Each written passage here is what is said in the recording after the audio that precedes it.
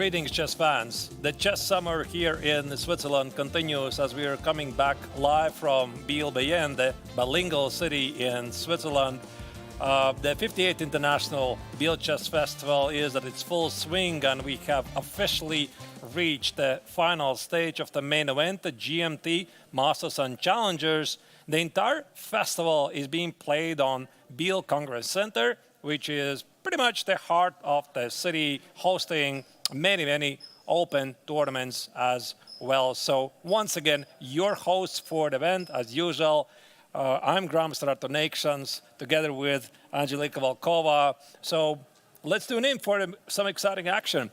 Angelika, yesterday we had a rest day. So your expectations from today? Yeah, Arthur, I'm happy to be here for the final stage. We have lost some players along the way. Today we have the best of the best, so top 4 in all events. So I'm expecting a lot of fights. And regarding yesterday, it was a rest day. It was nice to enjoy Biel, although we had some rains yesterday, but I was still at the lake. I was enjoying some rays of the sun.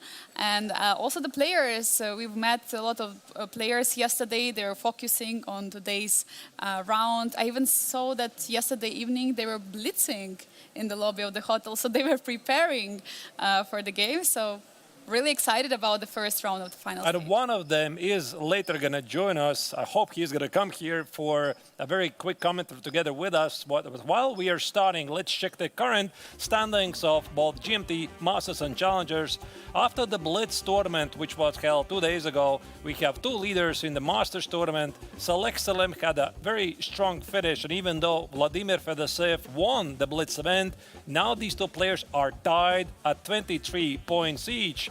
Aravind, a strong grandmaster from India, is within the striking distance because once again, every single victory in the classical tournament is awarded 4 points and only 1.5 is for the draw. In the meantime, Murzin had a thrilling finish in the Blitz tournament, defeating Radoslav Wojtaszek for the place in the top 4, but he can still make waves here.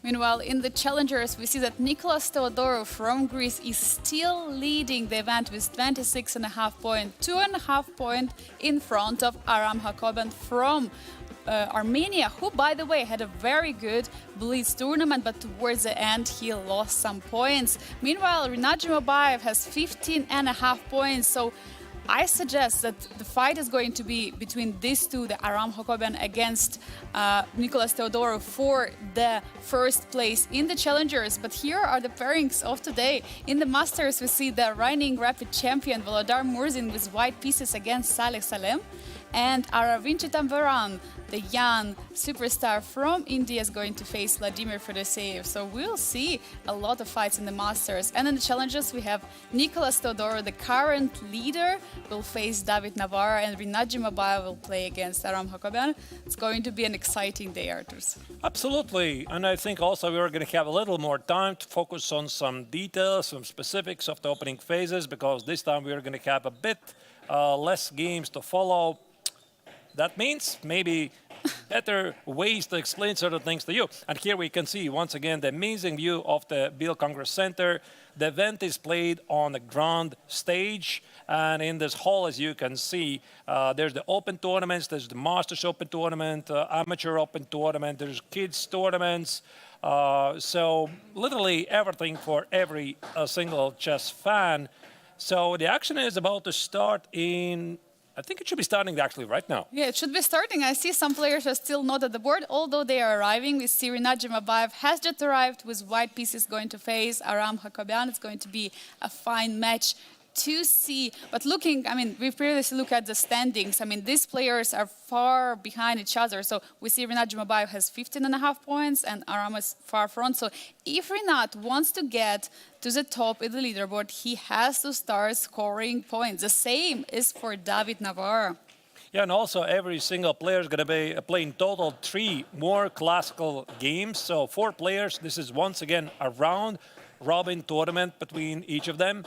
So for Aravind, it's also the same situation. He is trailing a bit behind, so he really needs the victory here. And I suppose this is also going to be one of the central games today. Yeah, definitely it is. I mean, today we're going to have less games than we used to have, but I don't think that the action will be less because we have this top players who stayed. And of course, the players who left, I mean, definitely we are happy that they were participating. And we see, by the way, the first moves are on the board. We can see that there has been, I see in the top right corner, there is a e4 on the board. Vladar Murzin played, and we see Sicilian, by the way.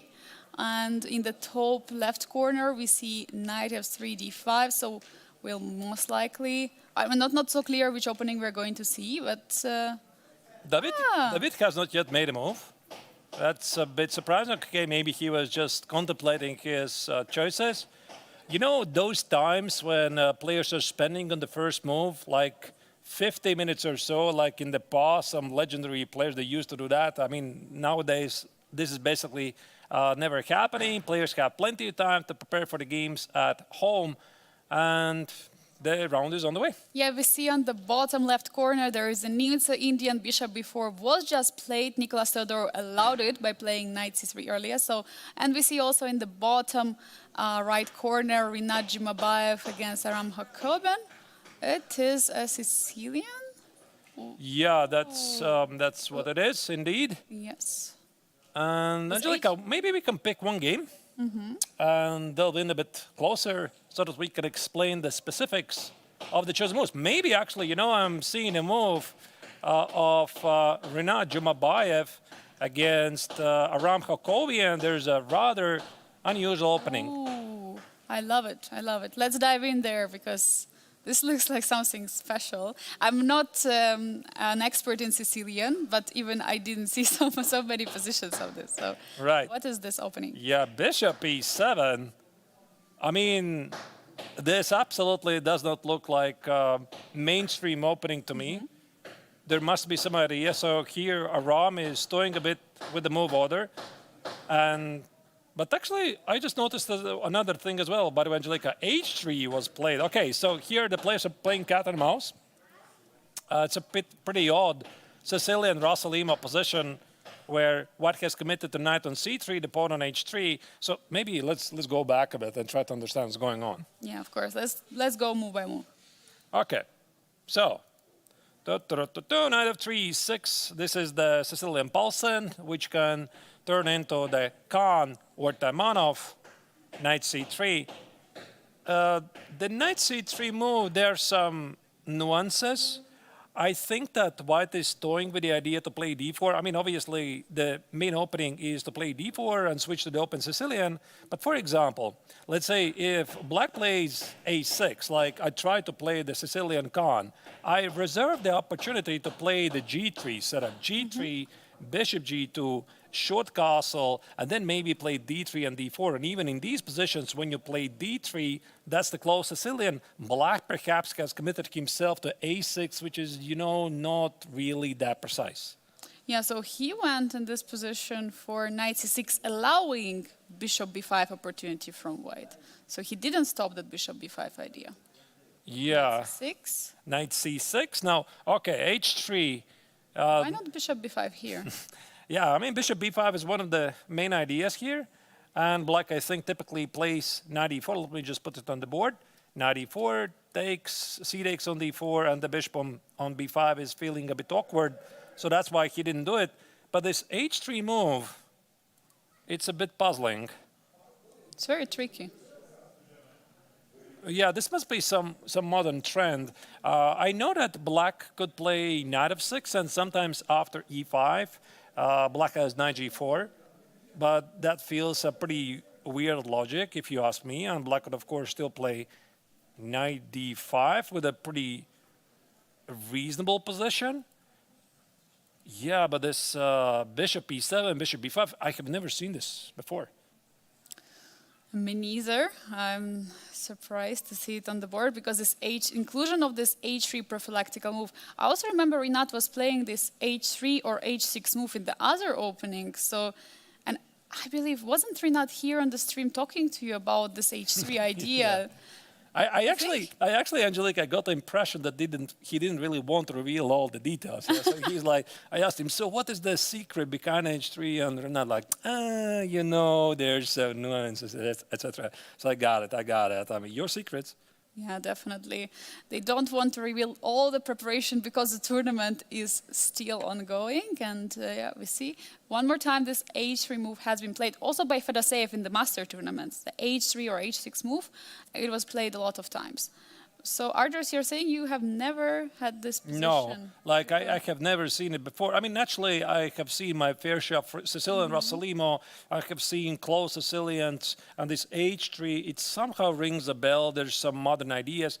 So, I think this is also a pretty important thing to understand for the viewers. Is I might be wrong, but I do firmly believe it that the most important discoveries in open theory, they're pretty much done.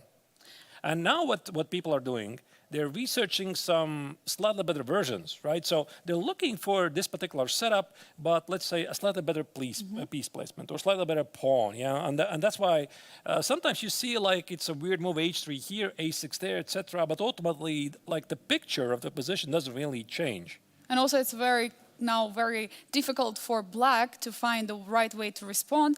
I've just researched a bit and I found out that this position have been only on the board in 2 games, and one of them was by Abhimanyu Puranik, who was also playing in the Biel tournament a lot of times, one of the great Indian grandmaster.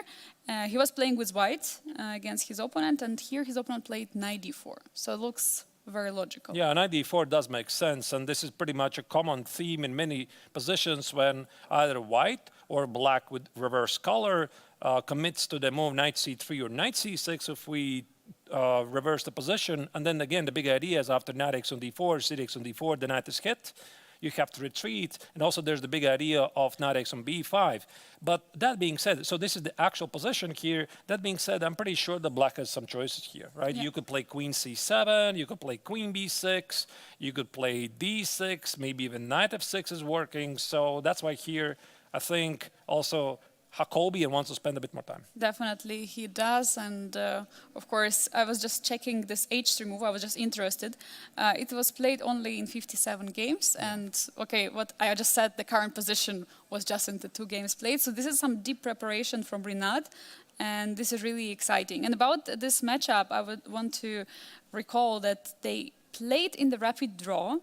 And it was Italian for knight, so it was not such an exciting opening as we see now on the board. In the classical, it was a draw. There was some big mistake from Aram. He could have gotten an advantage, but they traded the pieces and it went into a draw. But in the blitz, it was 1.5 to a half point for Aram. And when Rinat was playing white, he went for Catalan. So we see deviations from the opening. And interestingly enough, in all the previous classical games, Aram was playing white pieces. So this is literally the first time Jumabayev is having white pieces against Aram in this game. All right, so queen b6 is played, but we're still going to definitely come back to this game. So let's once again check the overview of the other games, because there's 4 games in total going on, and now we have a bit more time to analyze the opening choices in detail. So what do we have? The top right corner is Voldar Murzin against Salem Select. That's Sicilian Rossolimo with early a4. Okay, this is something I can talk about for a long time. Then we have lower left corner Nicolas Theodorou against David Navara. I think this is like a testing line in the Catalan. Black sacrificed a pawn, but white decided not to accept it. Also, I know this position quite well. Very interesting choice by Nicolas. I love it. And then we have the top... Yeah, I should have started actually with that. The top left corner, Aravind against Vladimir Fedoseev. This is, I don't know what this is. G6, I mean, we see fianchetto on the board. It's some sort of a Queen's Gambit declined with avoiding knight f6, a pretty rare setup, if I may say so. Absolutely. I mean, I'm surprised. I'm very surprised. I suggest that we go into the game immediately to try to break it down. What is going on? Yeah, absolutely. I mean, Fedoseev is a very creative player who doesn't really have any problems to try out lesser played openings. He's a very good defender, often fights a lot of great practical choices.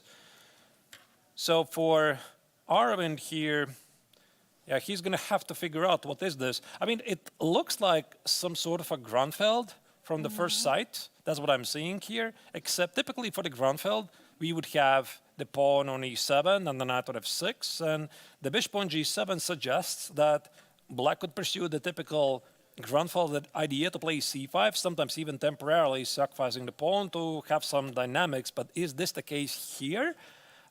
That remains to be seen, I suppose. Yeah, I'm absolutely surprised. I was just briefly checking what was played before between these openings, and I see that always Vladimir was trying to play something like Janovsky whip. He was trying in the Queen's Gambit, declined. Yeah, so he was trying to deviate, but mostly he was repeating himself. But now this is absolutely big surprise now, I believe, for both of us and also for Aravind. G6, but I would like to see at which moment G6 was played. Was it all right? Move 3? Even earlier, yeah, knight f3, d5, so e3. he started. Yeah, the Khmer variation. I think it actually bears a different name, but since Vincent Khmer, a frequent guest of Biel Chess Festival, plays it at the highest level, I think everybody already calls it the Khmer variation. So G6 is not the main continuation here. I think that this G6 is more popular after G3. Then after G3, G6, black wants to play bishop G7 and E5. And this pretty much forces white to play D4. So we're seeing something similar, except that the pawn is on E3. So E3, G6, C4, white tries to undermine black's center. And black played at E6. Okay, this is very puzzling. You know, I'm going to repeat myself again. I have never seen it. Like, or maybe passing by. It's a pretty rare setup. And normally, I think that you would expect that black wants to keep the central pawn alive. Maybe go to some Grunfeld with knight f6, or play symmetrical Grunfeld. But I think that these positions are somehow more favorable for white, as far as I understand, because black is committed to c6, and this means that he lacks some opportunities, execute some typical Grunfeld ideas like d takes on c4 and c5 in one go. So that's why, I mean, this position, at least from my understanding, I was always very happy for white. Like, white enjoys some space advantage, black doesn't have c5, and there's no knight c6 ideas, so at least I always prefer this for white. But yeah, this is pretty odd. Probably it means that black still has some hopes for the c5 break later. Yeah. So for that reason, that's improvement of this c6 variation. But as you're mentioning, Arthurs, it's a bit puzzling. We might transpose to some kind of Grunfeld lines later, if knight f6 is going to be played, and then. But generally, these e6 lines are very passive, and when you have fianchetto bishop, you don't necessarily put your pawn on e6. Yeah, like, now I've seen this before, except I just haven't seen with this delayed move, knight f6. That's why it slightly puzzled me. I think knight f6 Angelica is necessary, otherwise you lose the control of the e4 square. Like, let's say if here Fedoseev would try to be very tricky, for example, he would play knight e7, then you need to watch out for the c4. Like, maybe not immediately, but in the coming moves. And perhaps in these lines, white might find a way to exploit those weak and dark squares. And that's why, of course, this knight f6 is like a very good reminder for white that black keeps his presence on the board and quite doesn't discard the opportunity to play c5. So we kind of transpose now to the Grunfeld with the interesting e6 option, which usually is not played. Usually it's castle or c5, trying to open up the position. Yeah, he also could play b6, bishop b7, and knight e7. Now, this is something I recall, but it's definitely not super popular line. What I can say from this game is that the both players want to fight. That's the only thing I see here, because we see the chess game being played not between two computers, but between two players. Because now we got completely... okay, it's of course it's explored position, but it was not novelty or something, but it's something what both players didn't expect. Right, and here we have a photographer Oh. camera. He's trying to make some very nice close-up photos. By the way, the viewers, we have access to a lot of amazing pictures of the players, playing venue. You can find them on the official website of Biel Chess Festival. I believe it leads to Flickr, Yes. right? So all of these pictures are available for downloads, etc. So make sure you check it out. Yes, and also all social medias. We have very nice content there, many videos, and you can see more there. And recaps by Arthurs every day. Yeah, every day. And there's going to be another today. Anyway, Bishop E2 is played. And I mean, again, here, I think that we're simply going to move on to the next game. The opportunities here are limitless. So I think it's for us a bit pointless to look at all of them. And let's see what else we haven't missed. Yeah, this game of Nicholas Theodorou against David Navara, it's a very, very interesting choice. So I would like to explain this more in detail. That's the lower left corner. That's the Catalan. It's a testing line, but there's some modern trends, and I will explain what white is trying to achieve. How do I know this? I was considering to play this myself with white color. When? Pretty recently. Ah, I haven't yet played it. Oh, maybe I spilled the secret. I don't know. Oh no. Oh no. Oh no. What's done is done. And what else do we have? We have the Russellimo of Volodar Murzin top right against Salem with an early A4. I mean, this was obviously a big discussion since forever. But of course, especially that was the 2018 World Championship match. Magnus Carlsen against Fabi Caruana. They were playing Russellimo pretty often. And I mean, ever since, it's a very big topic. So let's go to the game of Nicolas Theodorou against David Navara to figure out all the details in this Catalan, where there is no more Catalan bishop on the board, as I can see it. So it was traded. Yeah, it's a very, very fun line. And this is typically played by players who are looking for risk-free pressure for the entire game. I mean, the last move Rudy won. This is a bit puzzling. Also, I'm not sure the move A3 is usually included here. But let me now roll back a bit and try to explain a bit what's going on here. So, oh, it actually started with knight C3. Oh. Ah, so it started. Okay.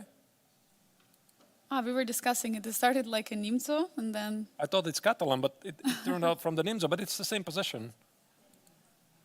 Yeah, this is the same position. A3. All right, I see. Okay, so it's a very interesting move order. You know, I would like to show you how this line is often played in the Catalan. So, let's say white will play knight f3, a d5, let's say g3, bishop e7, bishop g2, show castle, show castle. So that's the classical Catalan, and black plays d6 on c4. So there's a couple of major choices, but there's the testing line knight e5. Knight e5, knight c6, bishop c6, takes, knight c6, queen e8, knight e7, queen e7, and white can grab the pawn on c4. Black has either e5 or c5, let's say c5, queen c4, takes, and the latest word here is that black pretty much easily achieves equality, and white has nothing. But, I mean, this line keeps resurfacing from time to time. So that's why here white has played some interesting other choices. For example, white has tried to play knight c3 first. Because after d takes on c4, white plays knight e5, knight c6, takes, knight c6, queen e8, knight e7, queen e7, same idea, queen a4, c5, d takes, queen c5. Yeah, maybe here, again, you're wondering, why not take the pawn? Queen c4, c takes, queen d4, because you would transpose to the same position. So that's why white has tried to play d takes on c5, bishop e3, I think it was queen c7, and there was this idea of long castle. And this has got some popularity in the last years. White tries to trade off the queens and then dominate weakened dark squares to the queen side. And I think it goes even something like knight e5, and could white accept the pawn or not, but very often it leads to something like this. And white is pretty happy, like white plays f3 e4, tries to trade the queens on d6, the pawn on c4, the pawn on a7 is a weakness in the long run. I know you're wondering why I'm telling you all of this. Because it recalls the current position. Exactly. Yeah, that's why I thought this is the Catalan, except it started with knight c3 and g3. Bishop g2, very modern way to play. a3, like it's a mix of the Nimzo and the Catalan. Of course, black can accept the pawn on c4, but this would lead to different positions. So bishop e7, and now there you go. So that's the position I'm not sure I understand, because the pawn is supposed to be on a2. Not on a3. So Navara also probably knows some of the nuances here pretty well. So you see, we're transposing into the same idea, except white didn't go for the long castle, and maybe the weakness of b3 somehow matters. He played this rook d1, and maybe the same ideas, they somehow once again appear. For example, maybe black plays knight e5. You could perhaps play bishop d4, and white is aiming for something like this, where in the long run he has the pressure. Yeah, I mean, very interesting line, Artur, what you showed, and probably that's why this bishop b4 move was important for David, to provoke this a3 and use later this b3 or b2 pawn weakness, and also not allow white to castle, long castle, because I think if long castle would happen, it would create many weaknesses on the queen side. To be honest, I don't know. Like, I think that the a3 square very often is reserved for the queen. So with the pawn on a2, I think white often plays queen a3.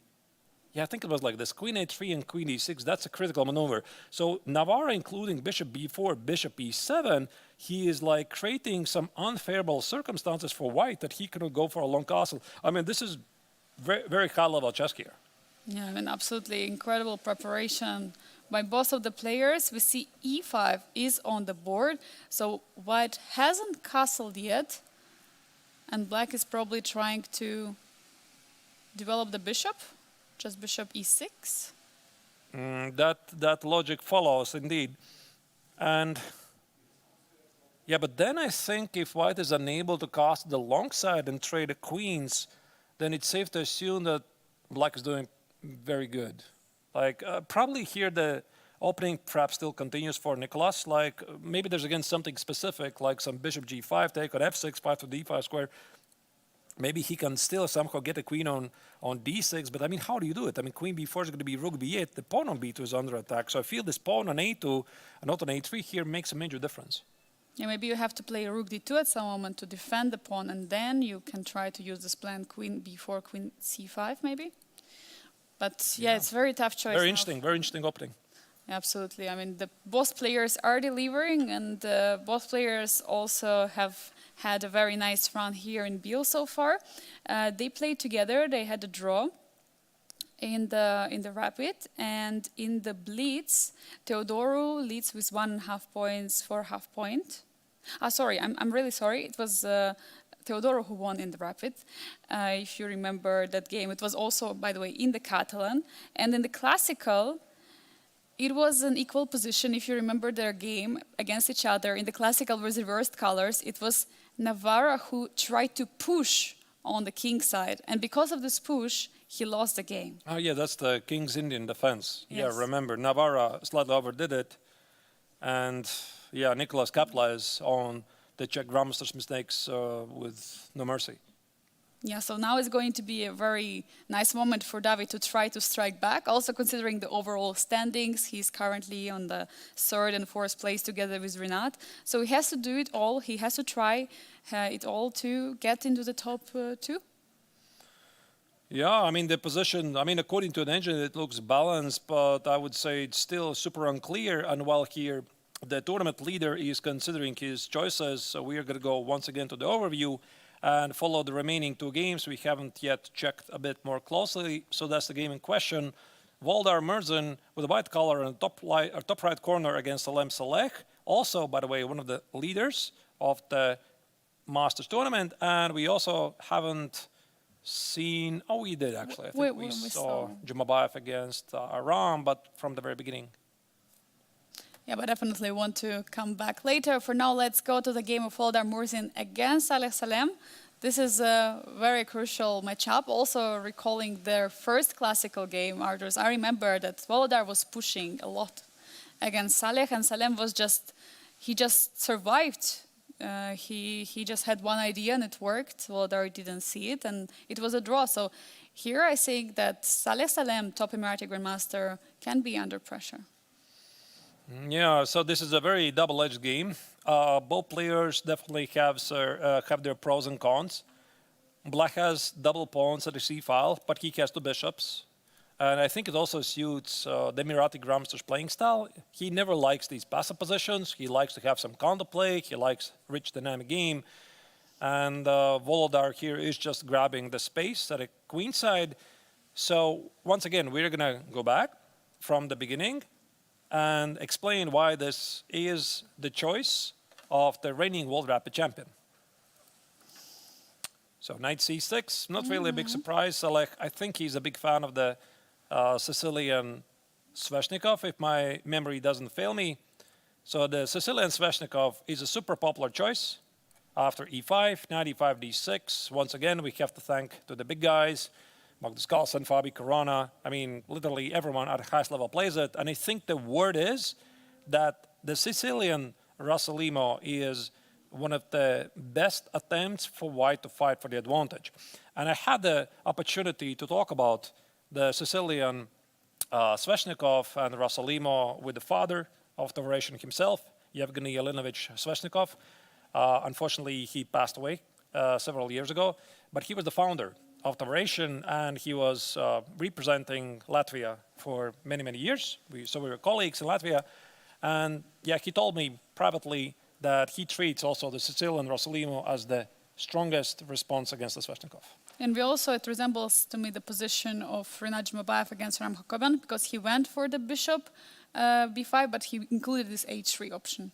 Yeah, so yeah, pretty much this is like a more classical way, and those guys that are playing a bit more improvised, but that's pretty much the Rossolimo anyway. More freestyle Rossolimo. Yeah, yeah. This bishop takes on c6. That's the modern way. That's the modern way to play, and I think the word is, after the traditional short castle rook e1, if somebody is still playing this, like this is of course still pretty decent.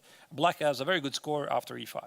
So e5, black plays knight e7, bishop c6, d takes on c6. We still reach some Sicilian Rossolimo positions, but white has committed to the move rook e1, which not always is so great. So, I mean, obviously this can still be played, but this bishop takes on c6, again, is a modern trend that has been around for already several years. B takes on c6, d takes on c6, both perfectly playable choices, but here Saleh played d takes on c6. Why do you give up the bishop in this position? Do you want to double the pawns, or you don't need later the bishop? Because it looks, it might be strong on the a2, g8 diagonal. Again, I think it's a very good question. I'll try to understand it correctly and answer it correctly.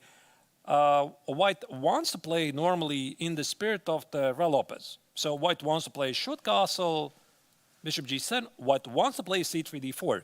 But again, it's very concrete. It doesn't work. If you play c3, black plays knight f6, and very quickly grabs the center. You're not in time to play d4. So let's maybe not go too much into that. And rook e1 already meets this move e5. So you're like not really having a lot of great moves after that.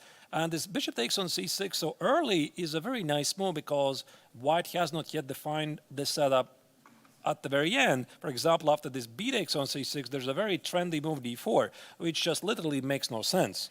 But this is what Stockfish says. Stockfish says that d4 is a perfectly playable move, and there's some very, very interesting lines here. So maybe we're going to get still one of the games here in Biel. I'll get the chance to explain it. Definitely. So in style of this e4, e5 open is probably one of the main ideas that at some moment black can transpose with this e5 move to those positions, and it probably won't be so good because white is always trying to go for d4, and we see d3 is on the board. a4, yeah. I mean, this a4, a5 is Wow. Is a very modern Alpha Zero. yeah, I mean, these modern engines, they like this. You know, I'm going to tell you this, Angelika, my only experience, only of the few experiences with the black's perspective, I very often play this with white. I decided to try this without really deep prep against Hans Niemann. So, yeah. So we had a chance to play this 2 years ago. This was French Team Chess Championships. I was playing with the black color. So Hans was playing with white. And I thought, you know, I got to try something else because I was not really sure against such a strong player, should I try to play the con or something else? So I played the Rossalimo. So he absolutely demolished me. And I think he also played knight c3, a4, exactly this setup, this a4. And after the game, yeah, I made some notes myself that that's a very strong setup. Yeah, and we see a4 now played by Volodar Murzin. Apparently, that was the preparation, and he's spending two moves in a row with a pawn, because we see the black is developing, playing knight f6, and then he's still pushing the pawn. Normally, the knight goes to c3. The knight goes to c3 so that, let's say, some of the core ideas here, that, let's say, knight c3, knight f6, I think white enclose h3 at some point, castles. And there's a big discussion if black managed to play e5, knight h5 in one go to stop your idea to play f4. And there's a lot of nuances, but it goes something like this. Bishop e3, e5, and white has typically the idea to play either f4 or a3, b4. But with the move a4, a5, and short castle and knight e2, I think it's safe to say that Volodar is going for something else. He does. I mean, definitely he's grabbing the space on the queen side. But here he might be... I'm just wondering, where does this knight from d2 goes? I mean, there are a few squares. There is c4, there is b3, but on b3 you have to make sure that there are no c4 in the game. Yeah, unless something dramatic happens, I think the knight normally goes to c4. And by the way, this is the current position, yeah? So, yeah. I mean, a couple of moves have been played, so knight e2, e5, knight c4, queen e7. And for black, the plan is pretty much always the same. Black wants to get the knight on d4. The question is, how do you do it? So you play, I don't know which rook, rook e8 or rook d8, maybe it doesn't matter, I don't know. But black plays knight f8, knight e6, and knight e4. For white, there's like, the major plan is to play f4. c3, d4 pretty much never happens because this opens up white's black's bishops. And the second idea is b4, but with the move a4, a5 already included, the logic suggests that b4 probably is not going to happen because you need a3, b4 for that. So my money would be on f4. Could we see also white trying to build up a pressure against the pawn on c5? Because I see it's a double pawn. It's defended now by two pieces, but it's also separated from the rest with this pawn on a5. Or is it just a strong pawn? Yeah, maybe c3, b4. I mean, it might be possible. Let's say here, if Volodar will play c3, let's say you're playing rook d8, I'm playing b4. Don't be confused, by the way, dear viewers. This is, again, pretty common pawn sacrifice. If you take on b4, there's bishop a3, there's knight e6, the queen is in trouble. Yeah, like that's pretty common stuff. Yeah. So this pawn cannot be taken. But then again, I mean, maybe black doesn't really want to take on b4, and he proceeds with the move knight f8. And then, yeah, whatever is this, I'm not sure, like queen b3, bishop e3, maybe fight for these weaknesses, maybe bishop b2, apply pressure here, but you need h3 at some point to stop bishop g4. This is I would say, very close to, it doesn't really look like it, but it feels very often like the Italian opening, like completely different structure, but these nuances, they very often, they shape who has the better position. That's what I really love. The Russell, I mean, you just have to understand it. That's why for me, when I was playing with black, it was a disaster. I thought I understand it from the white's perspective. I had a lot of experience, but I did not understand it from black's perspective.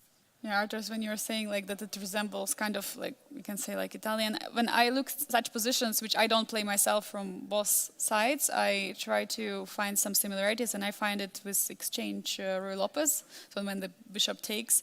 But of course, there is also, the pawn is on a6, so it's also a completely different story, and here's also there is fianchetto bishop on d7, so for me, completely fresh position, and it's very tough to see the plan for, I mean, we already discussed, you already said that f4 should be a plan for. I think so. I just don't see anything else, like either c3, d4 or f4. Like with a pawn a4, a5, Murzin grabbed space, but now what? Do you think also this advantage, which we see now, evaluation bar shows that there is a clear advantage, or is it just slightly better? I think it's clear advantage for white. Do you think it's because of the space on the queen side, or is there something else? Because there is bishop advantage for black, but there is this bad problems with the pawn structure. Yeah, engines like these positions, but from my limited experience from the black's perspective, I have played it a lot from white, but from my limited experience from black's perspective, I can tell you that white can easily confuse the lines. Like it feels very similar. And I had once this game against one of the leading Spanish grandmasters, Santos Latasa, who's also a big expert in these lines. And I remember Stockfish was even in some lines recommending queen d2, like queen d2, queen c3, to put a queen on c3, apply the pressure here. And if you play it out like in the normal way, your advantage just disappears. Yeah, so it's not really so simple here. Speaking about white's ideas here, I'm thinking that bishop g5 also would make sense. You provoke f6, assuming black has to do it. Then you put the bishop on d2, you think about b4, and after f4, maybe the bishop on g7 is feeling weird. Yeah, that's true. And now there are more pawns on the dark squares. And talking about these two playing out against each other in Biel and before Biel, so Volodar Murzin has had two classical games with Salem before Biel Chess Festival, and both finished in a draws. And in the Blitz, they played altogether 3 times in Blitz World Championships, and it was Murzin who was scoring against Salem with 2.5 to half a point. And they had Sicilian defense, this Nejmedinov-Rosalimo attack. So something similar we see also here. And then in the rapid they had a draw, and we were already discussing this result. In the classical there was also a draw where Murzin was pushing, and Salem was in the big trouble. I mean, he was losing, and he managed to escape. So a big fight to expect.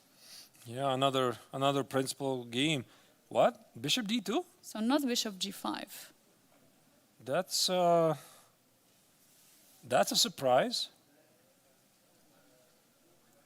So I think that the logic follows: if you play bishop, if you want to put the bishop on d2, you want to provoke f6, you want to make sure that bishop on g7 stands worse. Maybe Volodar was not sure that after bishop g5 there's going to be queen e6. And that's why he was not sure. No, but the queen on e6 is weird. And you can still do something, provoke black to play h6. Maybe bishop f6? No, bishop f6, bishop h6. Yeah, but then you can retreat. Like even in this position, bishop f6, you just go back, and clearly the bishop is worse. Like it just stands worse in this position. There's no knight square, there's no f pawn. Sometimes, let's say black carries out this typical idea. Let me just show it to you on the board. Some random moves. Let's say knight f8. Look at that. Oops, that's a big problem, yeah? Yeah. Because of the bishop on f6, you cannot defend the pawn on e5. I'm very surprised, actually, that he played this bishop d2. I would have thought that this is like an automatic intermezzo move. You provoke a weakness, and then you go back. But apparently he didn't like something. Maybe knight f6 he didn't like, but of course he would pin the knight. Oh, but knight f6 just drops the pawn. Knight f6, yeah, definitely Yeah, just drops the pawn. So he must have thought that f6 is a useful move for black. With this rook d8, knight f8, knight e6. So this is what he thought. And actually, look at this. The engine also says that black is like perfectly fine. So maybe bishop shouldn't have retreated to d2, yeah? Definitely. It looks like there might be an improvement, so defending the pawn. I can show you the top engine line. Okay. So top engine, it says bishop g5, f6, and bishop e3. Let's say I'm playing rook d8. Knight f d2. I mean, that makes sense, right? I want to play 4. And also you, at some moment, you have ideas to bring the knight to b3, targeting the pawn on c5. That's a very good point. Yeah, so maybe even after the knight goes astray, somewhere there might be knight b3.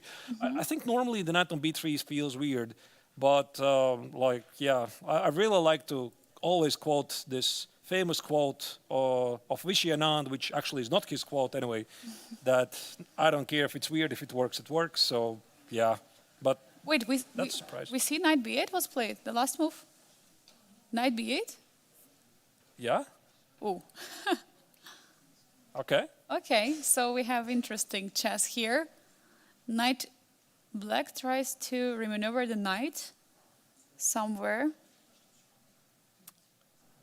Well, but why not rook d8?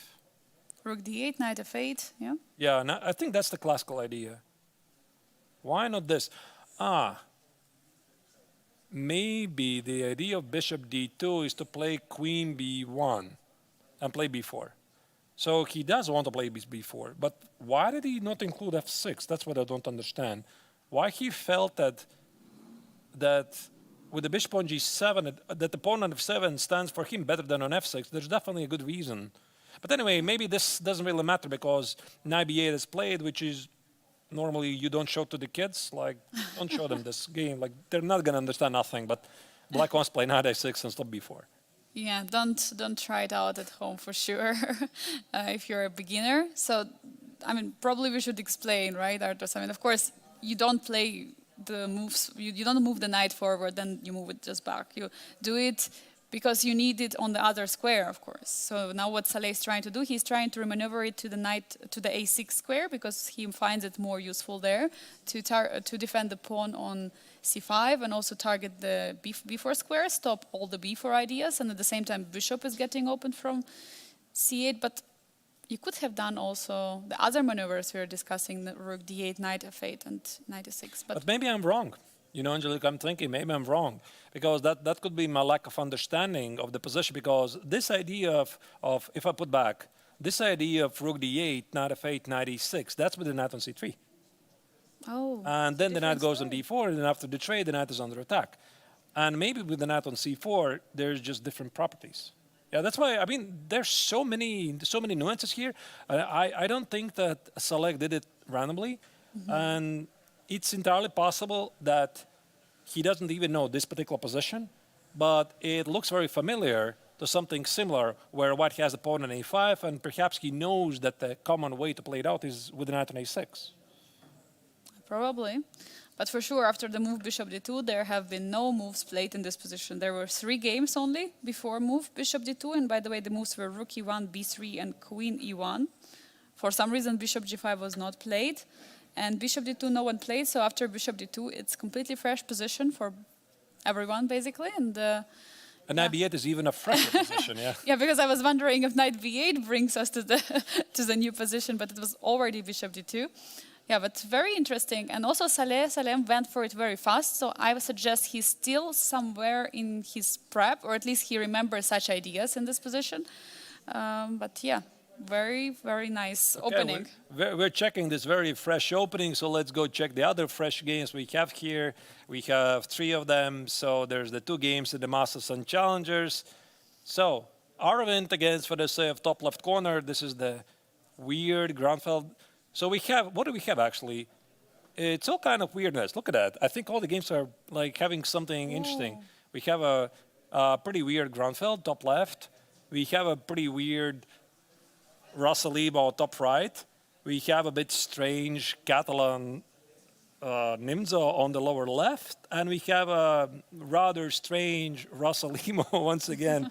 Not yet Russell-Imo now. I think it's some close Sicilian H3, whatever, on the lower right corner. So the players are really doing their best just to get out of the opening prep. I mean, we're getting an exceptional show today. I'm so satisfied with opening choices, but I'm now wondering in the top left of this Aravind against Fedoseev, what is going on there? Because I see there are 2 pawns in the center for white, and it looks like white is doing completely great, no?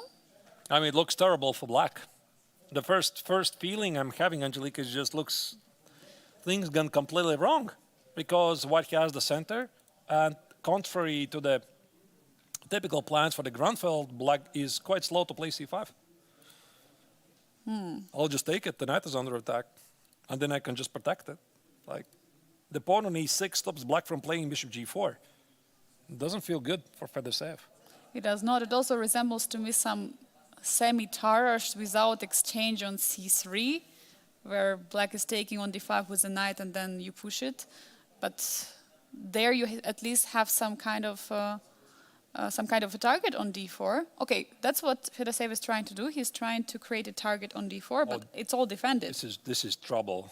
This is big trouble for Fedoseev. I mean, the first move I'm seeing, I can already play e5. Like, I know that Engines, they really love these positions.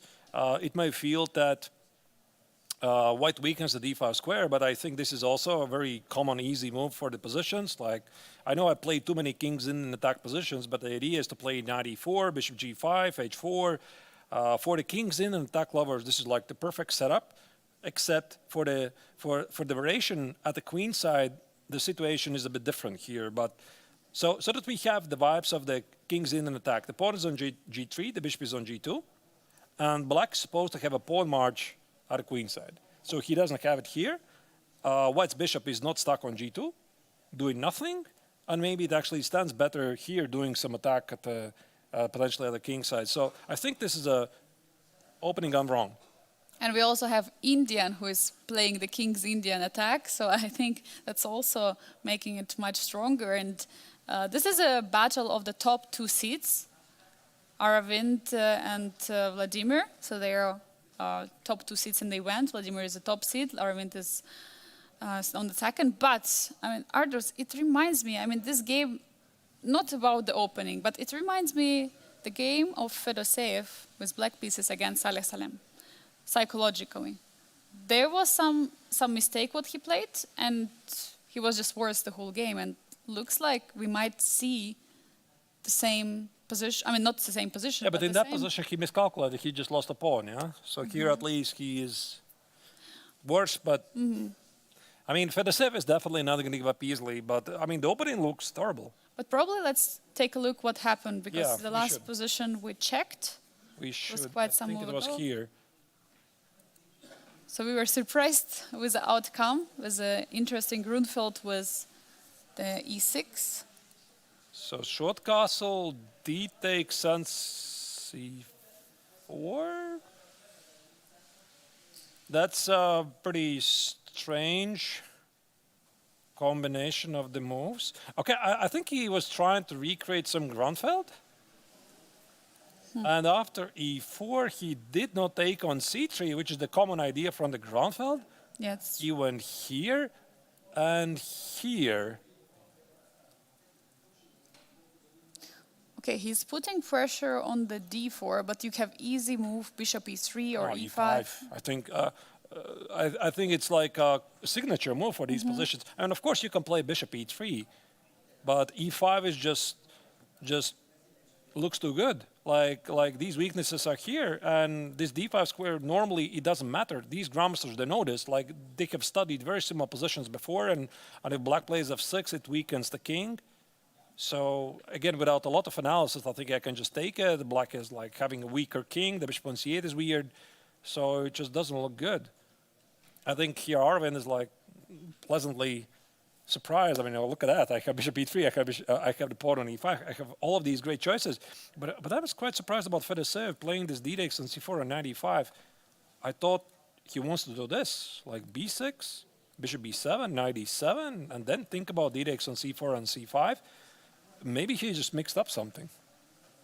I mean, probably he did, because, I mean, he voluntarily took on c4, and then he played knight e5. e5 is played. Of course. e5 is on the board. We see Aravind is going for it. Oh, that's tough. That's tough position. Look at these knights on the queen side, like knight on c6 and knight on b6. You would have loved to trade that knight from b6 to the knight on c3, because now knight e4 is jumping. Yeah. I mean, there's also some other crazy lines. We're getting word that white could have played here. Bishop g5, f6, bishop h4, g5, bishop g3, g4, knight h4, knight e4, and knight f5. Oh. Like, this is some engine imagination here. Like, it probably works pretty okay for white. I mean, you could have taken on f5 because the king is pinned. But I think is that people don't think like that. I think they recognize something very often at the highest level, or maybe not even the highest level, any level. It's a pattern recognition. You recognize something with a pawn on e6. This is a very famous pawn structure. Pawn on e5, you play h4, you play knight e4, you play bishop g5. You just don't look for anything else. Yeah, I mean, definitely it looks like a great positional achievement, first of all. You're not allowing any knight jump to f6 anymore, because black would love to have knight on f6 defending the position of the king, but now you're basically free to go with attack on the king side. your bishop, as you were mentioning earlier, there is no bishop fianchetto on g2. The bishop is on the long diagonal. It's currently on b3. Of course, it's not standing so well there, but bishop can always go to c2, and you can push for h4, h5. You can try to open up the position. Meanwhile... Yeah, that's a very good point. I mean, every single white piece is going to go for the attack. Like the knight goes to e4, the knight here, the pawn on h4, the dark for bishop, the queen. So, yeah, the weakness on d5, it doesn't really matter. That's, by the way, very often some players over-evaluate. I'm pretty sure that Fedoseev knows this, that this d5 square doesn't matter here, at all. Like, black controls it. He can maybe even, let's say, let me show you a line. Let's say knight e4, knight e7, h4, bishop d7, I don't know, h5, bishop c6. So you do control the d5 square, but I have the attack. Yeah, I control all the weaknesses at the king side. So bishop g5, queen d2, maybe g3, king g2, rook h1, something from the kings in attack. Black's in trouble. I just cannot believe this is happening on the board. Now we see that Vladimir Fedoseev has 1.5 hours on the clock. So just half an hour spent, and he's already getting some big problems here, Arturs. I'm shocked. I'm surprised. Yeah, but okay. I think that Fedoseev simply mixed up something, and now he's like, "Oh, look at that! Look at that! It's wrong." Anyway, we are definitely going to come back to this game, but I think that Fedoseev should sense that the opening did not turn out the way he wanted to go, and let's maybe have one more final overview before we go into the break to see what's going in the other 3 games. Angelika, what catches your eye? Yeah, definitely. The game we have just checked was in the top left board, the game of Aravind against Fedoseev. This pawn, which is cutting the position in half, is definitely the highlight so far of all the games. But meanwhile, in the bottom right corner, we see that there is some maneuvering of the pieces by Rinat Jumabayev. Meanwhile, Black is also trying to develop, so that's the game we haven't checked for some time. Maybe we should go there. But other than that, in the 2 remaining games, Nicolas Theodorou against David Navara in the bottom left corner, we see the game is still continuing. Nicolas has not castled yet. His king is still in the center. And meanwhile, we see that David is trying to develop the pieces and prepare some attack and maybe some push in the center. And in the top right corner, Volodar Murzin against Salem, we still have the same position. So we see that Salem played with the knight backwards, so he's getting knight to the starting position. And now Volodar Murzin is taking his time to think to push before or not to push or what to do at all. Yeah, I mean, the game of Theodorou against Navara, that could absolutely become pretty wild. Ooh. Because we have queens on the board, white castle short, and this means that Navara is going to use his creativity to go for some kings at attack. Yeah, the game of Jumabayev against Hakobyan, it feels strange. So white has played a4, h3, bishop d3. Now the knight goes to e2, so white is clearly improvising, but Bar says, no, sir, I mean, this is not ideal for white.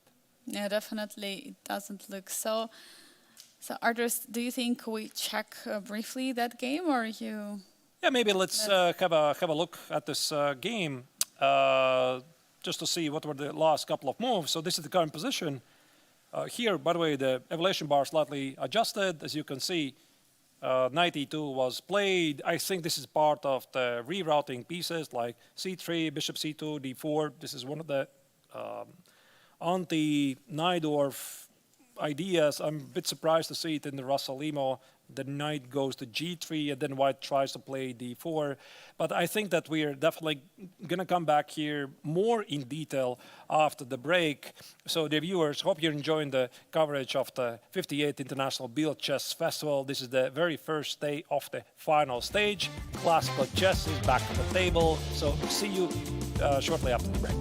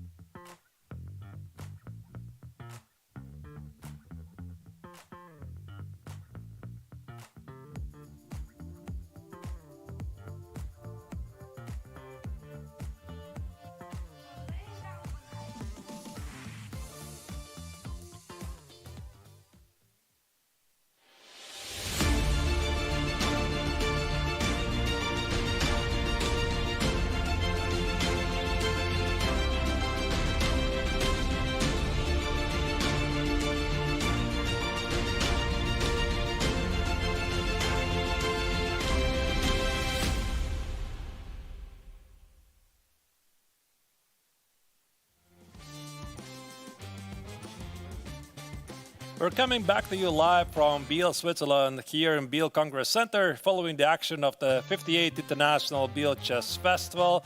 The main event, of course, is the GMT Masters and Challengers, and we have a very special guest here with us, the experienced, well-known Grandmaster Radoslav Wojciech from Poland. Welcome, Radoslav. Hello all. Yeah, so we are obviously following your progress in the GMT, and you were this close to make it to the top 4. And maybe this is also one of the first things we could start to talk about. We're going to try to follow the games, of course, but what happened this final game against Murzin?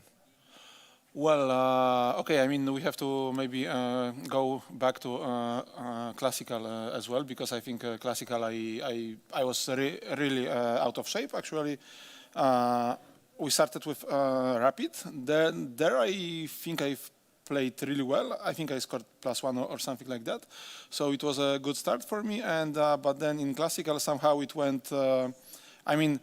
It went somehow downhill. I mean, I drew 4 and I lost to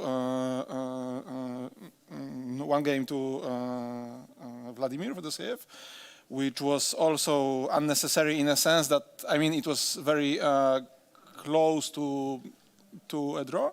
And then in Blitz, it also started somehow fine for me, because I think I was like +1 after 7 rounds, and then I lost 3 at the end. And again, I lost to Vladimir, some crazy game, which was like super interesting. But I mean, on seconds, I missed some win here and there. And then, of course, I mean, the last game against Volodar was painful, especially in the sense that there was, like, if I wouldn't do nothing, there was like zero. I mean, there was like zero idea for him to make any progress. No, so it was like, I think it was a big achievement to lose that game, even in Blitz. But you know, somehow in Blitz, many things might happen. In a sense, like you think that you should always move forward. No, that you should somehow play active chess. And also, okay, I mean, I felt that I'm close to winning, and of course I knew that like a draw would be enough, but also I didn't see any reason to make this draw if I felt that I was winning, so I could secure this top 4. But even though, okay, I mean, it wouldn't be, I mean, it wouldn't be way closer in a sense that I wouldn't fight for more. Right, so you're already ahead. Okay, it's not like I was thinking way ahead, but on the other hand, I mean, securing this spot but playing for nothing later on was kinda also not very attractive to me. And yeah, and then okay, it went really really bad in a sense that, I mean, I missed 1 thing, 2nd thing, 3rd thing, and usually in Blitz it goes very fast. So obviously I was like, well, I'm still quite upset, but I think Blitz was not the main problem. As I said, I think classical was way more upsetting than Blitz, because in Blitz I think I played many interesting games, especially this game against Vladimir. Was very, very interesting. I'm going to annotate this one, in fact. But in classical, I should do better. Especially that I had like 3 whites, and from these 3 whites, I mean, I made 2 short draws at the start of the classical part, and that was a big mistake from my part. So before we jump into the games, because I could really use your expertise, you're a well-known opening theoretician, because I some of the positions I don't understand. Yeah, maybe let's immediately jump in, and then I'm going to ask the question a bit later. So I think you had a chance. You had a chance to follow the games. I've seen briefly some of them. Yeah. So I've seen the game between Aravind and Fedoseev. This was something which really, I mean, surprised me in a few moments. So maybe we can start with this one. Yeah. Like what I'm seeing now on the board is like, I think that white is just massively better. Yeah, it looks like it. So once again, maybe let's go full screen Aravind against Fedoseev. That's the weird line played by Fedoseev with the black color. So once again, we're going to start from the opening phase. So let's go to ready with knight f3, e3, g6. Okay, this is a bit non-standard, right? Yes, I think G6 is a non-standard that usually, I mean, it's possible, but usually they go knight f6 or c5, b3, knight f6, bishop b2, g6, something like this. Yeah. And here, I mean, the point is that after c4 you want to answer with d4 usually. So that's why you don't start with g6 because it allows c4. I mean, it's one of the reasons. So after c4, there is no d4. e6 is interesting. I mean, Vladimir, of course, he's very creative and he likes to play some off-beat lines. And what he did is perfectly fine. I believe it's just a normal position. What I didn't understand is, I mean, DC is also maybe fine, although I would rather play for some maybe b6, bishop b7, but exactly here I didn't understand DC, bishop c4 and knight d5 move. Like knight d5 is very weird because it gives time for e4. So I thought maybe c5 instead of knight d5 was more in the spirit of the Greenfeld because now it looks like sort of a Greenfeld structure. So that's why I would rather think about c5 instead of knight d5.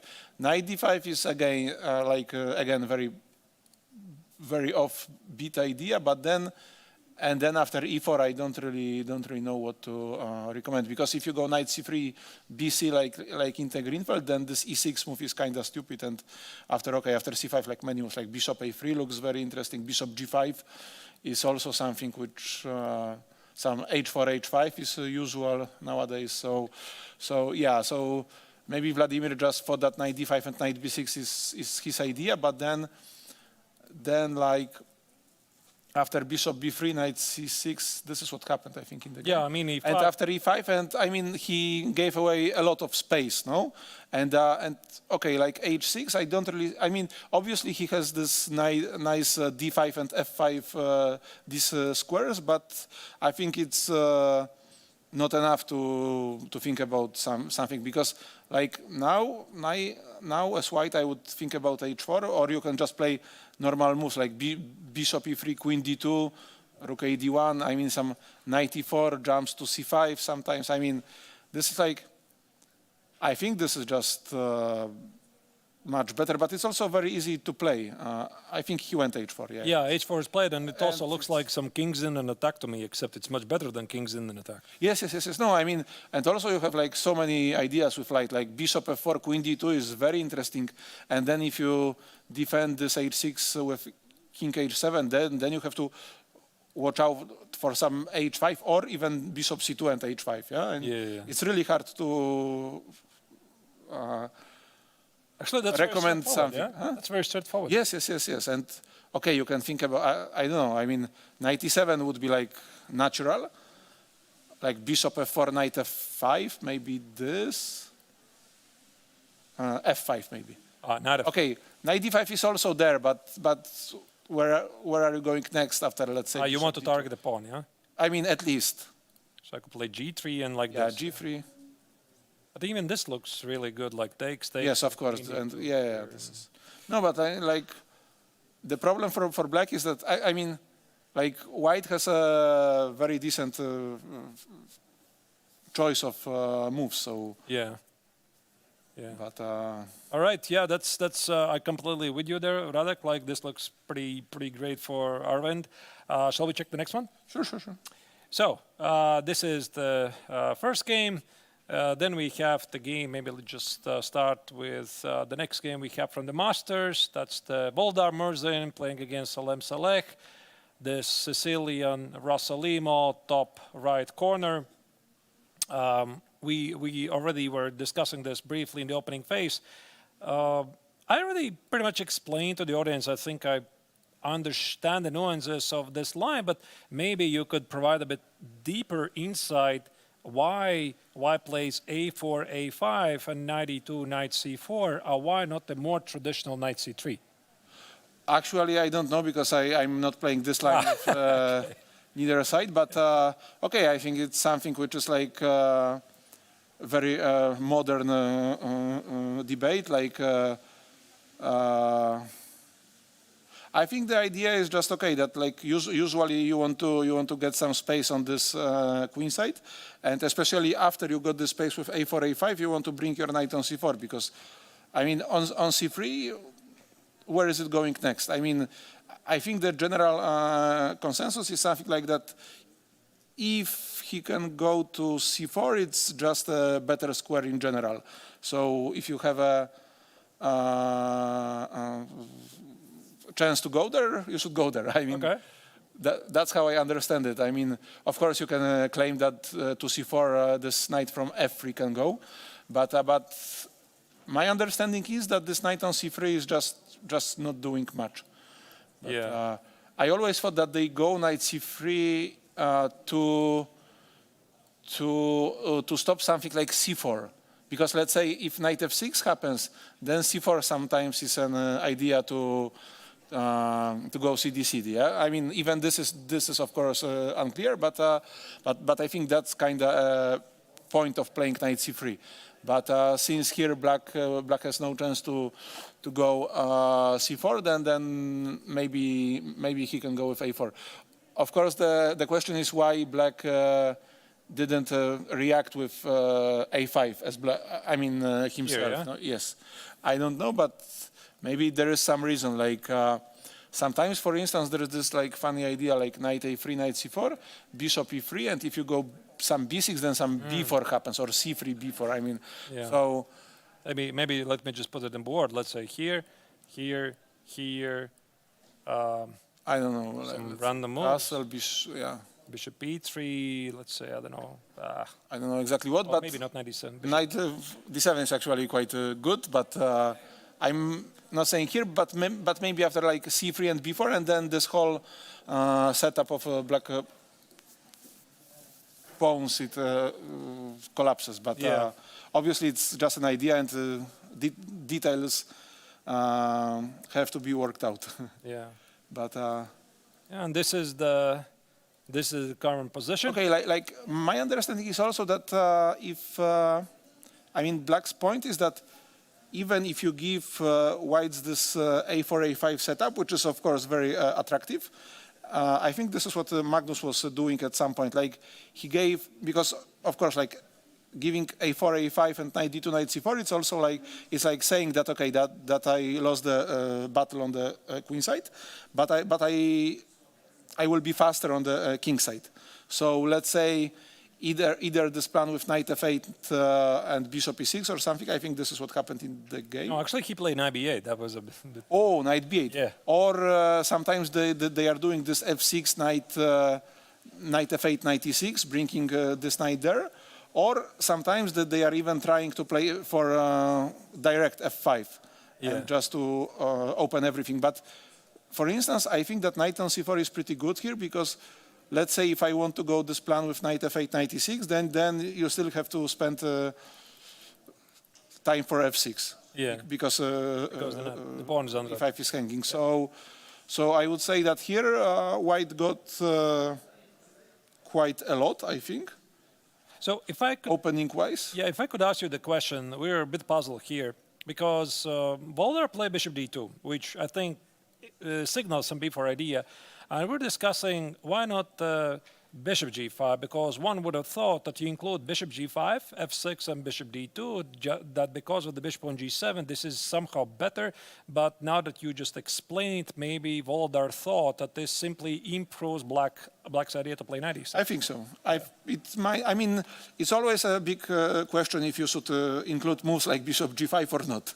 Yeah. And sometimes you should, sometimes you shouldn't. So I don't have a clear idea, but that's how I would think about this. Although, I mean, I think obviously he went bishop d2 with the idea to go b4 and to gain some space there. I don't know if c3 b4 or queen b1 b4 might be even better.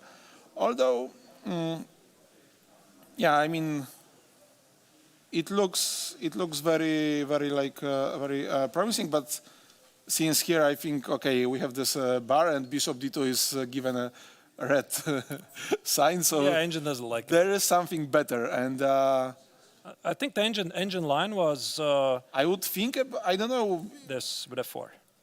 This is also very something I should definitely I would definitely think of. And actually playing for f4, of course, then it makes sense to go bishop g5, bishop e3. Yeah, because Then yes, it locks the bishop. But here it's also easy to realize that black is just not in time to play. No, to play for this knight e6 because he's just not in time.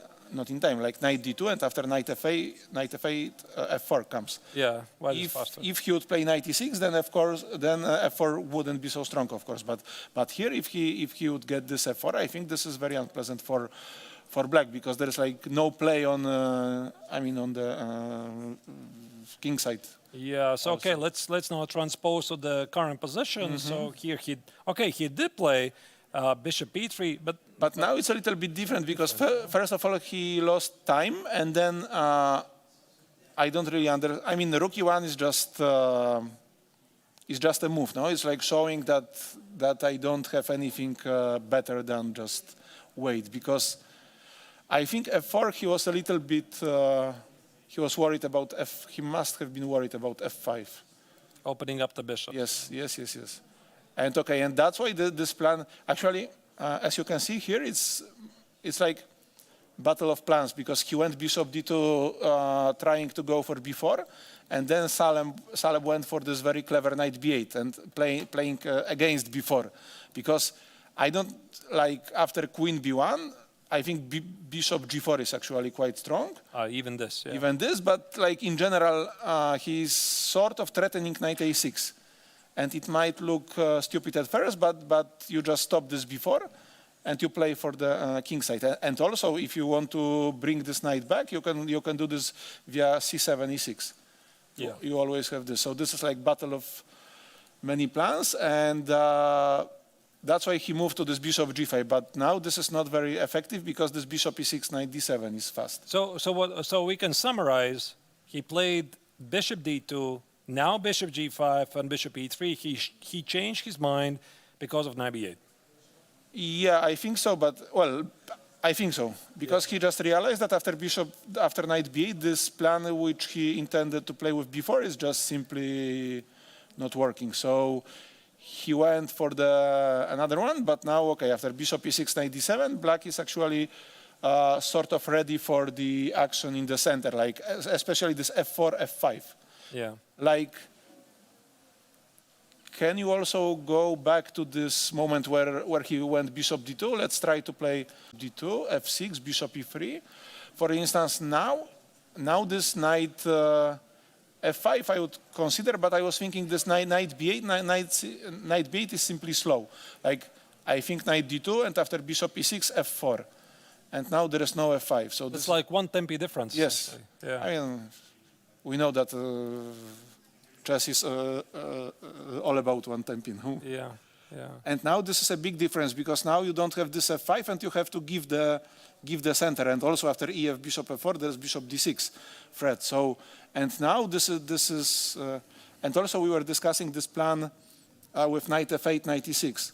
Yeah. Like, but here this rook on f8 is very useful because after f4, f5, it's also better on f8. So do you think, Radek, that he played rook e1 not only to stop f5, but to improve f4 because he's clearly expecting that black's going to play f5? I don't know, but I think he gave up on f4 plan.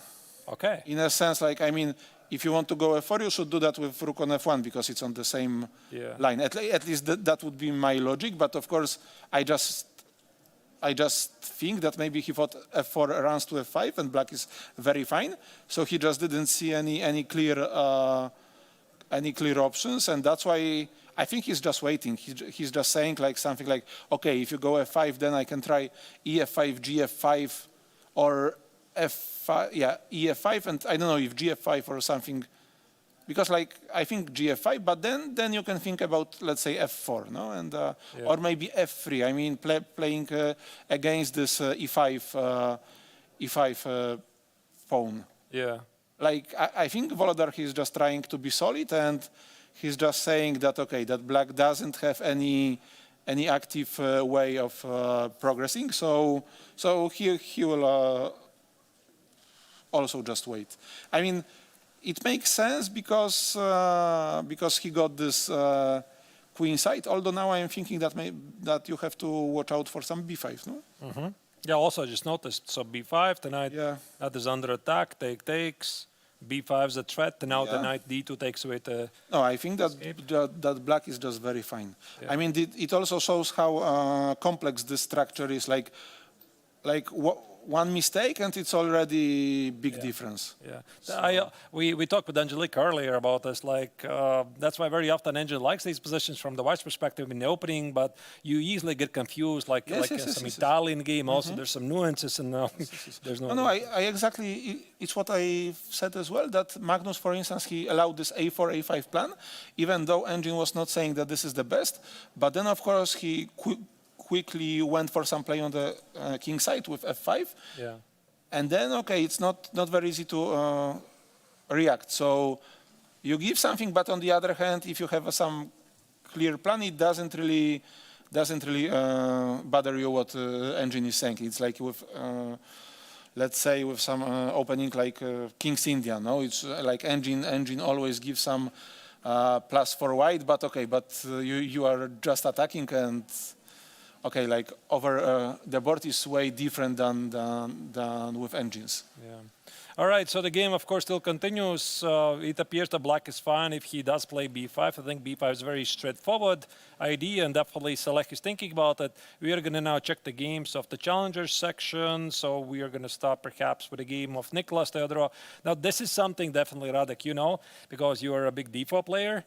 True, this is more to my and you know, my things. The first thing I noticed, I think it was around, let me show you, around here. I thought that's the Catalan. And no, but actually it's the Nimzo that turned out to be Catalan. To be Catalan with it's a pawn like on this a3. G3 Nimzo, right? Yeah, yes. G3 Nimzo. So maybe, so once again, to replay the starting moves. So this was the opening. So the G3, pretty popular stuff. A3, now it's some Nimzo. Now it's some Catalan. Well, this is just transposed to bishop b4 Catalan, because there is also this line with knight c3 in bishop b4, bishop e7, bishop b4, knight c3 line exists. Yeah. So this is the same, and after d5, just after knight f3, dc, like usually. And after knight e5, we actually transpose to bishop e7 Catalan, but with a3 plate. Yeah. Like a3 is for free. Is it good or is it bad?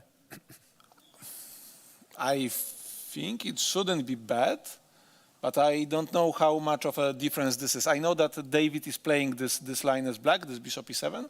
Yeah. So, yeah, I like exactly this line. This is the main line. Actually, I think this. It might help white because after queen a4, like the officially good line is something like knight d5 and a5, like and then you go bishop a6. But sometimes black jumps to b4, so here is not possible. So, but okay, I mean it's very, very, very deep, and I might be easily mistaken. So. But what I try to compare this line, I mean, I have limited experience, so not as great as yours, definitely. But I know that there's this idea with a pawn on a2 to go for a long castle on queen a3.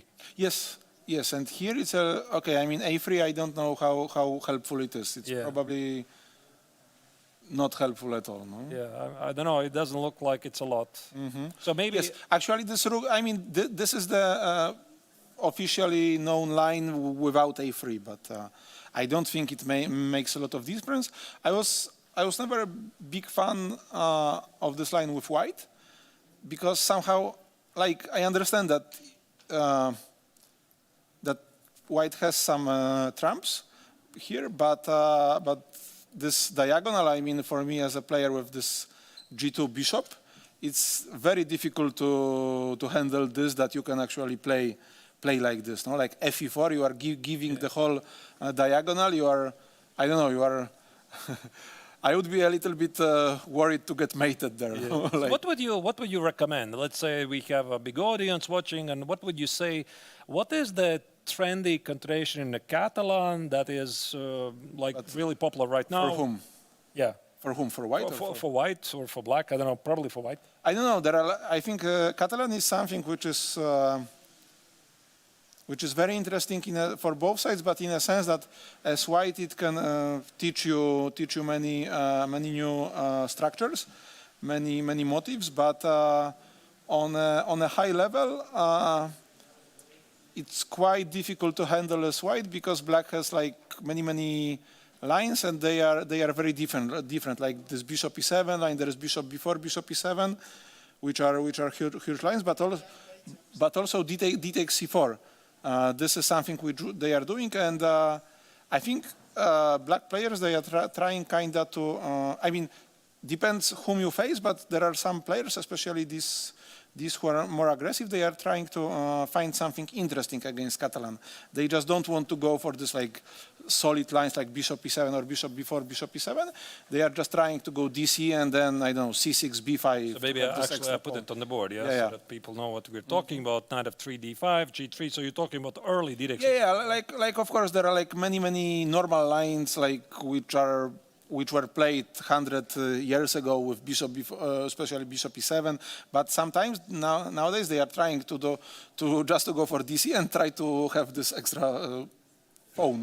What is more accurate? Is it knight c6, a6? Okay, there are like differences because knight a6 allows queen a4. And then I'm winning at least the c4 back. And after a6, on the other hand, like the difference is that after short castle knight c6, you already played a6, and if you go knight c6 short castle without a6, then you have rook b8 instead of a6. Yeah. And rook b8 supposed to be, and this is kinda logical, it's supposed to be more helpful than a6 because it threatens b5, no?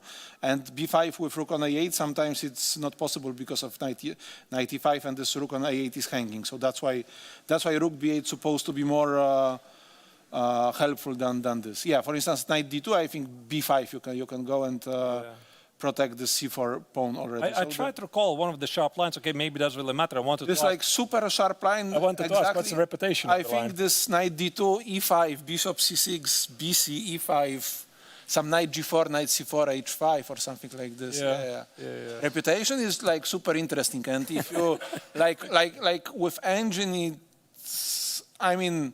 Okay, if you leave an engine running, it will always show you 0, 0, 0. Depends how long it will run.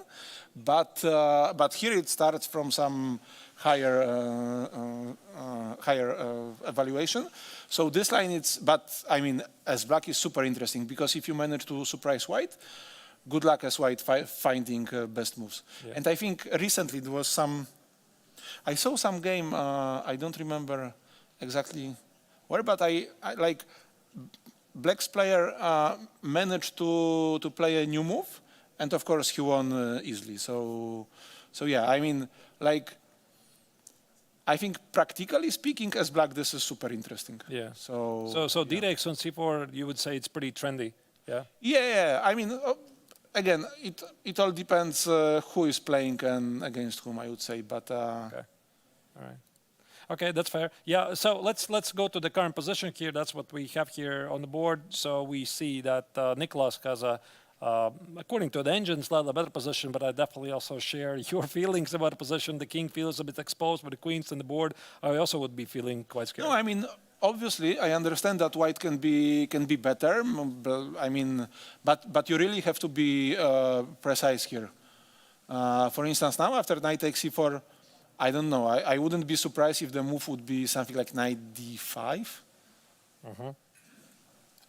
But and bar goes down. So. Yeah, engine is always laughing at us. Of course, knight g3. Knight g3. Might be. Yeah. I don't know if is it good. Yeah, might be some. Yeah, it looks good. Rook c5, queen e7. There's no like intermezzo with queen d7 or something like this. So yeah. So this is good. So Yeah, queen d7. Queen d7 is clever. Queen d7 is very clever because, of course, if queens are off the board, then it's way easier to handle this diagonal, and you are still having some pressure because in the endgame, of course, different trumps are important. Like here, it's this d7 rook, which is like super active, and this might be very unpleasant for black already. Yeah. Hold, because okay, this is of course one side that you can believe that you can hold some endgame with bishops, but of course it changes like dynamic of the game. That's why maybe this fe4 was very strong, and it might mean that on the other hand, black did something wrong. Like maybe not. Maybe bishop e7 is wrong. Maybe bishop e6. Stop. Maybe bishop e6, but okay. I mean, you can say that bishop e6 somehow. I mean, you really want to go for this diagonal. Yeah. You can say that maybe you should, I don't know, start with e4 here, or maybe after bishop. Now I'm thinking that maybe you can go bishop b7, short castle, and some move here, like let's say h6, for instance, first. Because I want to stop bishop g5 because I think bishop g5 is kinda an idea, but yeah, but also here you can say that let's say rook d2, rook fd1 is idea for white, and And black probably still wants to play e4 at some point. yeah, but I mean maybe you can always react with this fe and queen d7. If it's working, then Yeah. then I can understand why Nicolas was not really worried about this diagonal. Okay, so it appears he has some pressure and the queen threat is on the board. I don't think that Navara can escape it. I mean, queen b8 is at least bishop before. Yeah. You can try rook ac8 or something like this, but it doesn't change the verdict. The queens are gone. Yes. Queens are gone, and also a7 is hanging, so I don't know. You have to. I was thinking some queen e5, but it runs to bishop d4, I believe. So Queen e5, try to be aggressive, yeah? Yeah, but this runs to bishop d4 or bishop. And bishop is hanging, yeah. Yeah, so there is no way to avoid this endgame, and this endgame is just better for white. I mean, how much better is, of course, is a question. All right, so we're going to see, and we have one more game to check. That's the other game in the challenger section. That's renowned Jumabayev against Aram Hakobyan. Well, Radek, I gotta confess, that's the game I was puzzled the most. And I think most of the games, they're very exciting, offbeat, so to speak. Here we can see also on the screen the Kazakhstani grandmasters thinking really hard about the position. By the way, d5 marks as a mistake. So we're gonna definitely look into this. Why d5 is a mistake? I mean, I'm seeing the kings on e8, and there might be some issues with the open file, but I'm very curious about your thought process in the opening phase. I know you're a bigger d4 player, but can you please explain me this?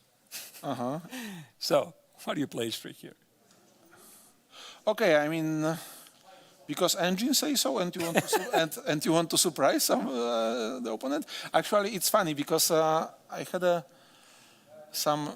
I've spoken with some grandmaster from Poland, and he showed me this line, like instead of knight c3, there is this line d4, cd, knight d4, a6. No.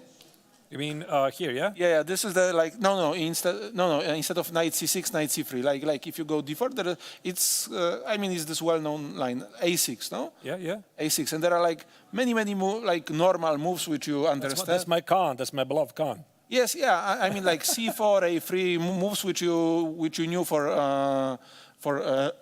here ages. h3. And here, no, like engine. I think the first line of engine is h3. The second line is a3. Yeah. And something like, and there are like many moves which you would never guess which are. Yeah, but a3 actually, this I remember. The reasoning of a3 is that this is what Aravind told me, that after c4, knight f6, knight c3, black supposedly equalizes according to him after bishop b4. Yeah. So. Yes, but also the reason I think the reason of a3 is sometimes where if black plays b5, sometimes you go b4 and c4 very fast. Yeah. This is like, and a3 and h3 are actually highest valued. I mean, I very clearly remember. And this one, actually, okay, I think the point is that you are just waiting from, I mean, what black does. Like, because, I don't know, nowadays there is this trendy line, like instead of h3, d4, cd, knight d4, knight f6, no? Like everyone is doing that. Like, so to avoid the Rossalimo. yes. And this is this like super sharp stuff after knight c6, bc, e5, knight d5, knight e4. Yeah, but what would you say without going any deep lines? What's the reputation status of this line? Reputation that it's working, but you have black, to, yeah, but you have to. You have to know, yeah. You have to know by heart. Yeah. And if not, you will lose probably in 5 moves or something. Yeah. Anyway, I mean, I remember this one quote by another grandmaster who said that about open Najdorf. That here I'm just going to show. I know it's not really relevant to the position. I asked him once after the open Najdorf, after knight c3 6, why do people play h4? Because I could not understand what's the purpose of h4. Because I understand h3, you know, you want to play g4, but why h4? And he famously answered to me, I mean, nobody really knows, but it somehow works. Yeah, no, I mean, okay, basically, I think nowadays there is this way of finding new moves that you are just sitting with engine and looking which moves are kind of legal and make half sense and were not yet played or less played, and that's how you are finding this h4. Like for instance, back in the days in the Najdorf, Bartel had this very interesting move, knight b3. Oh yeah, but this actually makes some sense because knight b3, there is what he wanted is like, because of course after a6 Najdorf is also about playing e5. So after some move, e5 might come. But if you are playing here e5, then bishop g5, it's like you are getting some extra options. Can I reveal a small story about this? Yeah. Like I read an article of Bartel in 2016 Olympiad. This was either in New in Chess or this one of the Russian those informants. And he was talking about the knight b3, and I played it in an Olympiad game without any preparation, just because it was trendy at the time. Yeah, actually, in the knight b3, he played against me, and he beat me in Polish championship, and it was like, I think he played a game before that, but I thought this knight b3, okay, it's not serious, and I started preparing, and I panicked because I've prepared something, but then I switched to some other line which I had, and at the end I ended up in his preparation, and that was like very. I think the game went something like, how was it like? Does it make sense? Like, I think I went e6, he went g4, I went b5. G5, yes, and here I think after, yes, and here I went b4, which was shown by engine, but I didn't have enough time to check it carefully, and he went knight d5. And was then this the game in the article? I don't know if I think so. That's possible. I mean, I really don't remember. that actually might be our game which we played, no? Yeah, looks familiar. So yeah, and okay, I mean, facing this over the board if you are not prepared is no fun at all, but yeah, I mean, I think I reacted like knight takes d5, e d5, e5, and I was very fine at the end, but I lost the game. But like anyway, it shows like, okay, it's simply sometimes it's not easy to face preparation, no? And it doesn't really matter if it's after h3 or knight b3 or whatever, no? If you know more than your rival, then why not to play this? Also, I think the reason of h3 is just that, okay, that you can think about g4, no? Sometimes. I mean, after d4, maybe cd knight d4. Okay. Yeah, very interesting insights here. But maybe let's move up forward a bit, and so that we can see what's happening. Yeah, this is like quite familiar in a sense that, like, for instance, this bishop b5, knight d4, bishop d3 is a common maneuver, yeah? But also here this bishop on e7 is kind of not ideal because knight f6 runs to e5, and very often in these structures knight goes to c6 via e7. And this is very natural, especially that now it's a fight for this d4 square. If let's say white manages to go knight takes d4, c4, knight e2, and c3, and then somehow manages to get everything open. I don't know if bc or dc. Yeah, both look good. Both might be good. So yeah, this looks good, but sometimes he doesn't manage that because he runs to some e5 and d5 very fast. So yeah, I think, but here this it's mostly about this knight c6. Also, sometimes there is like this line, like for instance, if bishop would be on f8, this knight d4, knight takes d4, c d4, knight e2 would run to knight e7, c3, knight c6. Oh, so here, yeah. So without bishop here, knight e7, knight c6 would be a way to reinforce the d4 square. Yes. And after c3, knight c6, there is like no way to force black to go for d takes c3, yeah. And that's why you are kind of stuck as white. I can't show it really because the bishop. Okay. Yeah, to put the bishop on c6. All right, let's move forward a bit. And after rook e1, d6, knight e2. So what was knight e2 is quite clever because he wants c3, d4. So this is also logical. But here, okay, it's all about timing, I think, because like, let's say, okay, knight b4, it's maybe a little bit much. But if you would, let's say, go something like knight f6. c3. I'm thinking like short castle, bishop c2, c4. You have to. It's like anti-Najdorf. Yeah. Yes. So this is okay. It's just a playable position. Also, after knight e2, I don't know if it makes sense. How was it? Like, okay, let's say sometimes they are also doing like c3, rook g8, g5. No, this is also sometimes an idea. Oh. I don't know how. Here it might be a little bit too extravagant. Because you have no like. I mean, you will probably not stop c3, d4 anyway, so doesn't make much sense. But at least this is something to consider. Yeah. Okay. That would be like logical. Yeah, he went knight b4 because he wanted to stop the c3, and obviously he had this d5 in mind. Yes. We know. I mean, we see that the engine is not very thrilled about this. And okay, like you can always explain this like that we were that you shouldn't move one piece more than twice in the opening. So this is like general rule. Also, like recently somebody told me that nowadays there is no.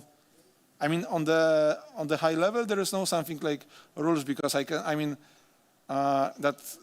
You will give me an example of some rule, and I will give you, and I can give you as many examples of this rule being broken. I remember this very nice quote. I'll try to remember it correctly. So it was something like this. So good players make good moves.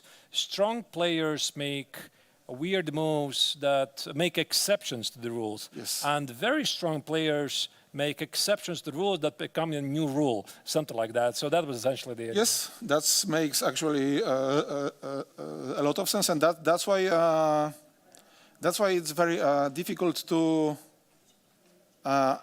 stay on the high level very long because chess, like all sports, we have to somehow adjust and evolve to new understanding, new rules. So that's why it's so difficult. But on the other hand, that's why it's so interesting. So yeah, but here as we see, this rule actually shouldn't be broken. So I think he might. He was a bit too ambitious, no? I think he simply underestimated a5, because it would make sense if, let's say, I don't know, if after c4 you would have to go bishop a2 or something, then you could say that knight f6 and you are on time. But like also nowadays chess is way more dynamic than it used to be, and nowadays there might be just maybe this is what happened here, that there is just one detail which changes everything, and maybe a5 followed by maybe he was trying to do c takes b3. Wow. Oh, wow. Oh, I think that's his point. Wait, but does it work? But why? Yes, why it works. So does it not work? Why does it not work? What Is it this? is it C3? Maybe this is. Did he miss this? I think he might miss it. This is completely forgivable. Like it's like you're playing from the black's perspective. You're going for this line, and you think that white cannot do this. White cannot play a5 because I'm going to take on b3. And once you arrive here, you notice there's going to be c3. True. No, but this is spectacular, no? But this is also quite funny. But as I said, like there is always one extra move which can change everything. It also happened to me against Murzin. It was a very exciting game from Classical.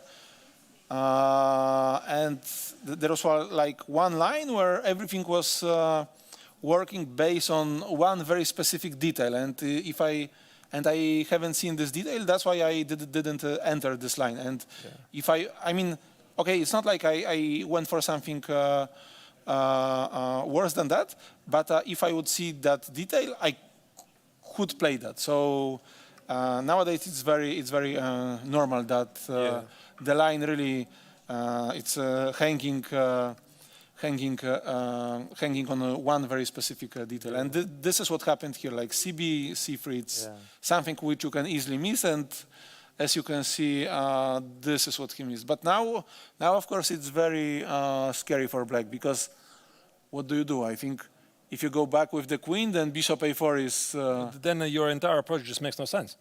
Yeah, like from black's perspective. Like. Yeah, sure. No, but I still think that you're supposed to go that you should go CB now. Okay, you give this pawn, I guess, because you go back with the queen, you give this, but at least you castle. Yeah. You castle. Of course, it's very bad because this knight on d4 will be an extremely strong piece. This bishop on c8 is very stupid because after d3. It has simply no squares, and okay, black is basically. Yeah. This really reminds me. I mean, I saw this reaction from Freestyle Chess in Vegas, where Hikaru Nakamura showed Magnus Carlsen this queen trap. Did you see it? There was this crazy variation. No, I haven't seen it. Magnus is really surprised, and he was surprised. He was like, "Oh my god!" I think it's like also this really looks like something that you can easily miss from afar because you just discard the line, and here, oh my god, there's C3. Yeah. Actually, here we haven't spoken, but here we started with 960. I had to say that before this event, I played only one game online. And of course, it's a funny story because I thought that I'm winning on the king side, and then he castled. So, I mean, queen side. So, but I must say that I really enjoyed this 960 here. I don't know if I will have the same feeling later on, but here it was enjoyable. All right. By the way, I mean, this game naturally continues, but while you're still here, maybe you can tell a bit yourself what you're doing lately. So are you still an active player, or you are like many professionals at some point, they switch to coaching, or are you seconding somebody still? Of course, you were second of Vichy for many years, so maybe you can give us some insights. Okay, it's hard to say in a sense, like, I mean, as you see, I've played here, so and I really enjoyed this rapid and blitz section. Classical, honestly, not so much. My results recently were being rough. I mean, I think one of the reasons being that my son was born like 1 year and 9 months ago, so it's one of the reasons that I'm not working as hard as before, and it's obviously kind of normal that results drop. But I still feel that I would like to give a little bit more as a player. Like I don't know how good my results can be, but I feel like that it can be better than it is now. So I'm hoping to improve on that, and let's see. I mean. I actually have a busy schedule playing now because I will play this round robin in Polanica Zdrój, I mean, it used to be very, very strong with Karpov and the others. Now they are trying to make it back. This year it will be still strong with, for instance, Aravind will play there as well. So after that, I will play Grand Swiss, which is obviously tough World Cup and so on. So we will see how it goes this year, and then I will think what next, because okay, I mean, there are like many different things in this story. Like, okay, I mean, nowadays for me it's also not very enjoyable to go away from home, from my son, and like this. I'm also enjoying being a father. So this is something which is kind of important for me, and that's why it also influences my playing plans. So, but on the other hand, I was always active as a second coach, and as you said, I was working with Vichy. Like this match, I was helping Gukesh. Okay, also I'm very close with Grzegorz Gajewski. Like we are like friends for like more than 25 years or something like this. So, and we are like, first of all, he was helping me. Then he was helping Vichy. We were working for Vichy. Now he's a main coach of Guki. So I was also helping Guki and so on. So it's like there are like many combinations in this in our relation. So we will see how it will be in the future. But I have to say that I'm also enjoying helping others. But I like to see the purpose in this. So we will see how it goes in the future. But I also have this like plan, or I mean, it's not exactly a dream, but a plan, because nowadays Poland is kind of regressing with young players, I would say, because after young Krzysztof Duda, we don't really have players who are like, you know, like who are like showing signs that they can be as far as go as far as him, or at least me. So I have this plan that I will do something in this regard, but okay, we will see how it goes. But yeah, I mean, as I said, I like to play, but I'm also trying to look at the game more from the side of the second, trying to understand the game. Yeah. Like, because okay, I mean, playing is a little bit different than seconding, but for me it's also super attractive. So I think I will go in this direction. The only question is with whom. Yeah. All right, so that was real amazing to hear. Maybe one more final question, Radek. Your best memories from Biel, and are you coming back? I wish I'm coming back. I really like everything here, in a sense. Like, I mean, chess players, they are like, usually they are liking the place after they are winning the event. Yeah, sure. But but for me with Biel, it's a little bit different. I mean, before I even played here, I like the place, like, because I mean, from the moment you come here, you see that it's very, very, very friendly. I really like the city, in a sense, the lake, the hotel, and everything. It's also okay. We are here during summer, so it also weather is very nice. So like, I just like the place and everything here. So that's why I was playing here.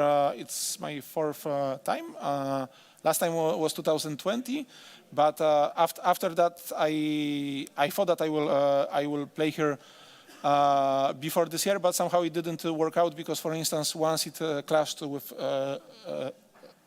World Cup. Yeah. I think that was 2021, and I remember this, that I've played tie breaks, and I had this agreement that if I lose this round, then I will play Biel. But since I won this round, I didn't play, and I met Gelfand in World Cup, and he had the same agreement. No? And he lost this tiebreak, and that's why he played Biel, and I didn't. So you see that it could go either way. And then my son was born, so okay, it was also like didn't work out. But I was actually quite happy that I was here, especially that, as I said, I mean, I didn't really my results were not so great, but here I somehow regained this joy of playing at least Rapid and Blitz. So I'm really happy, at least about that. And yeah, but we will see how it goes. And also you asked about my memory. For sure, that was 2020, the year which I won. But also it was quite special because it was during, I mean, you know, in the middle of COVID. So it was like I came here with my wife and like, you know, like almost everything was closed. So we were like kind of staying in the hotel and so on. But also it was even not easy to travel here, and we decided to go by car, which was quite an adventure because I mean from Warsaw. It's quite a distance, eh? I mean we had to make a stop in some small city in Germany, which was also very funny because we went to some restaurant and we were actually spotted by some local German players, and so yeah, that was quite funny. So yeah, I mean this 2020 was very nice, but also previous editions which I played, I really liked. Also, I think I was twice second, but I was losing to MVL, who was like. He's won 4 times, if I'm not terribly mistaken. Yes. Like back then, he was winning here very often, but in 2020 he didn't play, so that's why I won. Yeah. All right, so it was an absolute pleasure to have you here with us, Radek. This was Radek Wojtaszek, the grandmaster from Poland. So thank you for joining us. But dear viewers, we are definitely coming back with more chess action from the 58th International Biel Chess Festival. We're going to make a very short break and be back with action from the GMP.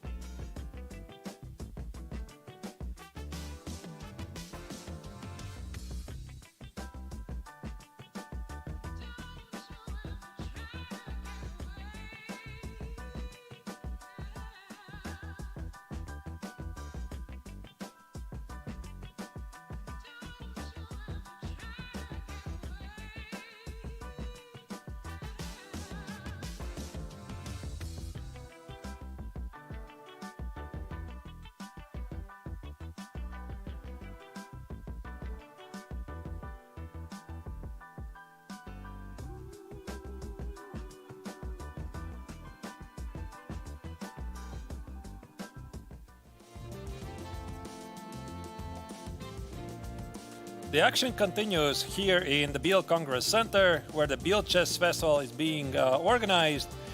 We are your hosts as usual. I'm Graham Stratonaktions. Angelika Volkova once again is back. We just had Radoslav Wojtaszek, one of the players who didn't make it to the final four before the break. He talked about his experiences, what's been doing lately.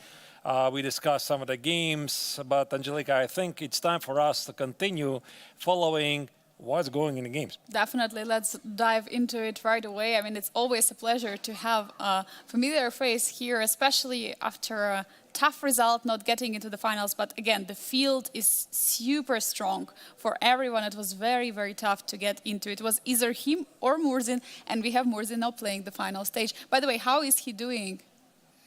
Yeah, speaking of Murzin, that's the top right corner. This is the Salem, and Radek suggested that Black should play the queen side pawn assault. We are going to definitely go into details. It has been played, and now it's Murzin who is thinking about his choices. The game that surprised me the most, and also Wojtaszek was also a bit surprised, that was Fedoseev's choices against Aravind. As you can see on the upper left corner, Black is clearly in trouble because his king is pretty exposed, and also the evaluation bar says Black is in trouble. It definitely says so. I mean, looking at the position, it's completely dominating for White. I'm also surprised with all the choices Fedoseev made. Maybe it's not just a good day today. Maybe he didn't have enough rest from yesterday. But the rest of the two games of the challengers, we see Nicolas Theodorou against David Navara in the bottom left corner. Looks like an action is slowing down with the pieces being traded. And it looks like White has an extra pawn. Yeah, White has an extra pawn, and Black somehow should be holding this, but it's pretty clear to say that White is the one who is calling the shots, and he can play this position basically risk-free. And of course, the absolutely mind-boggling middle game of Rinat Jumabayev against Aram Hakobyan. For Hakobyan, this was a shocker, because I think he missed this amazing resource that we discussed before the break with Radoslav Wojtaszek, that he was anticipating a queen sack, and apparently he had missed the move. I mean, absolutely devastating for the Armenian Grandmaster, looking at the pawns on the queen side and the black pawn, which is not being covered. I mean, there is always will be opportunity to take it for White. I mean, this looks. I mean, from the position which I saw when I left to this position, I mean, this is huge for Rinat Jumabayev. Arturs, which game should we go into and check? Yeah, so of course, I mean, Jumabayev against Hakobyan and Aravind against Fedoseev, those are the two most exciting games.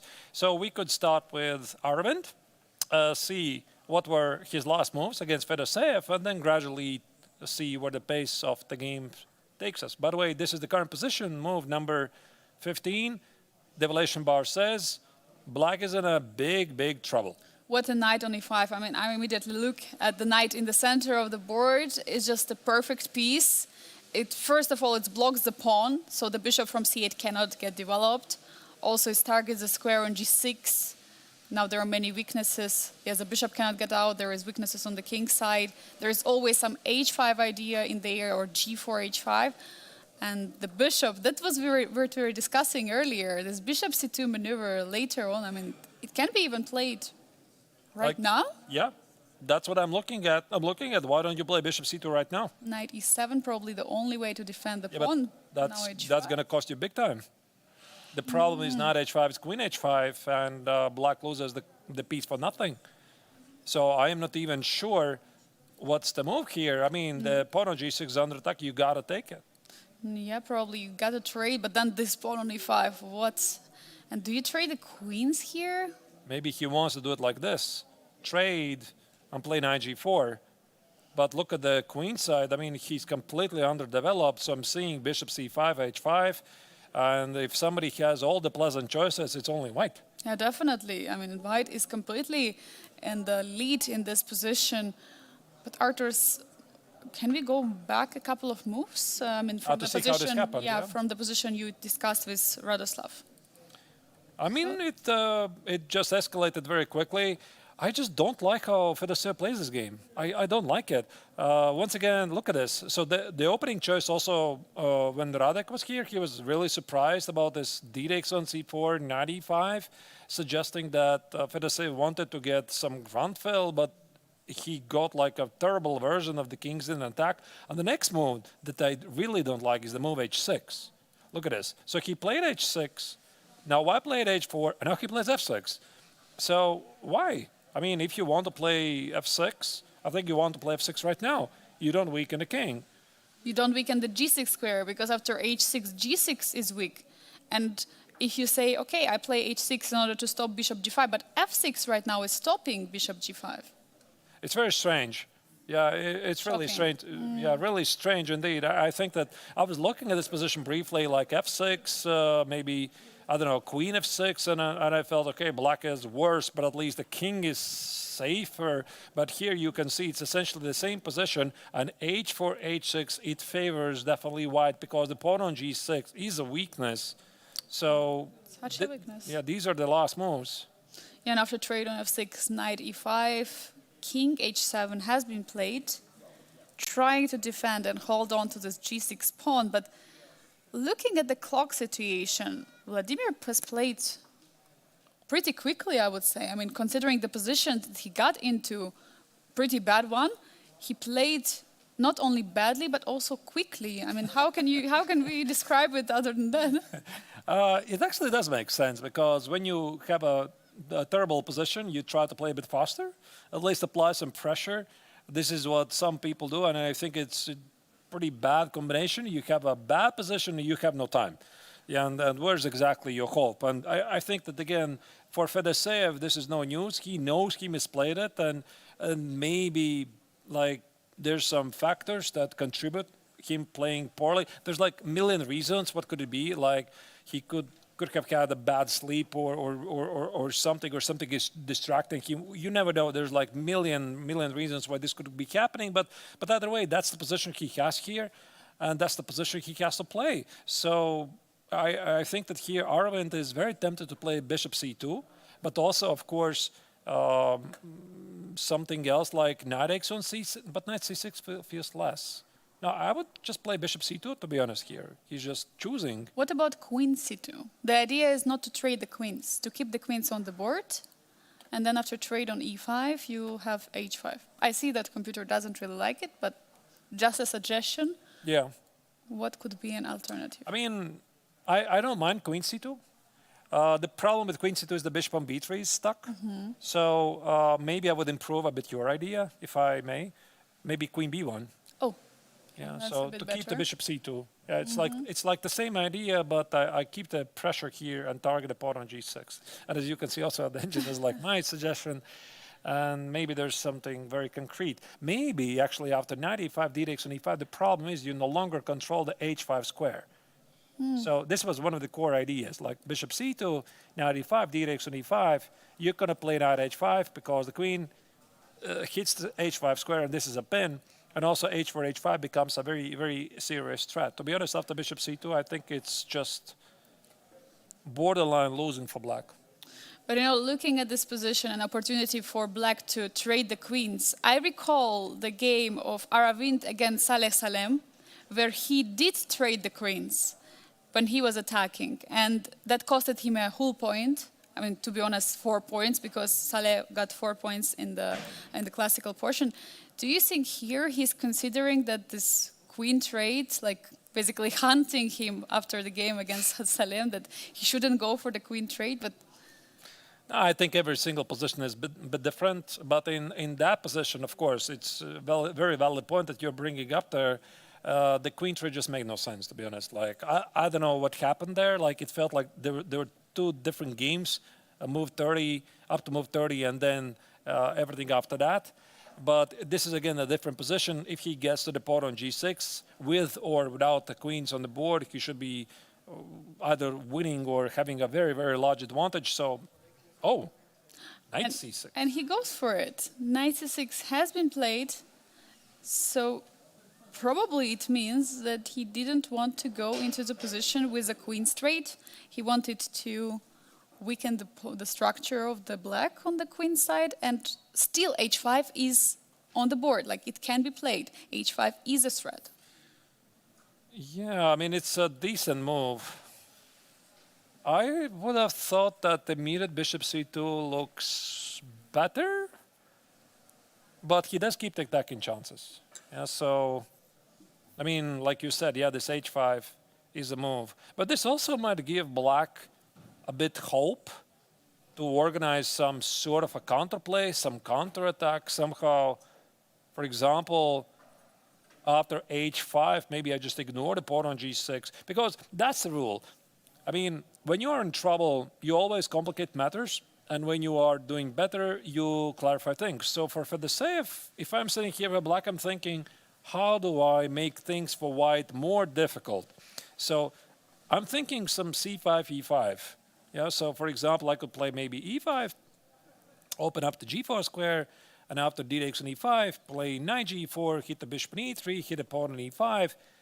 And let's say you do play h4. Oh, I blundered mate on h4. Okay. Oh. h4. Okay. Okay. Let's include the queen trade. Takes. Now I play h5. Maybe even this position, you know, you do win a couple of pawns here. F takes, bishop e5. Maybe even this is not so clear. Yeah, bishop pair. Look at this. Yeah, but I'm generally surprised. I mean, this choice not to play bishop c2. What did he not like it here? So, I mean, h5 is incoming. You gotta take. And the bishop remains out of the game. It just feels very straightforward. So queen trade, maybe knight g4. Yeah, but we already discussed this. You play bishop c5, the rook is hit. So what did he not like it here? A rook f5 cannot be played. Rook f4, no. I don't know. Like maybe he felt this is not enough. Like, I mean, I don't need a bar to feel that this is really great for white. Or maybe he saw something else here, not 95, but how else do you defend the pawn on g6? I mean, knight a7 looks extremely passive. There is just h5 and it's game over. Yeah. And no counterplay, most importantly. I think also what Fedoseev wants, he wants not, I mean, he knows he's worse, but he's trying to have some position where he has a counterplay. So why would he enter a position where he is much worse, let's say down a pawn, and he's just suffering? So good players always, they look for positions where you have something. Yeah, you have bishops, you have counterattack or something. Yeah, not passive. There's no counterplay here. So that's why I'm looking at the position at the game here. I feel black could still somehow complicate stuff.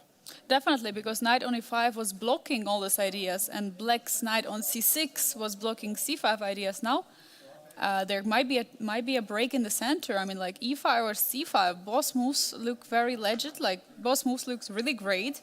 Just opening up the position for the bishops, especially for bishop to get out, because this bishop on c8 is a very, very tough piece, like to have bishop on c8.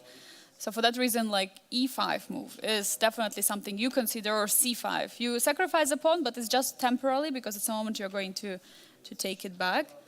But yeah, I'm also surprised with the Aravind choice. Yeah. There was this beautiful knight which was attacking from e5, and he traded on c6. I mean, Engine says it's okay. Yeah, so ultimately, maybe it's not bad. I mean, maybe there's queen d3, queen g6, so there's going to be direct attack. So if you do play but then you can't play queen d3, there's going to be bishop f5. Oh. Now it's not working, yeah? Yeah. Really surprising. All right. Yeah, we were going to see. I thought the bishop c2 looked a bit stronger, but clearly here the Indian grandmaster has different ideas. So the game naturally continues. Maybe let's check the other games and try to estimate what is going on there. Oh, I see in the bottom right corner, there is the castle has just been played finally by Aram. And yeah, I mean, the position looks still great, looking also at the evaluation bar for white, such a great position. Other than that, we have the Volodymyr Murzin against Salem in the top right corner. We see that he's remaneuvering the bishop now. As I can see, the last move was played, and there is the A file open, so it means there is a big fight for this A file. And your knight is on b3. Ooh, and the knight is on b3. You called it. You said you want to put the knight on b3. And Voldar listened Yeah. to you. He listens to the broadcast. No, of course not. But yeah, in the final game, Nicolas Theodorou against David Navara, we see in the bottom left corner, Nicolas is trying. He's trying to create a passer probably on the queen side, but there will be a problem in this with the central pawn for him, definitely, because the pawn structure on the king side is not the best. So yeah, which game should we go into, Arturs? Yeah, let's take them one after another, of course. So we're going to start with again Volodar, Murzin against Salem. That's the other game in the master section. This is the Sicilian Rasalimo. Also, by the way, I asked some very interesting insights for Radoslav, his opinion about it. Even though he's more like a d4 player, like it was pretty amazing to hear. Like I asked him the question about h3. This was the opening. Of the Not here. It was Rinat Jumabayev. I mixed up with Rinat Jumabayev. Yeah, this h3. We're going to go to that game as well. Here we were discussing this earlier. Bishop g5, bishop b3 maneuver. He agreed. Yeah, it was a very strong idea. So this is the current position here. And what do we see? We see that white is going for the f4 push, most likely. And black appears to have a very solid position. And I'm wondering if black at some moment has an opportunity to push for b5, or black just wants to keep the pawns on the queen side just like this, because it looks very solid. Pawn on b6 defends the pawn on c5, but I see that b5 push at some moment can happen, and after b5 then probably also c4, but is it something what black is thinking about, or is it just a dream which never can happen? No, I think it's a very realistic idea. The knight on c4 is annoying, and you want to push it away. But, I mean, white is first to move. So the logic follows is that black wants to open up the position, and white wants to play f4 to use the two knights. But this knight on b3, I know you suggested this, Angelica. I don't like it there. Yeah, it's a bit weird. Maybe with a pawn on b5, it applies some pressure here. But this is also what Radek said when he was here doing the commentary before the break. Like we would go back to the opening phase, and I asked him this choice about the knight e2, knight c4, and he said essentially the knight on d2 is c4. The logic follows is that it stands a bit better. Like, it controls more squares, and if you put the knight on c3, then the knight has nowhere really to go. So that's why I'm also looking at this knight on b3, and I'm just not really understanding. I mean, where does it go with the pawn on b6? Yeah, for now, knight is a bad piece. I think it was brought earlier to b3 when the pawn was still on a5, so it was a different pawn structure. But for now, Arturs, you are completely right. I mean, knight on b3 is not the piece you want to have. So probably what Voldar is thinking right now, what is the square that knight can be put on? Because if you play something like knight b to d2, then first of all, you're taking away a backward square from the knight from c4. Yeah. So then after b5... That's logical, yeah. Yeah, you have to go back to a3, which is not a good. And meanwhile, black can probably double on the a file, and who knows then. And for that reason, the knight is kind of stuck on b3. There are no squares that knight can go to. There is no knight c1 because rook is hanging on a1. There is no knight d2 because it takes away the square, and kind of waiting for the knight on c4. Looks like a waiting knight on d2. Yeah. And yeah, I mean, b5 might be a problem, like you correctly said. And knight b to d2 doesn't really solve the problem of the other knight.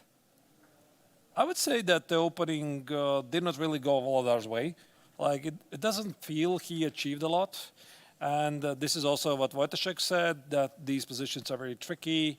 It really depends if you feel the position or not, and you could easily go astray. So white has got to organize and counterplay. And maybe he's thinking about his f4 push right now. Like, I understand that black has two bishops, and the logic is that black favors opening up the position, but you still need targets. You still need the so-called pawn play. You need to use the pawns to generate the target. So f4 is pretty much the only way how you can do that, but not necessarily this favors white, because black could maybe at some point take on c4, take on f4, and now white simply has an isolated pawn on e4 and also an outpost on e5. yeah, knight e5 could be easily played, targeting also c4. Definitely. Yeah, so this doesn't look like great for white at all. So perhaps here Murzin realized that the 4 immediately is not working, and if the F4 is not working, I mean, what you're doing. And also look at the clock situation, 34 Oh minutes my God. versus 1 hour, and this is move 21. Twice less time for the reigning rapid champion Volodymyr Murzin against the current leader. Salem is current leader in the standings. He has 1 hour on the clock. And he has won 3 games in a row. In the classical. In classical, he's basically unstoppable. So Saleh started the triathlon poorly. At some point, he was at the last place, and also the Blitz event for him was pretty terrible at the beginning. He lost the first round, then I think he won and lost 2 more, so he was having 1 point out of 4. Leaders were catching up and taking over. And then he had a strong finish. I think he finished 6 points out of 10, and Fedoseev won the Blitz tournament. But in classical, he's a beast. And also, this is what he said in the interview several days ago here in the studio. When I asked him, what's your favorite time control? Not surprisingly, he said, it's the classical right now. Salem won 2020 first year the MTO Open tournament. And he was playing also in the Grandmaster Triathlon. Then he came last year for the Challengers. He won Challengers. Now he's here at the Masters and he beats the top-seeded players. Vladimir Fedoseev, he beat him in the Classical. He beat Aravind. Now he's facing Volodymyr Murzin. I mean, this is a huge streak. I would have to actually, I think historically it has never been done that somebody has won different kinds of tournaments in Biel. Like, for example, he won the Challengers. He might win the Masters this year. So it's very impressive. Yeah, it is very impressive, absolutely. And look at the board. We see that not knight b2d2 has been played because knight b2d2 doesn't make sense due to b5, but he made knight c4. He played knight c to d2. So what does it mean, Arthur? Does it mean that there are no real good squares for the knight? I mean, he just retreated from a good square, but probably he expected that b5 is a problem. And I think that Murzin needs the pawn play desperately. So this knight e2 is a preparation move for f4 and stopping bishop c4 idea. But this also makes the knight on b3 feel pretty sad. Yeah, so the knight on b3 now officially has almost no squares to go, except of c1. And white's idea to play f4 is pretty obvious. So here the bar slightly prefers black, but I would say that black is the one who is being ambitious. Also the lead on the clock definitely helps him. And I'm seeing at least a couple of decent ideas. So one idea is you stop white's f4. So what do? You play bishop d6. If white plays f4, you take an f4, and then you fight for the control of the e5 square. I was thinking something like, oh, sorry, I dropped the rook. How did that happen? Maybe I should include rook a1, knight a1. Okay, queen c6. I just wanted to get this position. So I have a beautiful knight on e5, beautiful bishop on e6. The white knight on a1 or b3 doesn't matter. It's bad. King g7 to protect the pawn on f6, and I'm just always having no risk position. So this is one idea I'm seeing. The second idea I'm thinking about is the idea to reroute the knight to d4. But this has to be like calculated together with white's idea to play f4. And the third idea I'm thinking, maybe I can play f5. Also, like this is also what Wojciech said. Magnus has done this in some similar positions in the Rosalimo. You go for a counterattack at the king, so you want to play f5. So takes, 4, open up the position. Let's say bishop f6. I would say, Angelika, here that for Saleh, he faces a very, very big choice. Like there's at least 3 decent ideas for him. Arthur, so you're playing this position with black. Which idea are you going for? It's a very good question. Like I'm not sure. That's a tough challenge, right? No, it's a very tough challenge. I'm seeing all these 3 ideas. So I'm seeing the f5. It's very tempting. Like once again, f5. The threat is to play f4. Most likely, white's going to take it. Most likely, white's going to play, or maybe he does play f3. like f3, bishop f2, bishop g3, go for this idea. Is this position good? I have many pawn islands. Or maybe instead, maybe I just put the bishop on d6. But what if white repeats the position, goes back, knight c4? Do I want to draw? I feel pretty okay here. Why would I want to repeat the position? So maybe not bishop d6. The other idea was... What was the other idea? I think it was knight f8, yeah? I have a fourth idea. Fourth idea. Yeah. Oh, even more. So I'm wondering, we were discussing, I suggested this idea, and this was this b5 push. Can black actually play the b5? With the idea of c4, c4 is a big threat in the position, and c5 pawn looks like it's not in a danger. So maybe now, what's white move? Because c4 has to be... But is it a threat? I mean, I'm defending it, but you might improve the threat. Yeah, I play knight b6. Knight b6, yeah. Ah, wait, but then c5 is hanging. Yeah, then the pawn is hanging. Like Right. c4, you see, you have 1, 2, 3 defenders. You have only 1, 2 attackers, and the rook and a1 is defended by the knight. But yeah, I mean, it could be a move. Like we cannot rule it out. And if you would find a way to protect the pawn on c5 to play knight b6, c4, knight a4, this is also something that black can consider. But there Yeah. are many breaks, and if, as you were mentioning, if black is breaking in the center, black has to be ready for all kinds of game. Black has to be ready for f4, f3, for a slow game, for...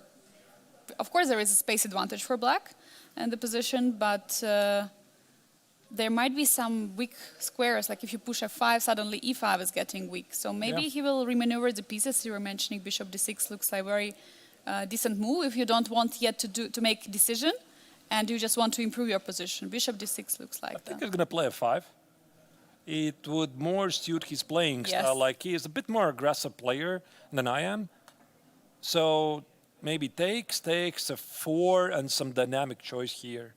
Yeah, some aggressive way like bishop f6, give activity for your pieces, etc. So bishop d6 is maybe a nice improving, but is it improving move if white doesn't play a 4?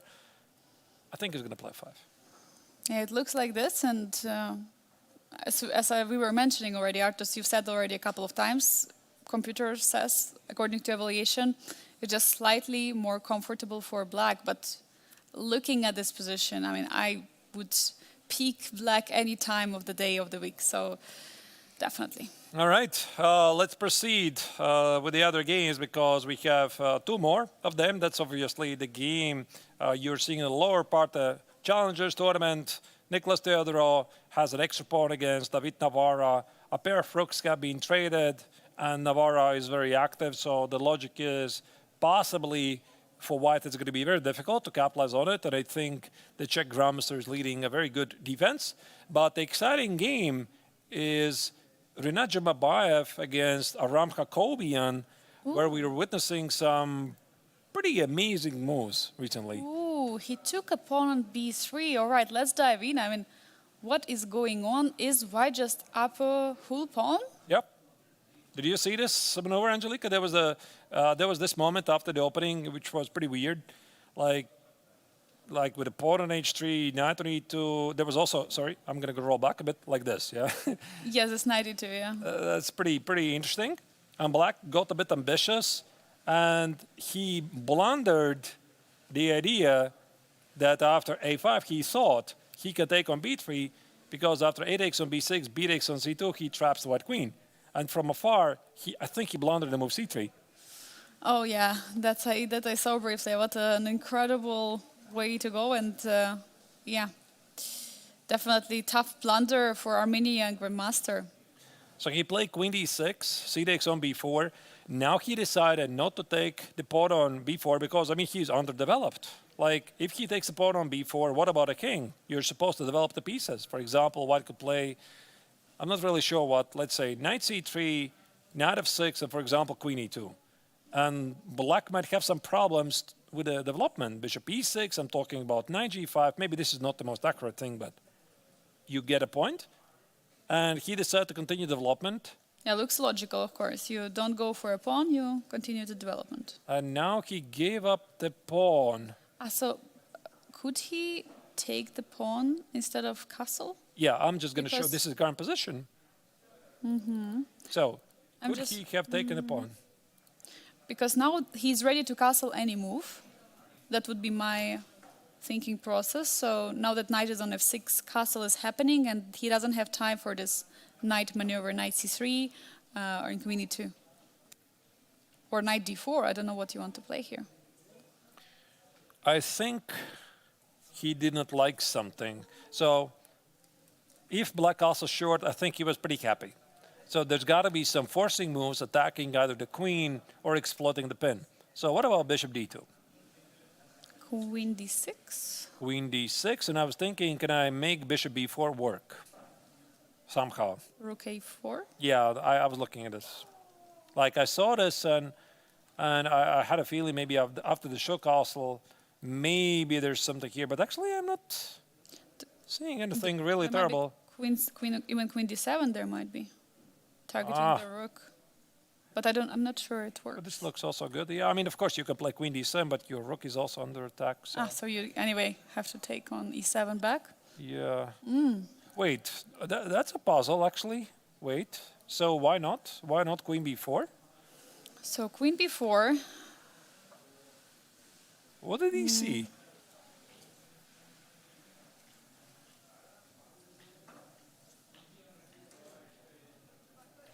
Maybe he was afraid that he won't be able to return with a queen or something like knight.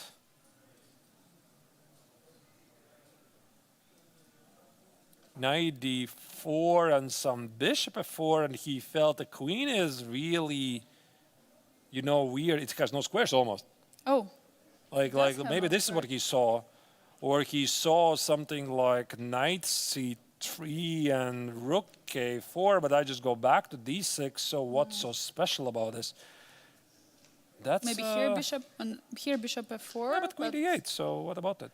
I mean, you're like, okay, maybe it's slightly worse, but you're up a pawn, not down a pawn. Yes, and then queen would take on b3, but of course you're not down the pawn. I mean, you're right, Arthur. I'm also confused. Yeah, queen b4. Looks like black is in time to castle. Strange, yeah. But, you were mentioning this in the previous rounds we already discussed. Whenever there is one mistake coming or inaccuracy, we see the next one coming. And there was a mistake earlier. There was a blunder by Aram. Do you think it was second blunder? No, I think he saw something. Like he saw something. Maybe he saw ghosts. As you could see, engine says, yeah, ghosts. But maybe it was like this, like knight c3, knight a4, knight b6, bishop f4, and he felt like he has completely disorganized the army. The queen is somehow wrong. But is this the current position that he thought it's better?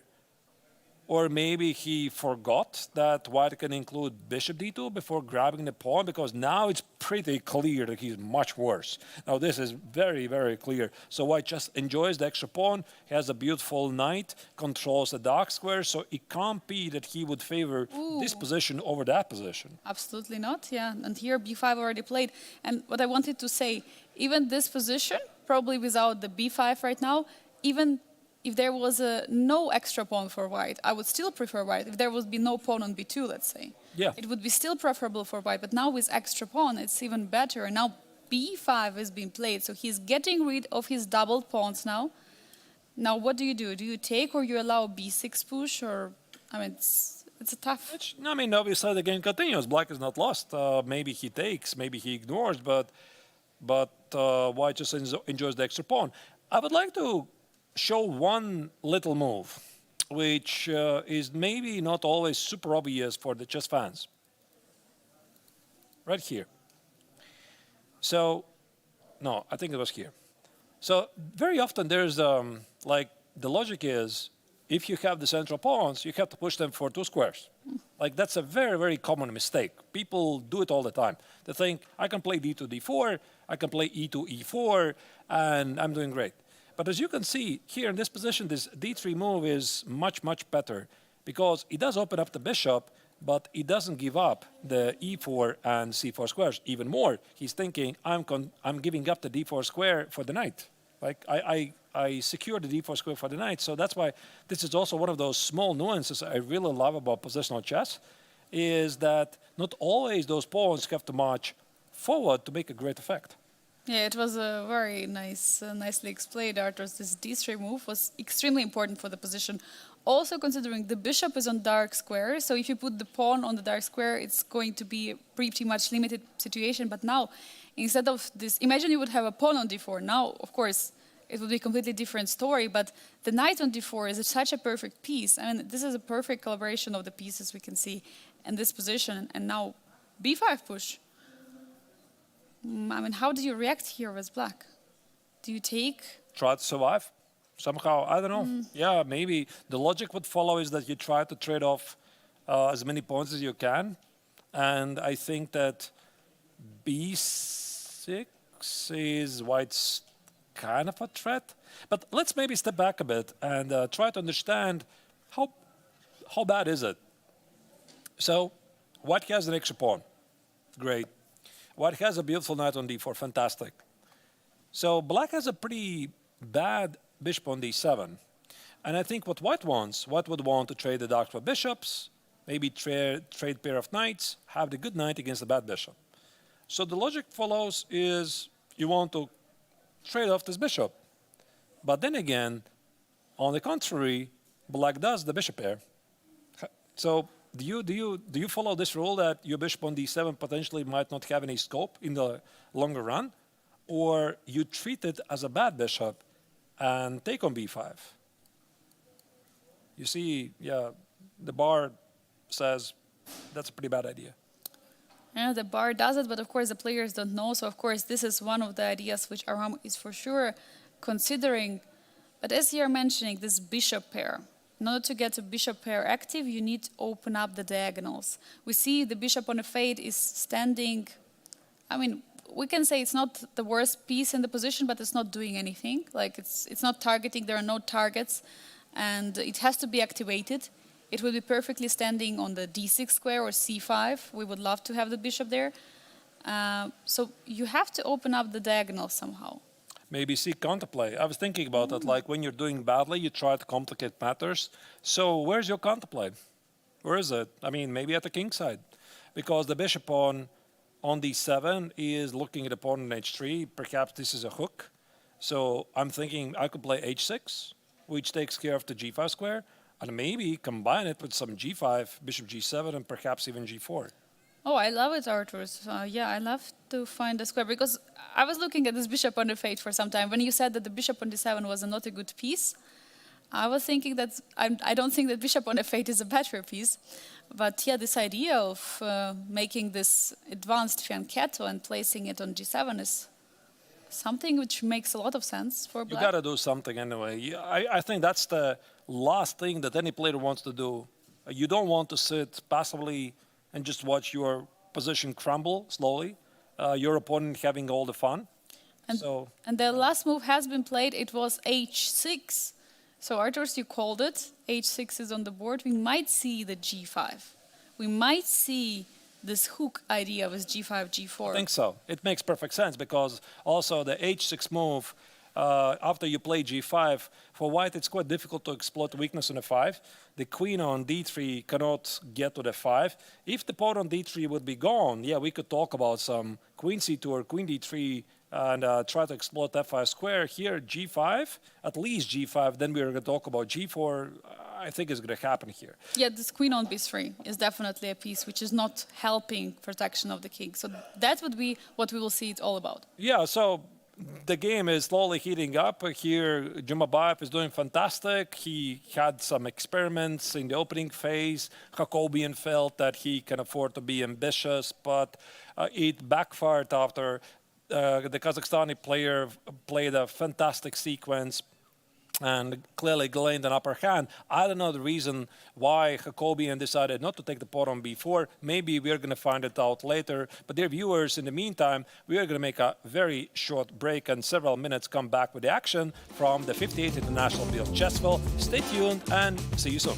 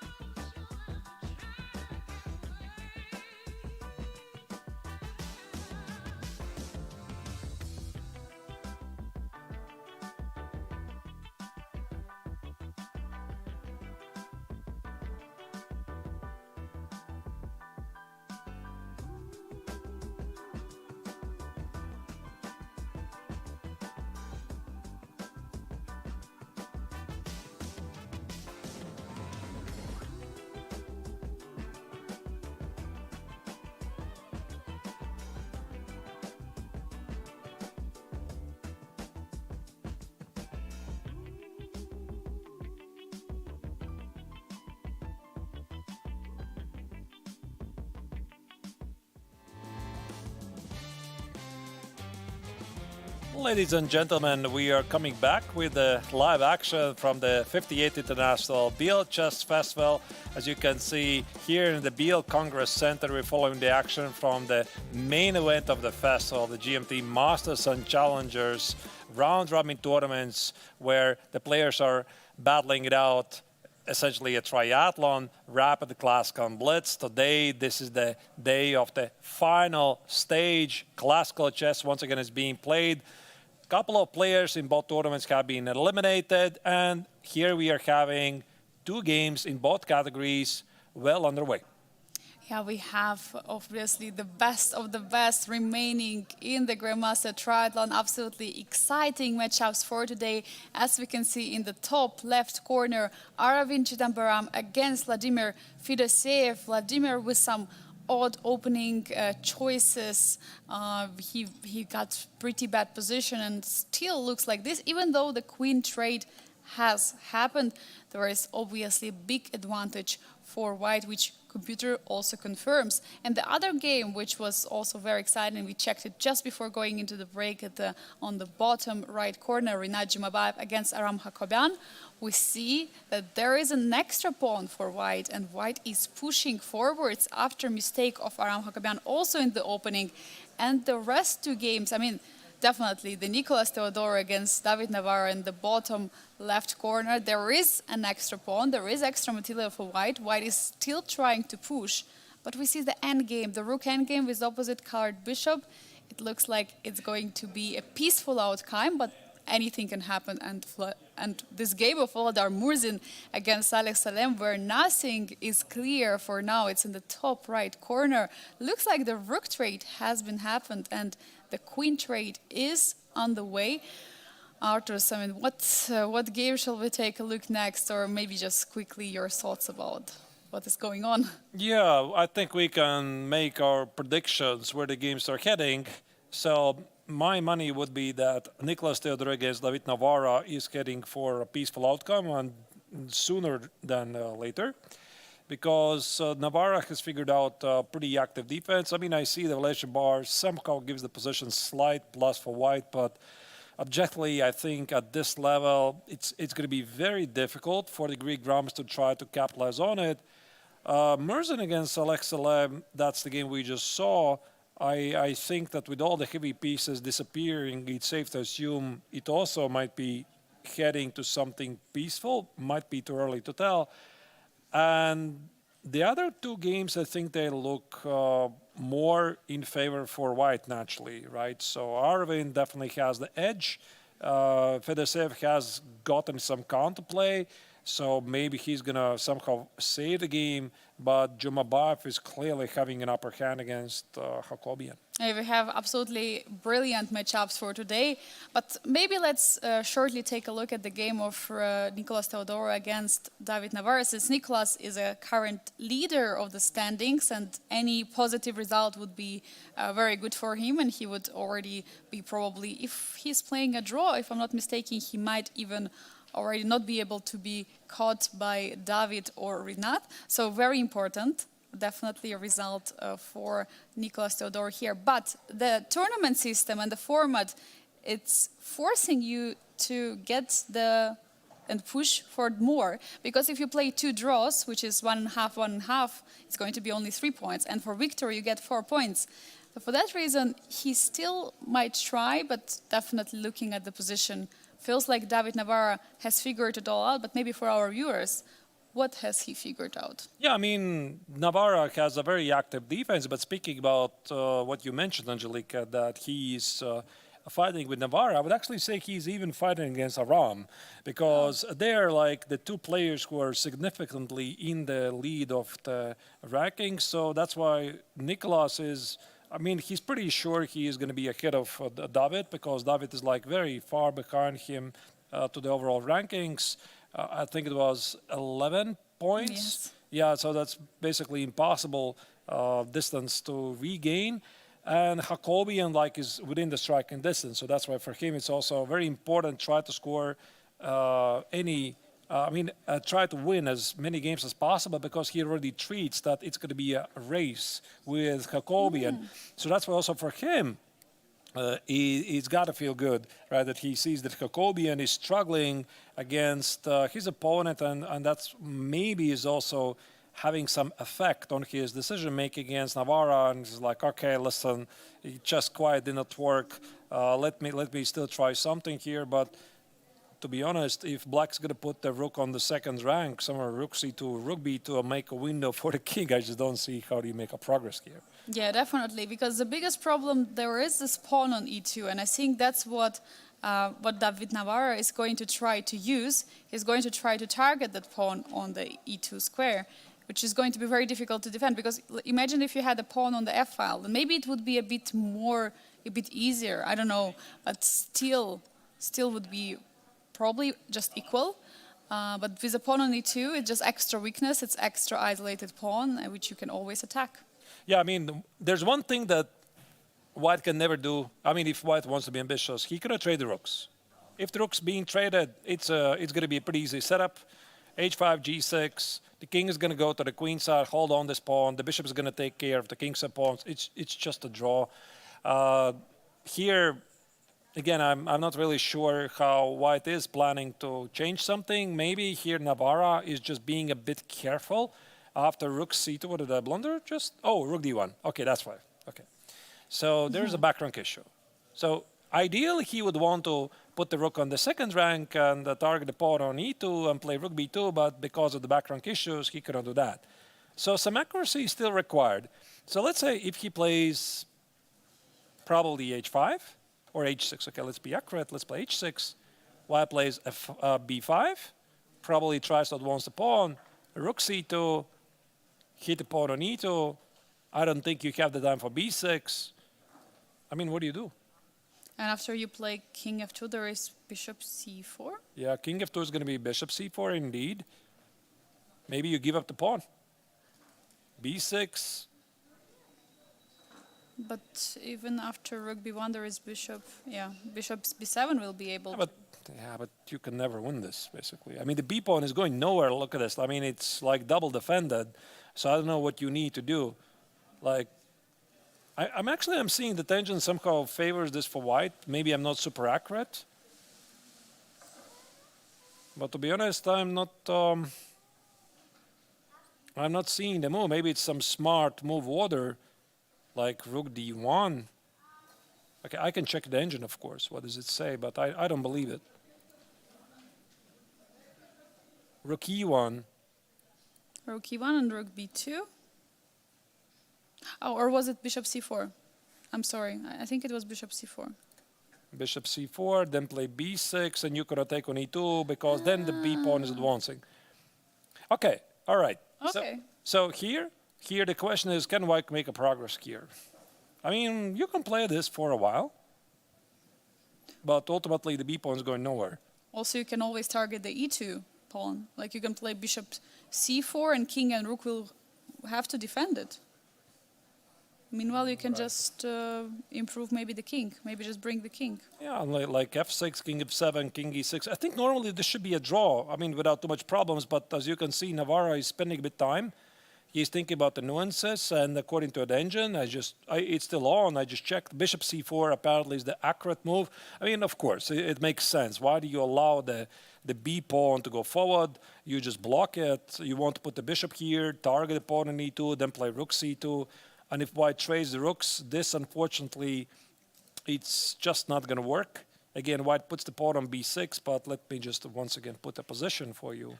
Let's say b6, king f8, here g6, just some position. Yeah, here now it's becoming pretty obvious. So I'm going to put the king on b7, the bishop on e6, and that's a fortress. Yeah, it definitely is. You cannot attack the pawns. You cannot get a passer in this position. Yeah. Definitely, we might head up there. Obviously, if you still have some ambitions in this position, you have to keep the rooks on the board as White. But 23 minutes on the clock, and currently it's move number 28, Artur. So it means that 12 more moves have to be played. It means barely 2 minutes per each move, isn't it? No, but there's no risk here, I think. Risk, no, yeah. For David, the position is pretty simple. I think he's just... I think if you're playing with Black, you're thinking what's the cleanest way to to prove that this position is drawn, and he's like tempted to put the rook on the second rank. But you see, if you play bishop c4, the bishop is blocking it, and he could be somewhere here after bishop c4. But I don't see how white even is making this happen. Maybe rook c1 here. Rook c1, bishop, we just talked about it. Yeah, rook c1, Oh, bishop rook a6. c1, yeah. Rook c3. Rook c3 Okay. is on the board. And just an update, David Navara was thinking more time than he has currently on the clock. He spent now 25 minutes on this final move with rook c3. Yeah, but but there was a lot to think about, apparently. wait, but why? Once again, if I play rook d1 now, why do you do that? Why do you allow the bishop trade? Because you see, the bishop cannot go, there's going to be rook d8 checkmate. Why would you enter this endgame? Because, I'm sorry, yeah, so as you can see, after rook d1, the bishop cannot leave anywhere, you cannot protect it. Rook e3, rook d5, back rank mate, and here and here, but why? Why go to this? This is not super obvious. Like, yeah, you got to be careful here in this position. I mean, this might be tricky because you play rook b8.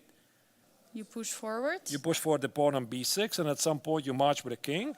I mean, I'm sure we are going to talk about it if this indeed happens. We could talk about like what's the best practices for other players, but this no longer is like super obvious.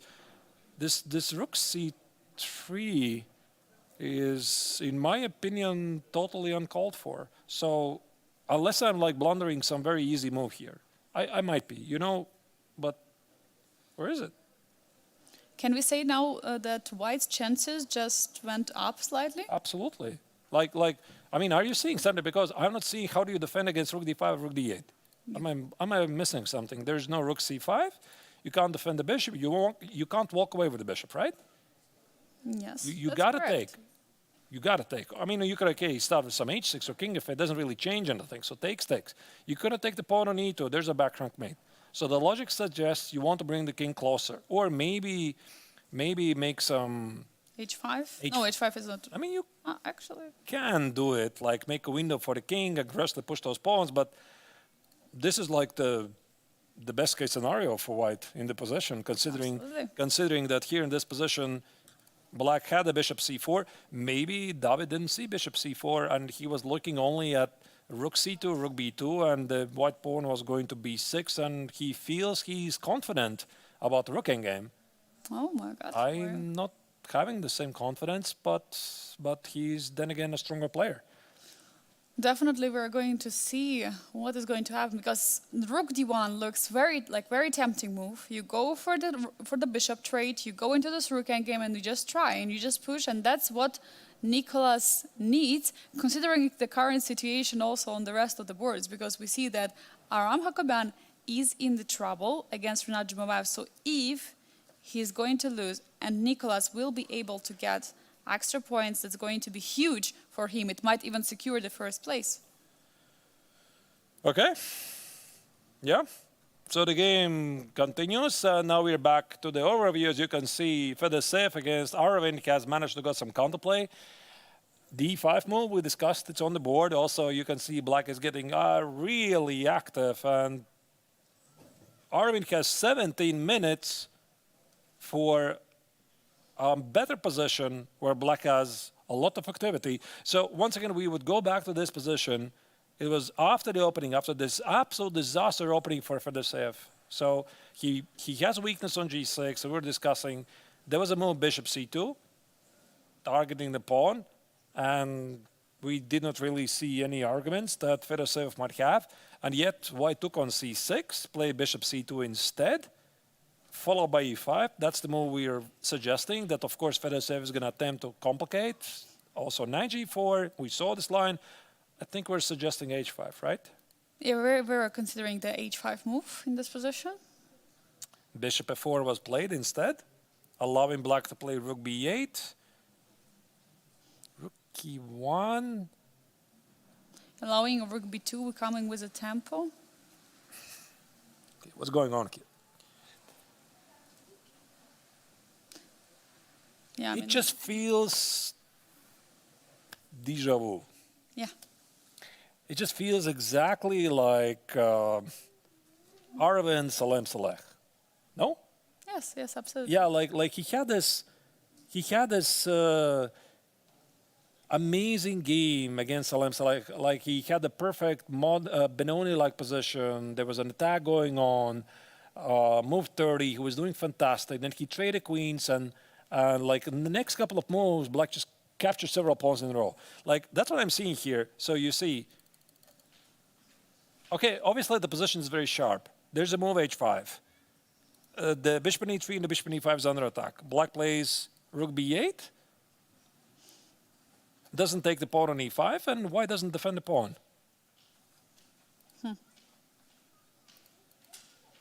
Maybe the pawn doesn't matter. And the last move, which has just been played, it marks as a mistake. He goes for the h5 in this position. Okay, looks very logical. Bishop f5 is played instantly, by the way. He just played h5 and bishop f5 is on the board. What is going on? Yeah, I don't know. Aravind, to be honest, is a bit unrecognizable here. Like, I mean, this is the position after move 23. And this was the position after move, 8 moves ago, this was the position. Clear domination, control on the king side, bishop c2 is incoming.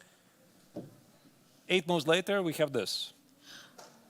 Black has a lot of dynamics. For a second, I thought that maybe knight could be trapped on g4, but the pawn on e5 is hanging. So take on g6, and if the trade happens of the bishops, after f3, knight is just capturing the pawn on e5. I'll also look at the body language of Fedoseev. I think he also looks more motivated than before because, I remember his facial expression and the body language after the opening. Yeah, he just misplayed it completely. And now it feels like his position is alive. He can take on g6 probably with a king to activate the king here. The rook on b2 is active. The knight on g4 is active. The pawn on e5 is hit. So let's say if black takes on g6 with a king, so what's the material balance? 1, 2, 3, 4, it's equal. It's just equal. And the pawn on e5 is hit. You got to take on f5. What else to do? Your bishop is under attack on c2 right now. Do you play knight e4 or bishop f5? I suppose you take and somehow try to activate your pieces. But, even with the naked eye, you got to tell that black is, like, really, really active here.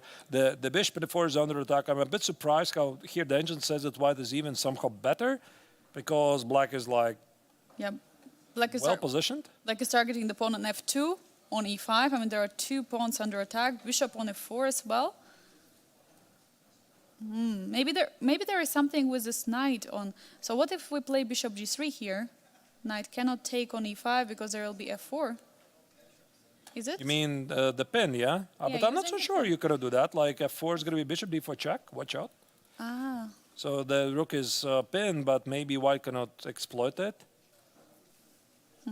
I would just prefer black, to be honest. Like I feel like I'm having no risk here. Of course, these are weak pawns, but I'm seeing tactical possibilities. Also, a very important factor is that Aravind is down on the time. Like at this position, Fedoseev is thinking white has 40 minutes, and this is move 24. Oh, yeah, it's not much time left. So it means we have 16 minutes.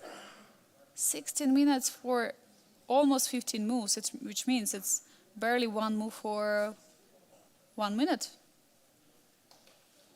It's very tough. It's very tough to make. Yeah. Okay. That's what's happening here. Yeah, big change. Big change. After the opening, we would have thought that Fedoseev is going to be in big trouble. Yeah, maybe he's just tired. I don't know. Anyway, Fedoseev is fighting back. This is something he has done many times before, and it feels of the same character against Aravind's game against Salem. We already know how the game finished. Like basically, it was a downhill game for the Indian Grandmaster. Like he played the perfect game until move 30, and after that he just collapsed. And unfortunately for him and the Indian chess fans, this looks awfully similar. Yeah, it resembles definitely that game against Salem. It was the last round of the classical portion before we went into the blitz stage. I mean, I'm surprised how this game is going. We might see Vladimir Fedoseev winning this one. Crazy. That would be totally crazy, you know, after the opening phase. But all right, I mean, the game naturally still continues, and we have more games to cover, so let's move on, and we're going to come back to this game and see what's happening. Let's again look at the other games. So we probably want to assess a bit how realistic are Volodar Murzin's chances to get something with the white color against Salem. That's the upper right corner. In the meantime, Nicolas Theodorou has not yet played Rook D1. That's the lower left corner. I think going for the Rook Endgame is a very good bet, but he's looking for something more. I'm pretty sure he's going to play it. And then we have some changes, some big changes in Jumabayev's game against Aram Hakobyan, where evaluation bar has shifted pretty dramatically. Wow, look at this. There is still an extra pawn. Oh, there is no more extra pawn, by the way, for white. Maybe let's start with this game first. Let's go there. What happened? Let's start with this game because I wanted to go to Murzin's game, which seems to be pretty balanced, but this is a bit more important, perhaps. This is unbalanced. Queen b6 is on the board. Oh. Apparently brilliant move. Double exclam move. Very nice timing. Yeah, perfect timing. So why exactly is this a brilliant move? Is there any piece which is hanging now? So maybe there is rook b8? no, you cannot take it. If you take it, there's going to be rook e8 and b7. I think so. No, b7 is going to be bishop d6, but bishop f4, look at that. Ah, and then there is no bishop c6, no bishop d6. The pawn is just marching forward. So pretty amazing that these bishops cannot stop the b pawn. Crazy. But wait, but materially, white is having an extra piece. I just noticed it. I thought it's material balance, but actually there was some. Oh, we forgot, yeah. Let's go back a bit. We have to understand what's going on. I just love how evaluation bar says, you know, it's all chill, you know, it's all good. It's just equal. Yeah, sometimes you have to count the amount of pieces on board. Yeah. I just counted the pawns and yeah. I mean, yeah. Okay. So I mean, normally you don't expect that one of the sides is going to be down a piece, right? Yes. So takes. Rook e1 was a mistake. Oh, look at that. Look at that, Angelica. Knight e4. Knight e4. Now, this is something I'm pretty sure Jumabayev missed. So the idea, the bishop is hit. White took it. If the knight leaves, the knight on d4 now is under attack. Ooh. So b takes, queen b6. That's why. That's why this happened. Okay. So now it's big question to Aram what to do. Again, we were discussing this line of with a queen trade. It's not really happening. You take it back, I suppose. Yeah, but can you win this? He played it, Arthurs. He played it. Yeah, I think they're going for this endgame. I don't know, do I need to include a queen trade? Maybe not. I'm not sure. But I just want to show this position. Like, is this position possible to win? Black has a very nice blockade here on b5. The rook e8 trade happened, so not queen d6, but rook e8, and now question to white to include queen trade or not? Probably not, because I think if he trades, then it's going to be very difficult. Like, even this position is very difficult to win. Like, let's say if he includes and takes an f3, so black could maybe activate the king, f6, king marches to d5, the bishop goes, maybe even stop at bishop b5 to shut off the king on g1, entering the game, and then play f6, king goes to d5. Why actually black should not even be ambitious here? You know, so black is just perfectly controlling the center. So I think that Renat is going to keep the queen on b6 and take with the knight.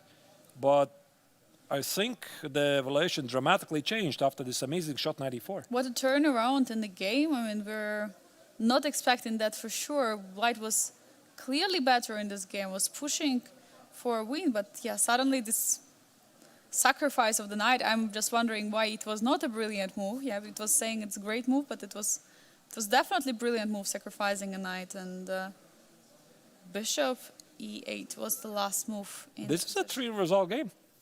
Like, okay, of course I see it's an extra pawn, but I have a big respect for the bishop pair. And let's say knight x and f3. Let's say white does play knight f3. I could play bishop b5 to shut the shut the king from the game. For example, knight e4. I'm going to put it somewhere annoying, like bishop d3. And how does white make progress? Maybe something solid like bishop c3. I'm going to activate a king. We have a queen trade on the board as we speak. He went for this endgame. All right. What is I did going not on? expect that. Why would you trade? Yeah, well, the queen on b6 was perfectly placed because black's queen would never be able to take it. But wait, maybe what he wants is bishop b5, knight e4, bishop d3. f3? Yeah, but it's going to be just a draw. Bishop c5, bishop e3, if black wants. If black wants. Like, he has the bishop here, he has the compensation, but he can just kill the game right here. Put the bishop on b5 and just do nothing. Like, this pawn doesn't matter at all. But I think if I would here play with black, I would see I have the bishop pair. Maybe try to be a bit ambitious, like bishop b4, try to get the pawn for free. And probably it's going to finish peacefully, but also do not forget, this is the same story. Aram Hakobyan is racing with Nicholas Theodorou, less with Rinat Jumabayev. So for him, maybe the draw also is not really the perfect result because he pretty sure he closely follows Nicholas's game. And if Theodorou today finishes in a draw, it would be really fantastic if Hakobyan could decrease the gap and try to catch up with the leader. Once again, victory in the classical tournament is 4 points. Draw is just 1.5, so it's a 2.5 point difference. And I think if he is going to have this opportunity to try something, he's going to try. The question here is, though, is Jumabayev still ambitious? I think what we have in this round, as you're mentioning in the challengers, it's not the fight of Rinat Jumabayev against Aram Hakobyan, but it's a fight between Aram Hakobyan and Nicholas Theodorou. And at the same time, it is a fight between Rinat Jumabayev and David Navara for the third place. Because, of course, the prizes are different, so for that reason, definitely the player would like to still try to go for the third place, since they're already in the finals. And for that reason, of course, for Rinat, that's a huge miss. The position he had earlier, he had big chances to fight for the win. Now it looks like black is going to have just more than enough compensation. And also, yeah, you're absolutely right, Angelique. And also, I think psychologically, it's very difficult for the player, especially you had this great opening, extra pawn. Like, I'm going to show you the opening phase, like somewhere here. You had this position after the opening. I mean, you literally cannot ask for more. Like, you cannot prepare a possibly better position after the opening. So you have everything under control, extra pawn, knight on d4. And then you try to simplify the position, or you miss the shot, knight e4. It just hurts, really. And it might kill all desire even to play. Okay, I see the queen b6 is like a double exclam move and everything. But maybe here white is already like, okay, listen, probably I'm not going to get anything here anymore. And here comes the king. Watch out for the king going to d5. King wrong might happen very soon. Meanwhile, it's almost 19 minutes for Rinat Jumabayev for 11 more moves. It's move number 29 in this position. So he has got to understand how he's going to continue, because you were mentioning, Arturs, earlier, you can easily mess up this with white. If you get black's king too active. Let me show you like one line. Let's say white plays knight e4, king f7, bishop c3. I'm setting up some kind of a safe position. For example, black king e7, there's going to be a fork, so let's not do that. I don't know, how do I make a progress? I need to get the king on d5. So the logic follows that the king has to go through the d6 square. Maybe bishop d7, let's say white does the same, I'm doing the same, you're doing the same, I'm doing the same, etc., etc. So I'm getting to king d5, king c4, etc. So you play b4, I play bishop a7, how do you push the b pawn forward? Do not underestimate the bishop pair. like they might be very strong, even this position. Look at this, yeah? So black might be very aggressive at a king side. You think you are the one who is playing for the win, but maybe this bishop is going to start to target these pawns here. Also, do not forget, black at any moment he can take on d4 if he wants to draw. Yeah. So I would not be surprised that Hakobyan is going to press on. He might be very ambitious in this endgame. And also looking the situation on the clock, all right, both of the players have around 20 minutes. I mean, Aram Hakobyan has 23 minutes, so 6 minutes more than Rinat Jumabayev. But of course, all this time matters because players are playing with a time control, which doesn't have any increment of 30 seconds till move 40. It means this is all time they have. There is no increment they're getting for every move. They will only get from move 41, and then they'll get also an extra half an hour. This is a World Championships time control, which is not played so often. So for that reason, we also seen players at the beginning of the event, they were trying to adjust to this time control. And some of the players like Bienne, he got big troubles playing it. So. But still we keep on getting players getting into time trouble before move 40. Yeah, that we are. Yeah, although I think that this game is not going to be in time scramble because the position is pretty simple to play out, like 16 minutes and then move 29, 11 moves to make. So like position is pretty simple. So in complex positions, maybe that's why I would be more concerned for Aravind, right? He's playing this complex position against Fedoseev. So once again, we're going to go now to overview so that we give you an update what is going on. So for example, if I'm playing Aravind, and that's the position on the left part, as you can see. Now we don't have it in 2 rows, just 1. The boards are better, thanks to Bic, our amazing producer. Now, look at this. Is this position simple to you? Compared to those games, no. I would say here you are required for Aravind to be much more accurate because black is very active. When we look at the position of Nicholas Theodorou against David Navara, that's on the second board to the right, then it's like a pretty simple position. This rook endgame, no real time scramble. Even with 5 minutes, you could easily reach the next time control and not blunder. And we also haven't checked Murzin against Salem game for a while. Yeah, Murzin against Salem. There was the rook trade and there was a queen trade offer. So I suggest we go to that game and see what happened. Because if I understand correctly, it is Saleh who declined a queen trade and who wants to be more ambitious. So that happened, I think, couple of moves ago, quite a few moves ago, actually. So we last checked it, I think it was somewhere here. Yeah, rook trade happened and... Yeah, so white is like, okay, listen, I have nothing here, let's try the queens. And Select says, no, I don't want to. Perfectly suits his playing style. Yeah, Saleh is always like this. He's trying to keep opportunities. Knight c1, now he's trying to remaneuver. Vladar is trying to maneuver the knight, but now it's black getting the knight to the d4. Black has the ideal position. Like, he got everything he wanted. So here I think Volodar is just trying to be super solid, not to rush with things. And also clockwise, he has 11 minutes, 50 seconds on the clock, move 33. Not really a time scramble, but this might be an opportunity for the Emirati Grams to find something spicy. And he knows that this would make White's decisions to make a bit harder. Definitely it does. There is a huge space advantage. There is this beautiful knight standing on d4. And we see bishop f8 has just been played. Is he trying to trade the bishop with bishop h6? Yeah, that's pretty logical idea. Yeah, because bishop on e3 is a very good piece.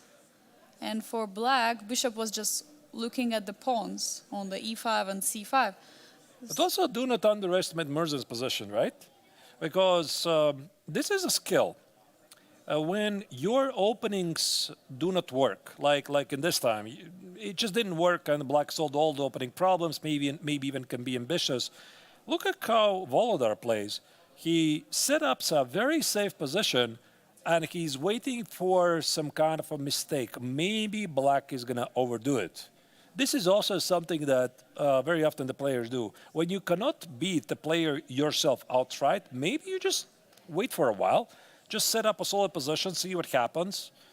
So nobody said that Volodar at some point suddenly might not become ambitious. He might as well be. Simply at this moment, he doesn't see anything better. So he played these lot of safe moves, B3, H3, 92, 92, and now he's waiting. He's waiting. But how long can you wait? Yeah, that's a bigger question because being patient is very difficult in chess. It's very difficult to do nothing.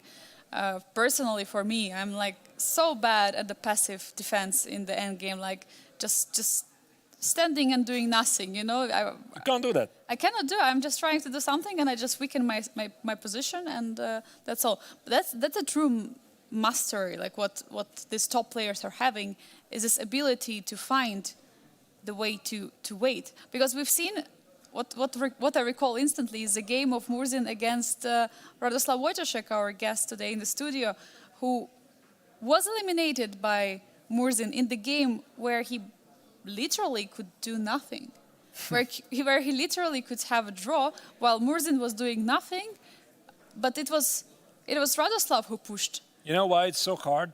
Because all the kids are essentially taught never do nothing. Always do something, right? So there's like most of the scenarios we're told be active, fight for the center, improve the pieces, etc. And there are those couple of scenarios when it's actually advised to do nothing. So it's very difficult to understand which is the right moment. Is this the right moment to do nothing? Or actually me doing nothing makes my position much worse? It's not so easy. And look at this, we see King E1 is on the board. It's a preparation against Bishop H6. Because after Bishop H6 is coming at the board, the bishop can slide back. Bishop from E3 can go back to F2 or G1 because the knight is defended on D2. So I think it's a very nice prophylactical move by Volodar, but he has only 9.5 minutes on the clock and it's 6 more moves to be played. Right, yeah. So we have some mind games here. What are your, Angelica, expectations? What do you expect from this game? Oh my Any other God! game? Should I give a prediction for results? Yes. Let's make the prediction round. Oh, it's a very tough. I would vote for a draw in this game. Oh, you got it. There is a draw, by the way. There is one draw. Unless somebody just blundered something, the kings are standing next to each other. That's the game. Jumabayev against Hakobyan. They're friendly, discussing something, and since it happened so quickly, must be a peaceful outcome.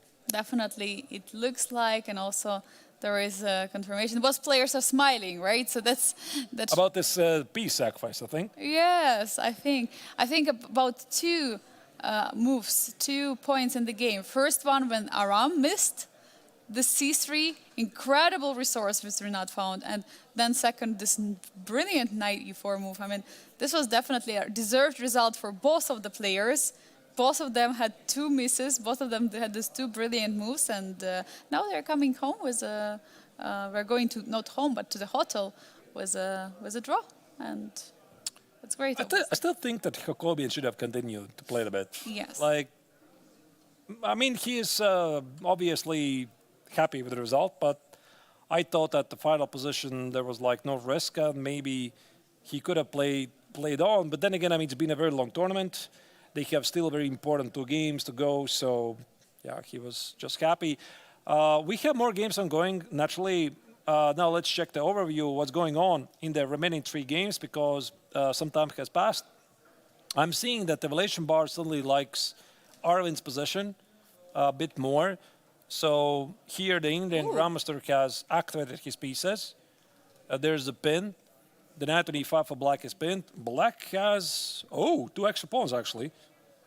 Oh, but there is a big pin happening. Let's immediately dive into this game because rook c5. So now there are 2 pins in the position. Of course, the pin on the rook on e6 is not so important, but the pin on the knight and the king on the 5th rank. This is something what is now a problem because there might be ideas of knight jumping Knight e3 with a check, knight c3. Absolutely, yeah. That's- 4 also at the right timing, or knight e3, knight c4, knight g4. How did this happen, by the way? And like, I'm also surprised that the pawn was taken by the knight. We were discussing the position, and we were talking that bishop should take on d4. We were here. Yes. This was the last moment. Yeah, this knight d1, knight e3 idea. The rook is under attack, so you got to move the rook. Bishop g3. Rook takes on c6 is a threat. So Fedoseev played this. Oh, it's a sequence of moves. He didn't take on e5? Why was it not possible? Oh, He decided to defend the pawn, but here bishop e5. but maybe it's the same. No, it's not. The problem is that there is no f3 anymore. There is bishop d4. That's the biggest problem. Fair. But I mean, you're not like threatening to take on g3 just yet. Maybe he saw something like a check, and he didn't like this. Oh, and you are getting into the... There's all kinds of pins coming here. But you could at least sacrifice the exchange, right? Yes. If you find nothing, like... Oh, what is this position, by the way? 3 pawns on the queen side. No, but black is not risking here anything, I think. No. Like, I think with this a pawn rolling forward, I don't know, maybe he is, but it just feels pretty okay for black. Yeah, it does, I agree. So bishop... Yeah, I So think here bishop e5 was the move. Maybe he saw this, and then knight e3. I don't know, like maybe... How do you play actually here? But once again, there is no... Oh, Oh, sorry. Yeah, I think I fast forwarded. Sorry. Yeah, rook a4 is played. Rook a4 is played. I was just trying to figure out what's going on. Why not? Where was this once again? so bishop takes, rook c5. Yeah, in this position now. Yeah, but even walking away from the pin makes sense. Rook c6, defend, like takes. Here. There is no rook c7, very important, because king is defending the... No, this just looks equalish, like everything, like white wins back to the pawns. So that's why Vladimir went for rook e6. Now I understand. He wanted to be ambitious. He is defending the pawn. And what he says is that he has this extra 2 pawns advantage. So he has a material advantage, and he's trying to hold onto it, because if he's defending this position, then he is going to win the game due to the extra pawns. But now, big question, there is initiative ongoing now from white. Now rook is on c5. Suddenly this ping is getting very dangerous. Arturs, how do you get rid of this? Because you don't have king f6 or king g6 anymore. You cannot remove the king from the defense of the knight. What about a check? You can't play king f6, you're going to drop the exchange. Knight d4, Like- g4. Yeah, knight g4, your rook takes on g4, and just take with e5. So, yeah, these And pawns, this is a different story now. much different. Yeah, this bishop is pretty bad. It should have been somewhere here. Sorry, not there, but on Yes. b6. So, I guess you play king g6, but now this pin looks pretty deadly. What about some knight g4? Oh, I'm missing knight f3. Okay, Oh, you have to be tactically sharp. but then if there is... This is what engine says. I just checked it. Knight c2.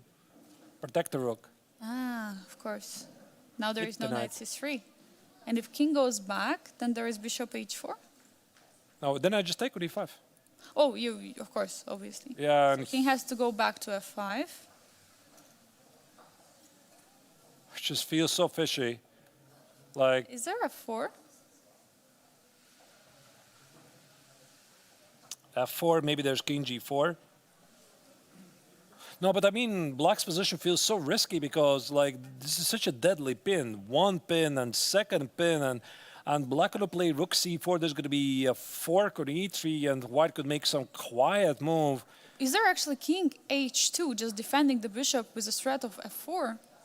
Can I just defend my bishop? King h1 maybe. But my point was that after f4 there is king g4, so I defend the bishop. But f4 you're gonna there's no knight g4. Maybe you're right actually. But okay, computer revelation went a bit down. But No, it's good. Like Fedoseev, I think he missed f3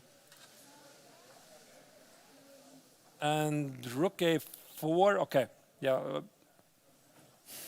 Yeah, this game has been up and down, really. Yeah, like this is a crazy game. and now again, the evaluation bar really loves white's position. But by the way, look at the clock situation. It's moved 29. I was about to call it like move 29 or Aravind. It's 6.5 minutes. He has to make 11 more moves. You gotta make it like with 2 minutes. Like you have to make, with half a minute for each move. But he's spending down now at this move. He spent almost 4 minutes right now. He has to make a decision this moment. Yeah, you need to make the decision here pretty quickly. Knight a3 looks logical. Maybe there's some other great moves here. Could be some other moves. Yeah, like you could just even play king f1, walk away from knight f3, walk away from some bishop d4, because black gonna play rook c4. There's gonna be a fork. This is a really nice move. Knight e3 is again super logical move. But if you do this, if you play knight e3, king g6, you already need to see the next move. Yeah. And if knight c2 is, I mean, I checked the engine, right? So if you don't see knight c2, then maybe you don't go here. But king f1 might be like a pretty decent alternative. Yeah, king f1, because right now there is a threat. Knight, no, actually it's not a threat. I want to say that knight f3 is a threat, but there is still a pin. No, it is a threat. I mean, king f1, knight e3, knight g4. Let's say I go here, and you do something like, I don't know, a5. I will give you a check. King f6 is the same idea, the fork, and after king g6, it's knight g4.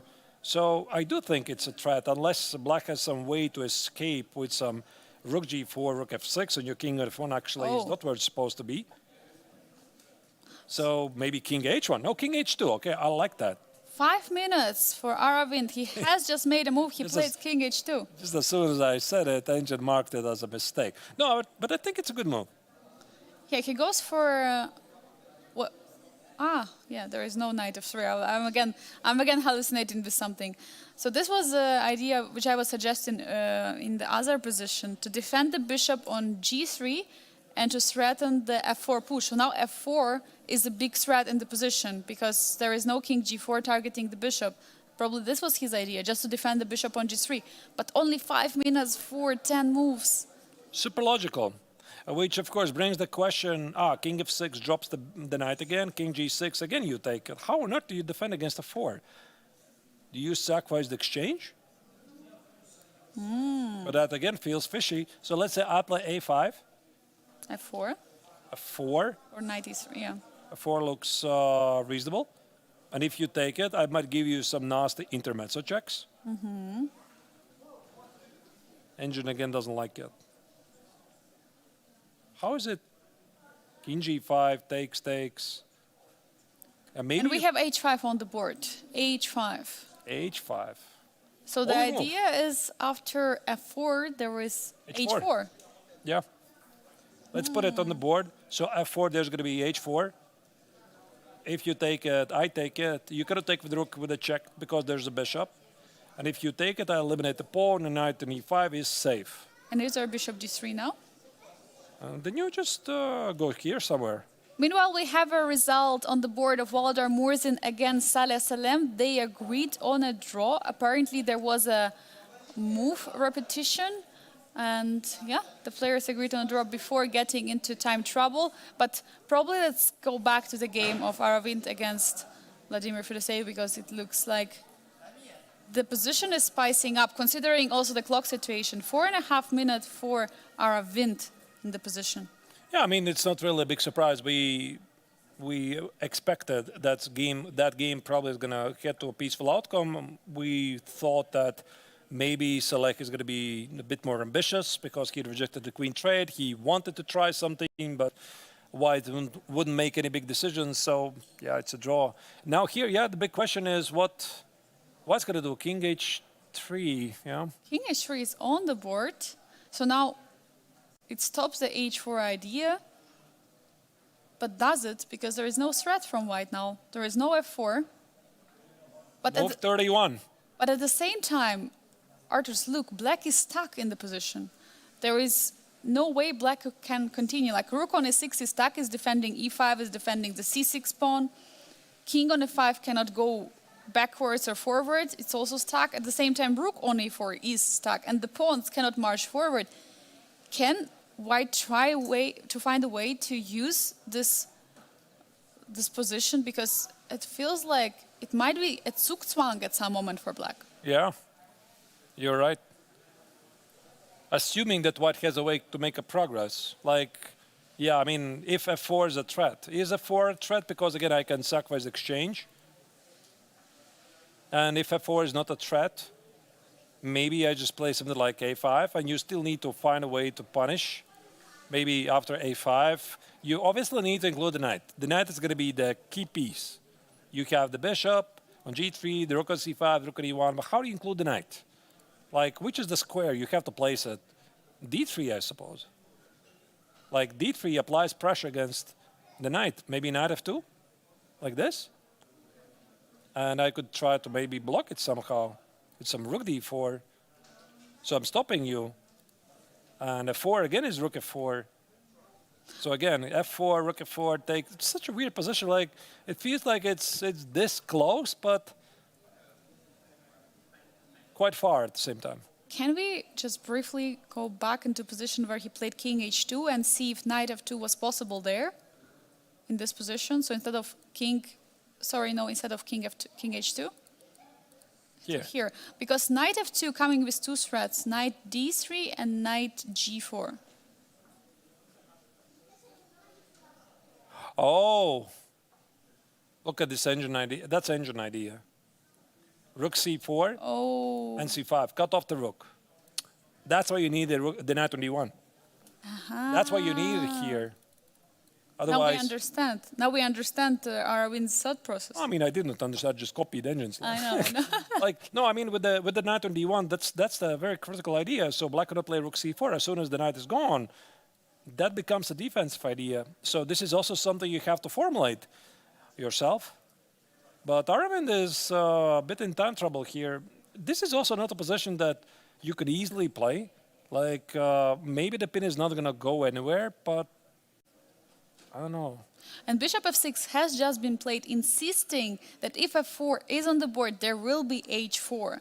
Originally, white wanted to take on h4 with the king, but now the bishop is on f6, so h4 is a threat. I just want to sacrifice the exchange. You want to play h4? This, yeah? Yeah. I thought that I just want to sacrifice the exchange. Like this. You could give me a check or something, takes, and it's still the debate, how does white exploit the pin? Like, it's a terrible pin, sure. Maybe now play knight f2, knight g3. I would say that most likely Aravind is going to do it. Aravind went for knight c3. He's coming, but now is there rook c4 in the position? Rook c4 is knight e5. Rook e5. Oh. Okay, you cannot do it. I like the Aravind speed up a little bit. Now he has almost 4 minutes. It's a good move. Yeah, I mean, the knight, it goes to the e4 square. Let's maybe check very quickly the other game, because this is definitely going to be the game we want to follow for the time scramble. Let's also have a look on the game of Nicholas Theodorou against David Navara, where there's this rook endgame. We left it some while ago, and he did not play rook b8. Okay. So what white is trying to defend the pawn from the side. It's a very interesting decision, Arthurs, because what I would normally consider first is bringing the rook on the b file. Yeah, I mean, this choice was made here. So we got to this rook endgame, king f2 here. He made this choice right here. So he played b5. I would have thought he wants to try this. Yeah. Play rook b8. b5, b6, and see what happens. I mean, maybe this is a draw. Like, let's say, okay, let's maybe talk about this position. Like I promised, we're gonna do it earlier in the broadcast. So what does what do both players want? White wants to put a pawn on b6. Maybe let me again just make a couple of moves, random moves, yeah. So white wants to play b6, not b7, not b7. Why not b7? Because then you can never walk with a king, help the pawn, because black's going to give you a lot of checks, and always land back the rook on b3 and the rook on b8 is stuck. So that's why, according to theory, you always want to put the pawn on b6, that's like the best practice, and then march with the king. While this happens, black tries to eat all of your pawns and then promote his own pawns to the queen side. So that logic is, let me again go back here. Let's say here, rook b5, for example, you can aggressively already advance these pawns so that after white plays rook b8, king e7, white plays b5, b6, you are really far with your king side pawns. And when your king is going to march to help this pawn, you're going to collect either this pawn or this pawn. You're much faster rolling to the queen yourself. So that's the understanding I have about this endgame. And maybe this is why Nicholas decided not to go here. Yeah, probably he calculated. Yeah, but this doesn't feel that strong. I still would have tried rook b8, to be honest. Maybe it's still a draw. Yeah, and h4 has just been played. Usually this move are being played in order to stop some pawn activity so that pawn trades are more likely on the king side. Probably that's what Nicholas is also considering, so that there is no more move. And meanwhile, for David, it's 4 minutes for 7 moves. So he has to find a way. But meanwhile, I think Aravind has even less on the clock. Yeah, let's go back to the Aravind game. Absolutely, we had to check this. I don't think here David is in any time scramble. Moves are easy to make, so we're jumping back. And rook e3 is a mistake. Actually, there was a blunder. The previous move. Knight c3, rook d4. Wait a second, rook d4. Is there a knight e4? Knight e2 apparently was the move. Only move. Rook c4. And... oh. No, wait, what? I'm not seeing clearly. f4? f4, rook takes on c5, and knight d4 check, king g6, and knight d6. You cannot defend the rook on oh, e6. this is very difficult to spot. This is so beautiful. Very nice geometry. Once again, look at this. Knight e2 with the idea to play f4. f4 cannot be stopped. So you play rook d5, rook c4, doesn't matter. I play here. Oh, sorry, not here. Sorry, not here. Here I take it. I play knight e4. Yeah. Thank you for the rook. So...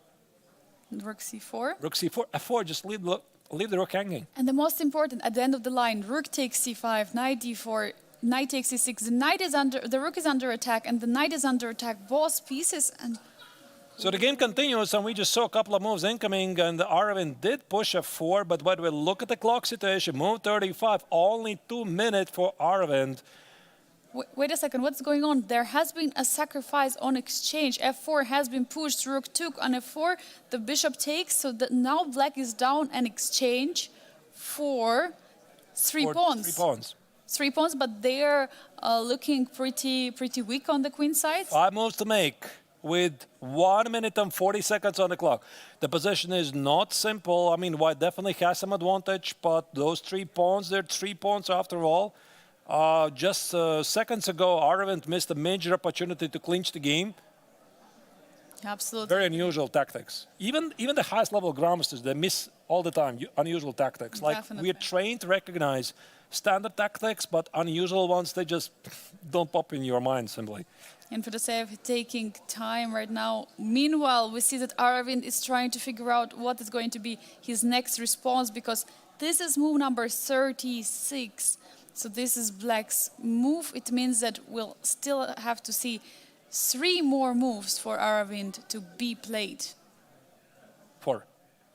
But he already played move 36. Yeah, 37, Oh, sorry, 38, yes, 39, yes, 40. yes, 40. yes, 40. Four. Four moves with 1 minute and 34 seconds. This is also an opportunity for Fedoseev try to make things as complex as possible, or maybe just survive.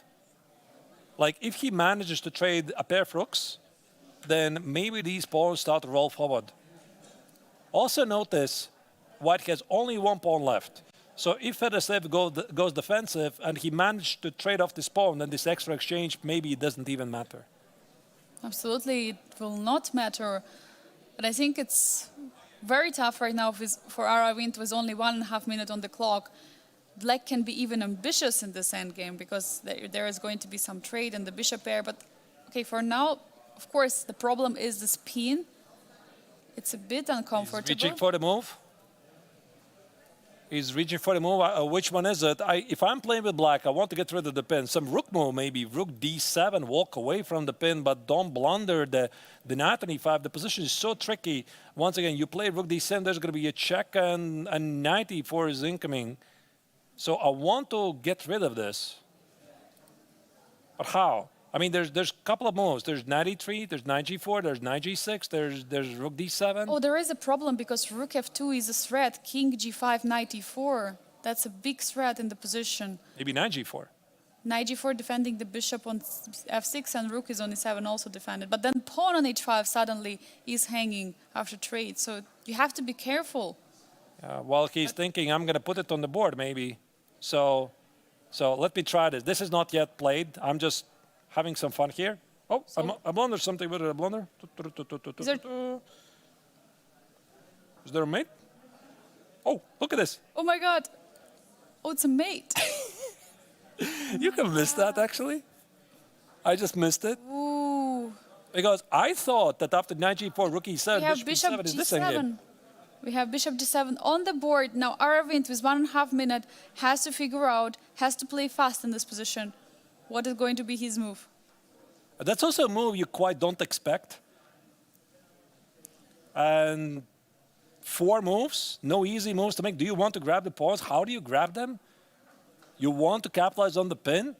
Rook a5 makes sense. Yeah, you want to eliminate the a-pawn. Might be too slow. 1 minute and 9 seconds for Aravind has left. 3 more moves to make for him, for Vladimir. It's Watch out, 4 rook moves. d7 here. Rook d7, rook d3. There might be counterplay. Like this king on h3 could be very unfortunately placed. Look at Rook this. d7 Rook is d7 on the played. board. Will we see rook f2 and knight e4, some checks? 3 moves with 1 minute to make. Very sharp position suddenly. This is not super easy. And I think also for Aravind, it's not only about making the moves, it's about keeping the advantage which might already not be there. Let's zoom in probably on the players. Let's see Aravind's expressions. And he goes g3 check.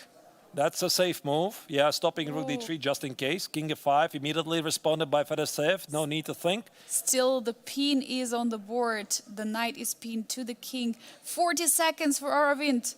Very big Has to decision play here. fast. You want to eliminate the pawn, but it's seemingly going nowhere. Maybe make some active move like knight d4 or something. 30 seconds. Knight e4 is on the board. Makes sense. Ooh. He went for it. Knight e4 happens. There is no more rook d3 tricks.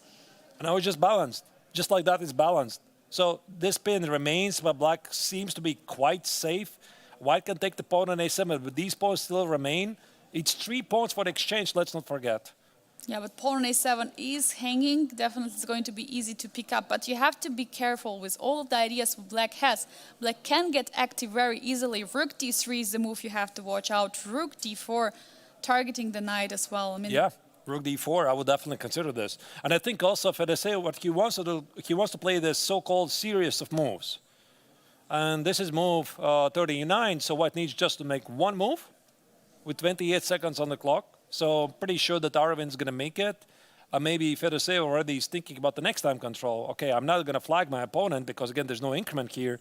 So how do I get most out of this position and use my extra 6 minutes here because later I might not have this opportunity anymore. Yeah, I think it's a perfect moment to try to think because this is the moment where the players are getting some troubles to find the best moves. And we have seen players blundering on the moves 39, 40, and 41. These are the most trickiest positions that they have. And look at Aravind, how he's shaking, he's calculating all the lines. He has to be ready with every move what Vladimir is playing now. He has to be ready to respond in 28 seconds. And I recall the same situation reversed when Frederick Svane was facing Aravind, where Frederick had seconds on the clock to play the last moves. And I think it was like 2 seconds, yeah? 2 seconds for the 40th Yeah. move, and he just blitzed it out. I mean, Yeah, pre-move pretty much, yeah. So actually much. pre-move is possible. Okay, here Aravind has a bit more time, but the situation is tense. It absolutely is tense. So I think that he is not happy the way he handled this game. Like he was doing really well in the opening, then he just missed everything. You know, he fought back and then he missed it again. He had a beautiful victory. He doesn't know it yet, but you got to develop the feeling there was something there and he missed it. yeah, now what all he has to do is try to forget, even if he realized at some moment, he has to forget what advantage he had before in the opening, in the middle game. He had a huge advantage in the position. Now it's about this position. Now he has an extra exchange, but it's for 3 pawns. And he has to figure out a way in this endgame how to try to improve the position, how not to mess up. Because any move, there can be a huge mistake. There is a big opportunity for his mistake, a lot of space for a mistake in this position. Yeah, I'm thinking what could be possibly Fedoseev's idea. I mean, rook d4 is the obvious move, and of course the knight is going to retreat. Do you want that? Maybe. I'm thinking, what about the bishop on g7? Does it have to stand on g7? Because if I move this rook, let's say here, white's going to take this pawn and collect the other pawn. So can I set up some kind of a trap? I'm extremely sorry, Artur. There has been a huge move just now in the other board of Nicolas Theodorou against David Navara. There was a big mistake just now by David. He took on h5 with the pawn. Maybe if we can briefly show it. Yeah, let's quickly jump. That is a major development, even though here we have a major time scramble. h5, g takes on h5. Oh! David has 47 seconds, and he still needs to play 5 more moves. Oh, actually, this is an even bigger time scramble. It's bigger. I would have thought that David had figured it out already a long time ago, but no, actually, it's not so simple. And look at this. There was the last move, which was a mistake. So the last move after white's h5, g takes on h5 is a mistake because of g takes on h5, and this king is marching to the queen side, and the king is cut off. It cannot help this pawn. Oh my God. And rook is defending both the pawn on b5 and h5. How do you defend this endgame with black? Do you have an opportunity to target the pawn on e4 in some way? King will always defend. I think at some point the pawn is even not going to matter. So here for white, these are very easy moves. So black is just standing. The white king is marching. The pawn on e4 might drop. After this, white's going to play b6, rook b5, and it's winning. And you can also imagine, I mean, not only the reactions of David, but the reactions of Aram Hakobyan, who's like watching it right now. And he's like, okay, these guys are definitely going to finish in the win. He's like, oh no! Like, unexpectedly, Theodorou from a drawn position, he has perhaps a winning position. By the way, here a big question, how do you deal with a pawn on e4? Man, this is huge. I mean, this is huge development. Meanwhile, on the other board, we see that Aravind has made it to the time control. He's safe. He made it with some seconds, so it is good. It is good to see him going into it. But for now, we are going to focus on this game probably because 40 seconds, Artur's 40 seconds for David Navara now. And this is move 39, yeah? So he needs to make 2 moves. So here I think white has a pleasant choice to play king d3, but ultimately you need to make a choice to give up the pawn on e4. So I would say play king c3, black takes the pawn on e4, and find a way to put your rook. Maybe rook. I was hoping this is going to be a win, but actually not. The computer somehow... Okay, let's play king d3. Let's say king d3, f6, and the question is, how do you make a progress here?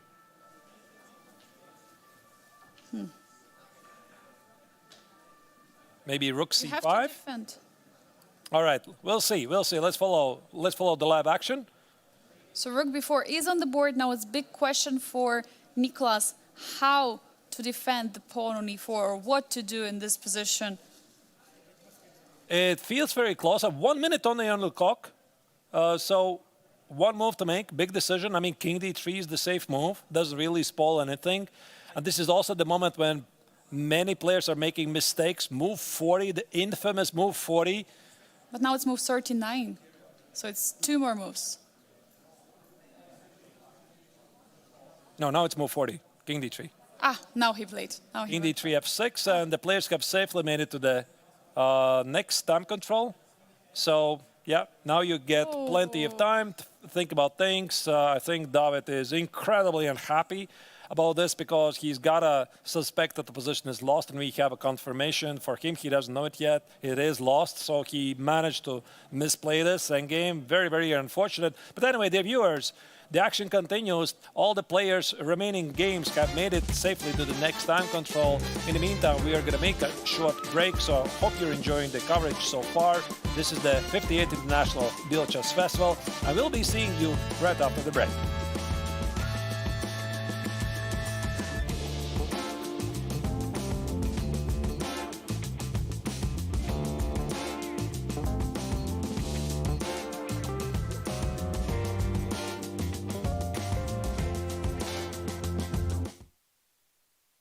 Greetings, chess fans. We are the official commentators of Biel Chess Festival. My name is Artur Nations. I'm a chess grandmaster. This is Angelika Volkova, my co-host already for 4 years of the festival. And we have for you a very important message. Yeah, we're here in Biel, but the question is if we're going to come next year, and it could depend on you, dear viewers. The goal is to achieve €10,000 donation from our Tippy campaign. You probably have seen what is this Tippy button right there on the streams. This is our donation campaign. So if you are enjoying our coverage, if you like us as your hosts, and most importantly, you would like to see us coming back next year, we would really, really appreciate that you would donate something for the campaign. And we're going to reach the goal. You will have this opportunity of having free entrance to all the tournaments at the Biel Chess Festival and also hotel accommodation. Artists, I hope we're going to get some donation because I'm really looking forward for the next edition, and I would like to be here commentating with you. So do I. Being here for 4 years in a row, we make a really great team, so please make it happen.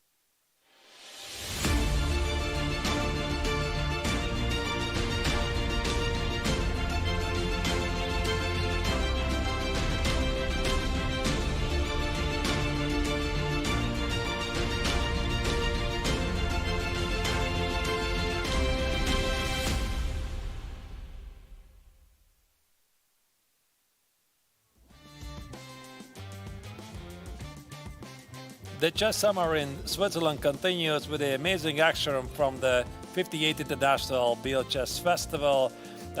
This is one of the most exciting days of the event because we have reached the final stage of the main event of the tournament, which is the GMT Masters and Challengers Classical Tournament. Before the break, we saw some time scramble moments and missed opportunities. For example, David Navara's unfortunate decision in this seemed to be a theoretically drawn endgame against Nicholas Theodorou. Either way, I'm Graham Stratonactions with Angelika Volkova, and we are back to provide the coverage from the event. Yeah, this is the round, this is the start of the final stage, and the round delivers incredible opening choices. We have seen already 2 results, 2 games finished in a draw in the Masters and Challengers. Volodymyr Murzin played a draw against Salem. The players agreed. There was a big try from both sides. Both sides were trying to go forward, but no, the draw was agreed. And also Jumabayev against Hakobyan. Well, that game was true masterpiece if someone would win it, but definitely it finished in a draw. There was a miss from both sides and also brilliant move for both sides. And we're now having 2 more games, which are happening in this final stage. I think, actually, Angelika, one of the games is about to conclude because you're seeing Aravind against Vladimir Fedoseev. I suspect there's going to be triple repetition. So let's go full screen immediately to this game because it seems that Fedoseev has figured it out. The players are playing it out very quickly. This is the so-called eternal attack against the white rook on e1 just after the first time control was over. The Indian grandmaster did not find a way to capitalize on his advantage, and his body language, Angelika says it all. He knows the game should be over here. And for Vladimir, obviously now that the A-pawn is gone, now only with the 2 double pawns, there is no opportunity to go for some initiative, although he can still continue the game. But after knight c2, knight d4, feels like it's going to be a wrap-up for today. Do you think Vladimir will go for it, or he will keep on playing something like bishop e5 or defending the pawn on c7? Maybe he's thinking, I want to, but I know I shouldn't. This is the moment, yeah? This is the moment you would like to continue playing? Maybe. Obviously he is a big fighter. Aravind's expression says it all. He's like, I'm out of here. I know that you have a draw here. We're talking about the move knight c2. So knight c2, knight e4, attack the rook at e1, and Fedoseev right now is thinking, okay, I had this crazy game. Do I wrap it up right here because objectively probably I have nothing, or just keep looking for chances? What do you do if you're Vladimir? Arturs, definitely it's a very tough choice. The answer is here. The answer is here. Yeah. It's going to be a draw. Yeah, we're going to see the repetition one more time. Rook e2. Aravind is playing. Is it already 3-fold repetition? I think Knight so. goes back. But there's no need actually to call the arbiter. You could just save love for a draw. There you go. Shake hands of both opponents. What a crazy game. I think it's also going to mark as a major missed opportunity for Aravind because he was having this absolutely fantastic position after the opening, and he somehow misplayed it, and this means we have only 1 game ongoing in both tournaments, which is Nicholas Theodorou against David Navara, where the Czech grandmaster somehow misplayed this. We thought to be textbook drawn position, but now it looks like he is losing here. Arturs, we have 3 draws as a result, and 1 game is ongoing, which looks like it's going to be decisive. But honestly, those games didn't look like they are going to finish in a draw. Like the game of Jumabayev against Hakobyan. This was a crazy game, crazy miss by Aram. Rinat was playing so well. He pushed forward. Then he missed a brilliant resource by Armenian grandmaster, and then finally they traded the pieces, game finishing the draw in this bishop endgame, although it could have continued. Volodymyr Murzin against Salem, also very tough fight. Very tough fight in this middle game. There were some mind games going on. There were pieces remaneuvering, such an incredible fight between these 2. And also this game of Aravind, as you were just mentioning, absolutely unbelievable and true miss from the Indian grandmaster. But on the other hand, there was also opportunity for Vladimir to to push as well. I mean, having these 3 pawns. So we definitely had 3 eventful draws. I mean, there was no boredom at all. Yeah, there was a lot of action, and this one we didn't really expect. So this is the current position. The evaluation bar confirms that white is winning because he has an outside pass pawn in the king game. The black king is cut off, and to make things worse for black, there's another target, the pawn on h6. This is something that black would love to get disappeared off the board. But we can now roll back and see, how did this happen? Because one would have thought that Navara had everything under control. And mind you, I'm going to roll back quite far. And this is going to go, let me see, until which moment? Yeah, here. I think exactly here. Well, I don't know what was going on here, because I think up to this moment, David was playing really great, right? So he solved all the opening problems, and Nicholas was having some small pressure after the opening, extra pawn, etc. And here David in this position, he spent, oh, now it's gone again. I'm going to have to find to you. I'm so sorry. As soon as people make moves, the board refreshes, yeah. So here, I think that bishop c4 was a pretty solid choice. Stop the b pawn, because rook c1, bishop a6, white could not trade the rooks. That would have been a fortress. And here David played, I just find this move very difficult to explain. Because I would have thought that, I mean, this endgame with rook d5 is a draw, probably, but those rook endgames, they're always tricky, right? And what we did not see was this moment, which is still kind of drawish, but at the wrong moment, the Czech grandmaster made the fateful move, g takes on h5. According to an engine, he should have played g5, which is a very difficult move to make, because that's a weakness on h6. And according to an engine, it's still a draw. He didn't make it. And now, look at this. This is the current position we're seeing right now. Eventually, I think the king is not going to make it, because if the king goes to the c7 for black, this king is going to make it to the f5. So king e7. And now I think white should find a way to break either the king on c3 or play king for king f5 anyway. Yeah, this is very important game for also for the overall standings in the challengers.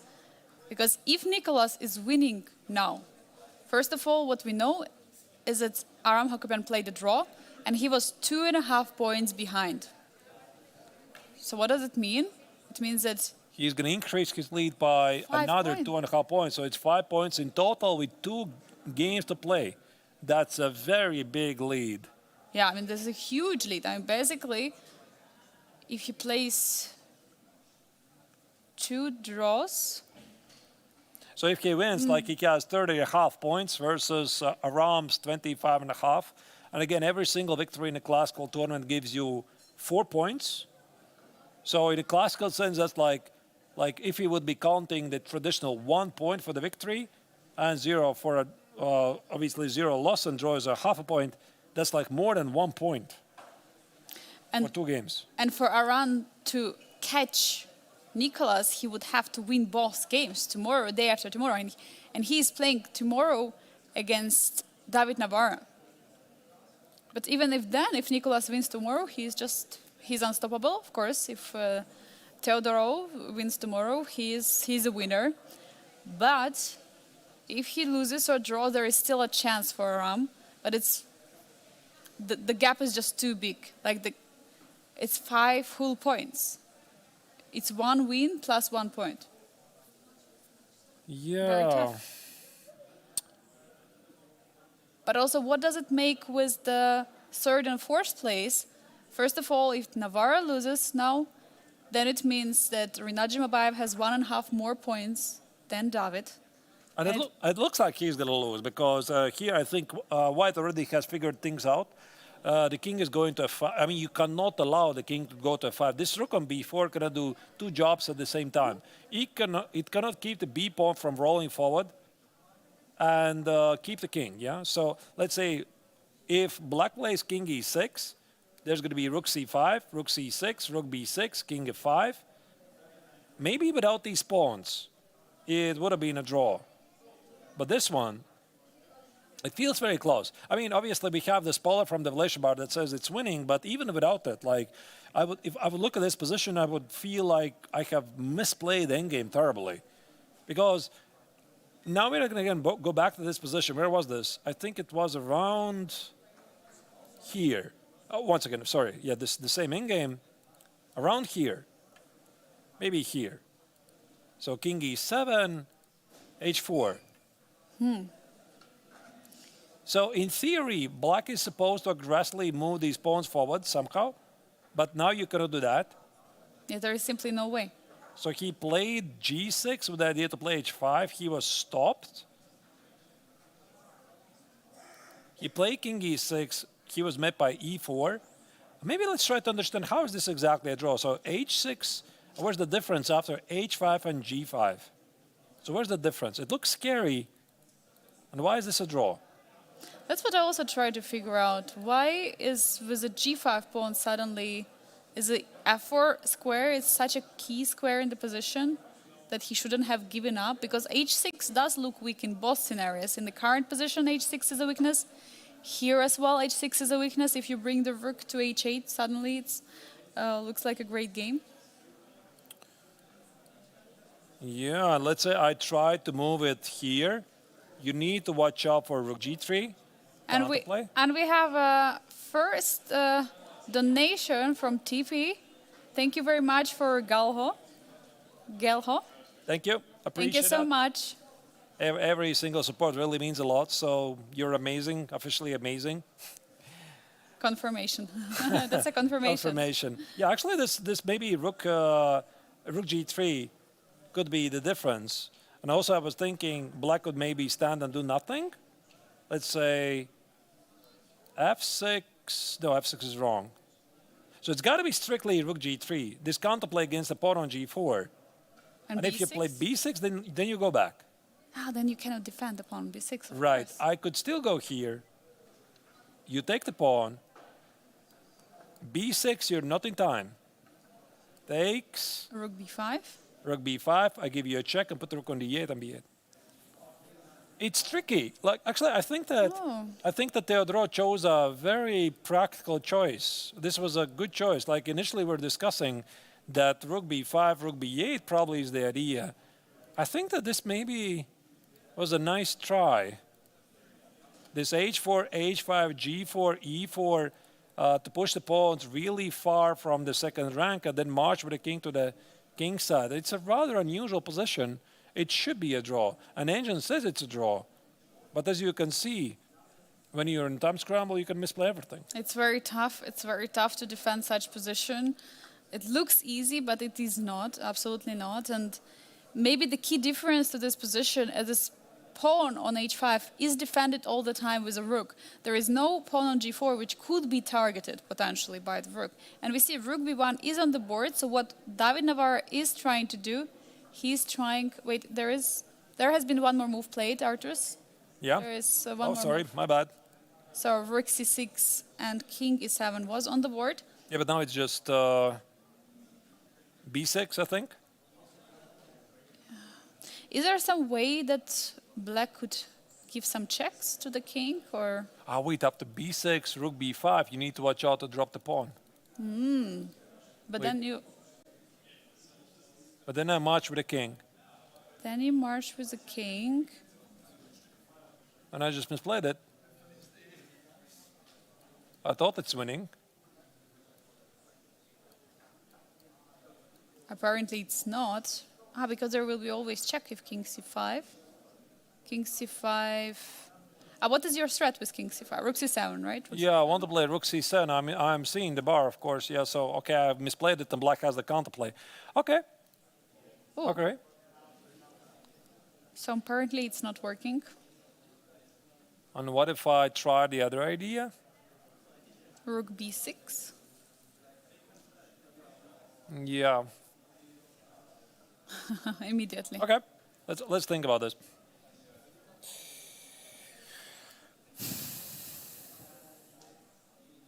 Is there king f5, king g6? Or you got to play b6? The pawn is under attack for the moment. So I think you need to protect the pawn on b5. I think it values more than the pawn on h5. So you got to protect it. I mean, you can always go back. Rook c5, king e6, and try to go the other way, like king e3. Let's say I go here, here, and here. King c3 is rook e4. And if I put the rook somewhere,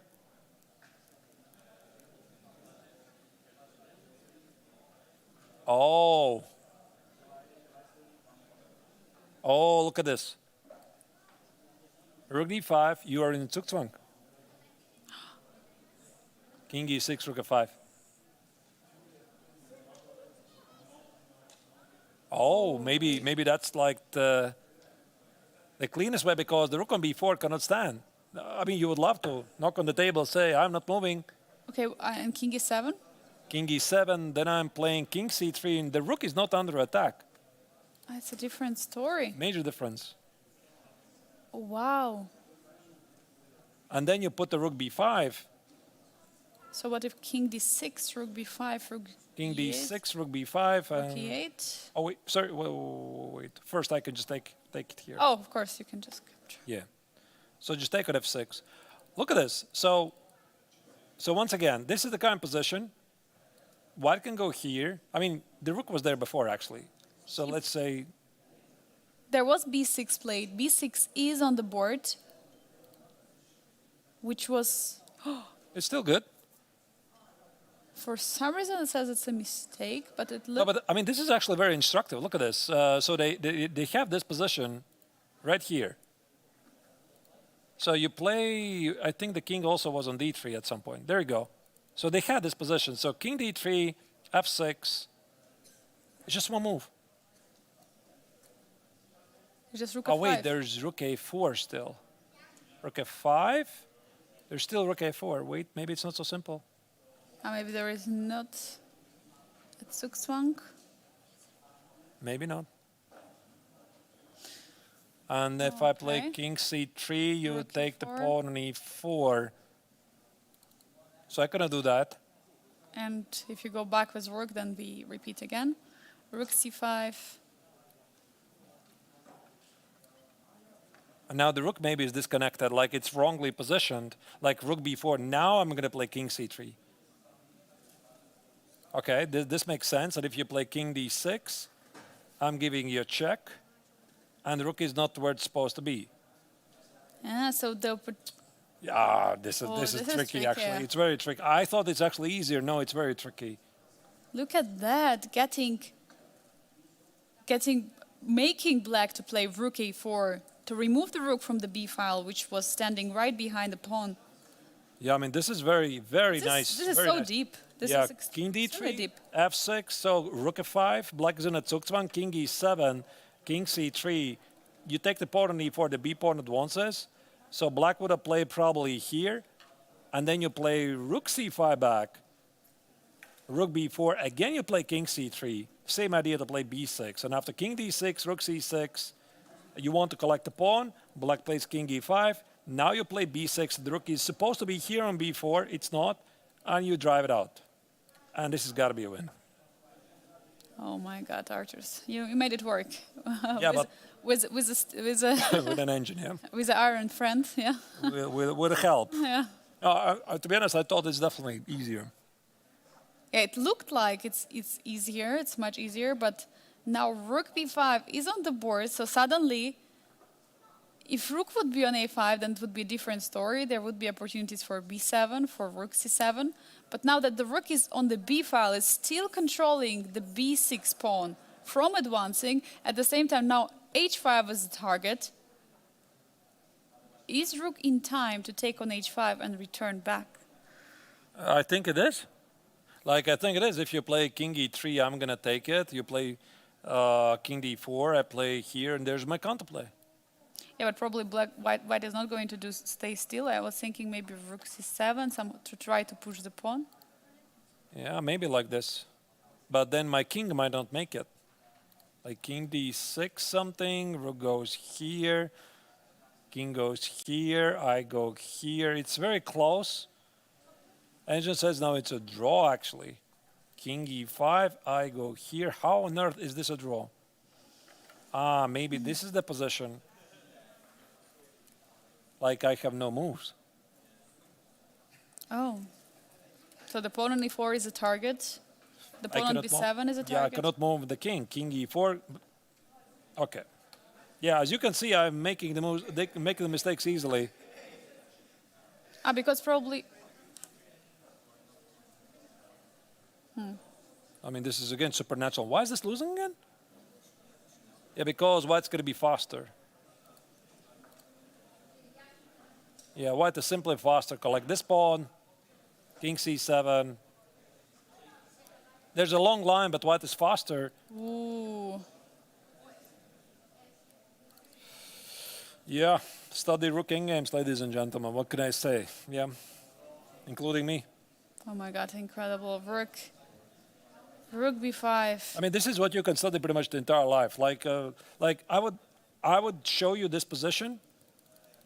It felt like even without an engine, that it's very close because that's a weakness. The king is cut off. The b pawn is barely holding the b pawn. Of course, we have the confirmation from the relation bar, but I just didn't realize how difficult it is. Yeah, it's incredibly tough. I mean, this rook endgames. Phew. So he tried to go the other way. Rook d5, king e4, king e6, rook c5, rook go here.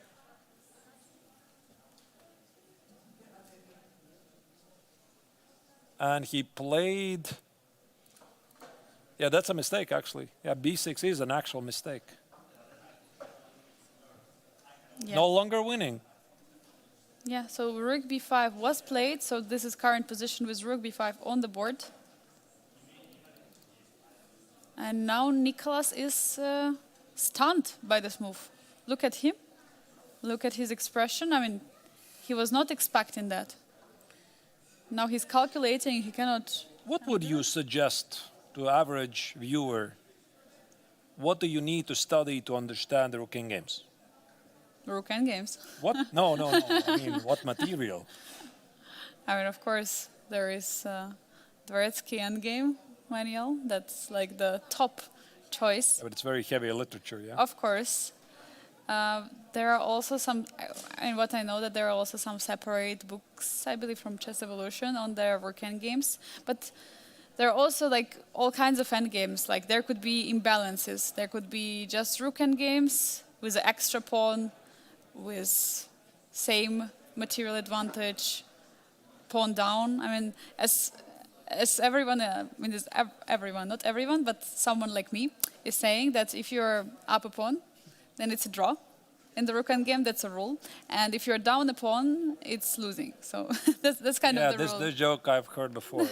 Yeah, I mean, ultimately, the big idea is that in the end games, the king should be active and the rook should be active. And if you have to give up the pawn, then you give up the pawn. Yeah, definitely. And but this position is very tough, like because there are 3 pawn islands. So for white there are 3 pawn islands. For black there are 2. So it looks like because of this extra pawn islands, the pawns are much weaker for black. But there is no way you can get for this h6 pawn. You would love to, but there is no way. And rook c7 is played. Yeah, it's the only move. The only move to try to still push for advantage. I wouldn't go as far and say that black has achieved and made a draw here. I mean, I'm seeing the relation of the engine. Engine says it's what it is. Can black play instead of king e6, king e6, or there is king f5? Oh no, king f5 is not possible. And yeah, you can. Oh. So the answer is cannot. Oh, wait, what? Oh! I mean, this literally makes no sense. Rook c8. Rook c8 is the only move in this position. Rook b6? Rook b6, king f5, what dominates? Oh my god. Yeah, but this... I mean... Voluntarily giving up a pawn. I mean, actually, we might see this happen. Because look at this. So, king d6 Looks logical, right? looks logical. You're stopping b7. And you're thinking after rook h7, you're going to kill this pawn, I suppose. No, again, it's king e5. So you have to play king e6 first. Yeah, but then king e6, we transpose to the same position. Like, and then you think the king might be going around and maybe it's losing. Like, again, look at this. This is again some angel lines like rook. Look, and he's going for king d6. We see king d6 is on the board. That's a big mistake actually here. Of course, we are very smart here. We're armed with chess engines, but king e6 made sense. King d6 is the human move, stopping b7. But even this actually is losing. So black cannot kill the pawn on b6. White plays king f5. Not take the pawn on h6. He goes after the pawn on f6. And according to a chess engine here, this somehow wins. Even this, by the way, I'm not like 100% sure. Like takes, rook f1 check, King g6. g6, king e. I suppose you cannot kill the pawn on e4. Rook e7. Rook e7, and you take the pawn, king d6, and here, and here. And just rook moved somewhere. No, it might be very tricky still. Wow, what an endgame. Rook c8. Arthurs, you're getting to this endgame. Will you find this rook c8? Yeah, but what's the idea? I quite don't understand. So, rook c8 if you play king e6. Where's the catch? Now you move the rook. To b8? You can also give a check, by the way. But you play rook b8. And let's say black does nothing. This is a common pattern. You play b7. Maybe let's put on the board that you cannot take the pawn on h5. So instead of... Sorry? Yeah, so I just wanted to show on the board. So you cannot take on h5. You're not in time. It's the same, yeah. Yes. b7, here rook e8. Rook e8, yeah. So this is a pattern from endgames. So you have to play King f7, king g7, the logic would suggest. And now the king is going to go around. And we have rook c8 on the board. Artists, we are having this position. Look at that. It has been played. Nicholas found it. I mean... So once again... I'm surprised. No, I mean, this endgame was never easy. Like, even let's say after king e6, even this is the best move according to chess engine. Let me just show you where the engine thinks this is a draw. So b7, let's say rook b3, rook h7. I'm making some random moves. How exactly is this a draw? Engine says strictly king e5 here would be a draw. King e5, why it's a draw, I don't understand it. Here, rook b1, king c4. We saw this position. This position. Yeah, and here we said that king e4 cannot be played because white is in time. So king d6 is a draw. And why it's a draw? Because it's stopping the king from advancing. And now king d4, rook b4 check. And I couldn't make a progress. And again, the only move rook b4 check. And now again we can... And again, king e5. And again, you go here. And oh, yeah, it's very tough. Incredibly tough. It's borderline losing, and yet it's not losing. It's very difficult. But what was the idea of David? Why did he decide to include king d6? What did he see here? The idea was not to get the... He was expecting rook h7. Yes. So why did he go here? And he thought that... But, I mean, maybe he thought that he could take rook b6. Maybe he thought this is also a draw after king f5. What a turnaround, Arthurs. One more time. Maybe like this. Maybe this is what he wanted. And now suddenly the king is too active. Yeah. Yeah, I have a help here, but I mean, I can easily imagine him sitting there like thinking this might be a draw. And rook c8, a very powerful move. So rook takes on b6. I think right now David realizes there's going to be king f5. And let's say I still play king e7. It's still not over, by the way. Rook c7, and this is winning. King g6. Yeah, I would. King g6 looks like. Looks a very logical move, but agent says it's a mistake. Oh my god. Because of rook e6, you organize counterplay against opponent e4. So it's rook h7. But now there is also.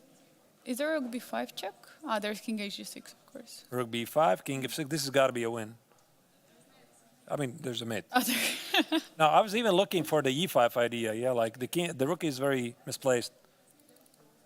And if you go here, takes, here, check, here, e5. Well, it is collecting both pawns. Oh. I just That's all. realized something, that if this e pawn was an f pawn, we might have seen a defense of this h against f. Oh, But since it's a e pawn, yeah, different rules apply. a bit too far from the. Very difficult endgame. Yeah. Yeah, absolutely incredible. Like, also this find of rook c8. I'm surprised that Nicholas found it. It's the only move.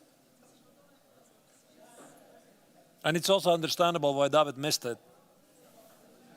Like he was like probably thinking king e6 loses, at least king d6 he gets to kill the b pawn. So he didn't think about this defensive setup. Every single time when you think you know the rook endgames, there's always a new endgame. And we see it There today. are like million of these endgames. Like Absolutely. you could keep learning them. Yeah, and also in Biel, every year there is at least, I believe every round there is always some end game which is lasting very long. And we always learn, like starting with this rook and two knights against rook and knight in the first round.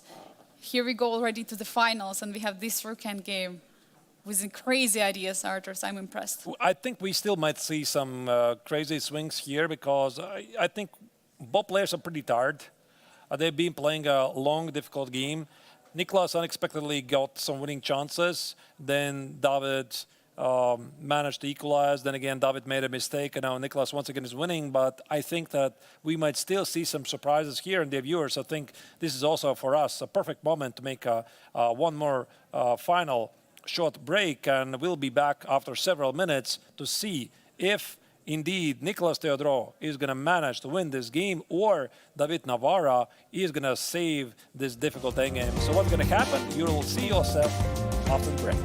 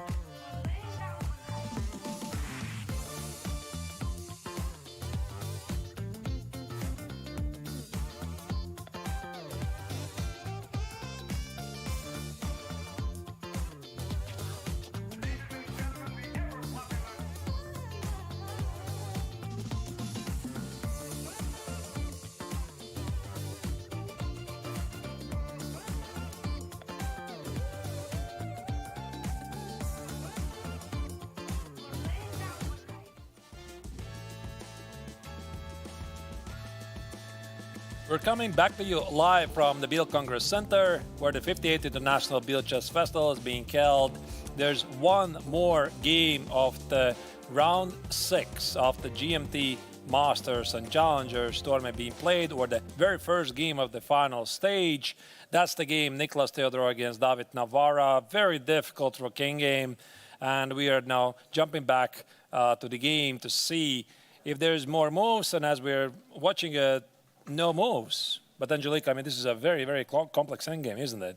Yeah, it is absolutely something very, very complicated endgame. We have seen that the evaluation bar was jumping up and down a few times. We've seen that there was a mistake by Nicholas Theodorou made according to computer, which was completely logical move. It is very tough to play black this position, and it's very easy to make a mistake for even such a top player like David Navara. Angelica, I have one very serious question to you. I've been thinking about this all day. Ever since we had this pub quiz, which was 2 days ago? Yes. Yeah, so 2 days ago we were having this pub quiz here in Biel Congress Center. We had teams of 5 players, I think, in one team. We had 4 teams in total. And one of the questions was, how many legs does Kakapo have? Yeah, when I got this question, I was first asking myself, what is Kakapo? So what is a Kakapo? Can you explain me? Because I've been thinking about it all day. I didn't really check it. So what on earth is it? So it's like we're like divided in teams, and in my team was Voldar Murzin, with his mother and coach, also one of the tournament organizers. You were in the team with David. This is David Navara, who is currently playing. Who's currently playing also. Tatiana, I think. Her husband. Her husband was here. So And my mom. what is Kakapo? So first, when I got the question, when I got the piece of paper where it was written, I thought it was spelled wrong, because I thought it's kakadu, because I know there is a bird kakadu, and originally we also thought it's like kakadu, but then we realized it's kakapu. And like, what is it? Like, obviously during the quiz there was a rule we were not allowed to use our phones. Yeah, I didn't really use it. That's why I'm asking you this question. Yeah, yes, but since the quiz already, I use my phone a lot. So. You checked it, yeah? Yes, so I checked. I looked for a photo. So it's if you Google for kakapu, it's a bird. It's a bird. It's a very cute bird. Yeah, it looks very cute. Some kind of a parrot-like bird, and the baby of kakapu are very cute also. You can check those. I know it's completely irrelevant to this position. Completely I'm so sorry. random. Yeah, but like I've been thinking about the entire day. I just couldn't forget. And now that you reminded me of this, I want to ask you. So, who won the pub quiz? The friendship, of course. The friendship, yeah. Right. Yeah. Yeah, your team won, of course. It was very tough. You know, it was pretty amazing because we're doing this. There's a team member, Tatiana. She's very happy. Of course, she was one of the winners.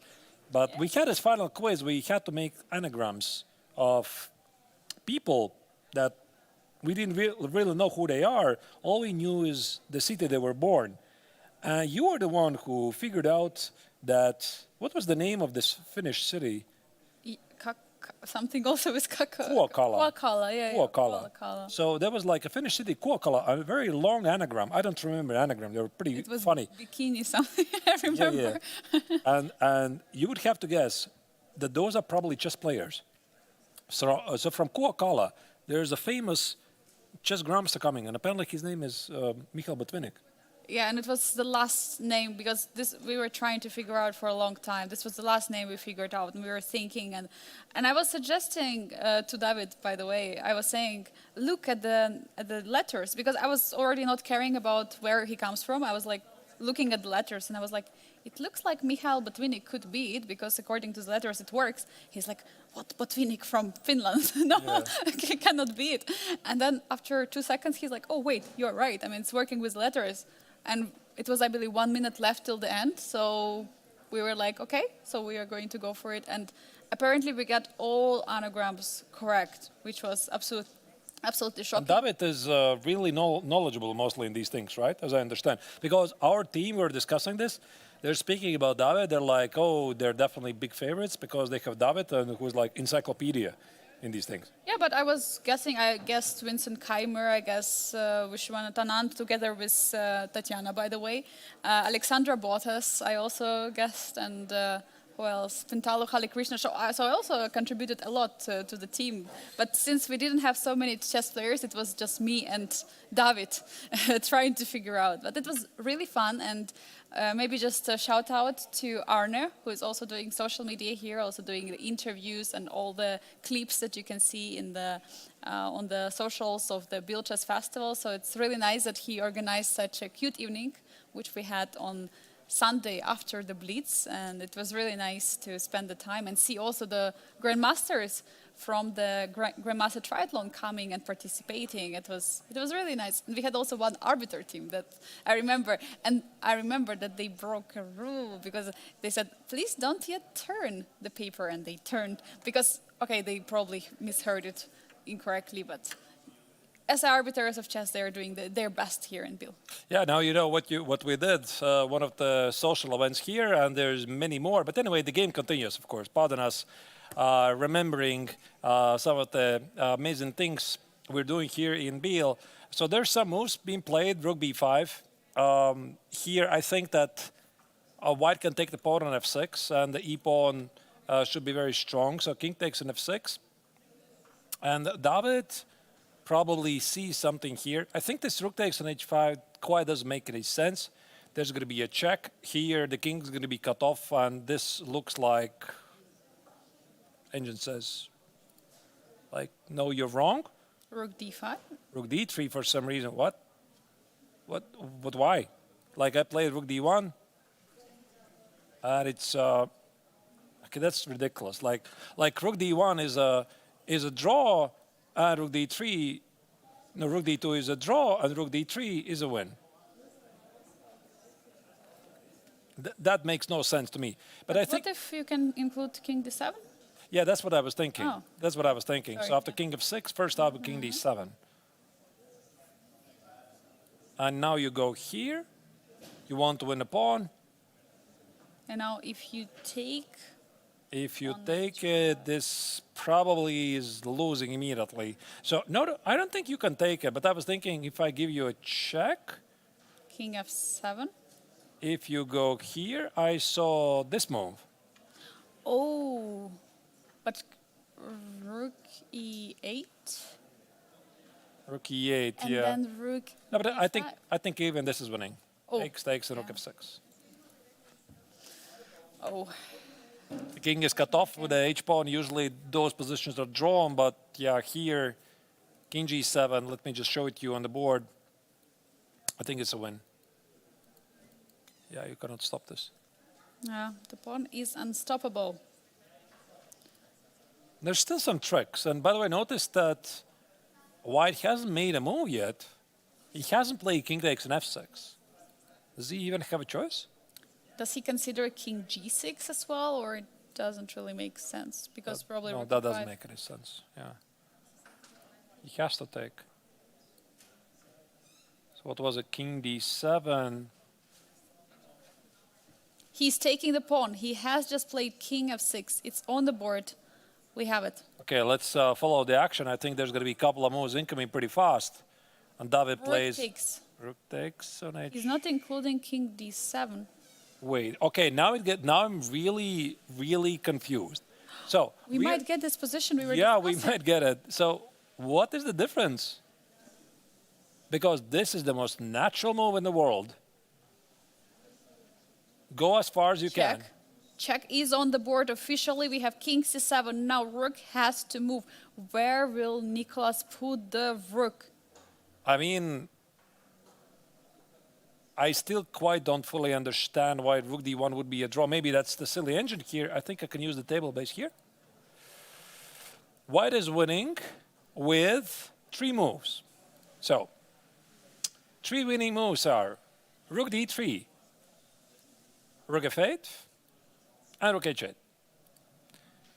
Rook f8, Doesn't make any sense. Yeah, it's very strange. Rook h8, I don't know, maybe the same, but rook d3. So, why rook d3? And why not rook d1? No, definitely, Arthur's.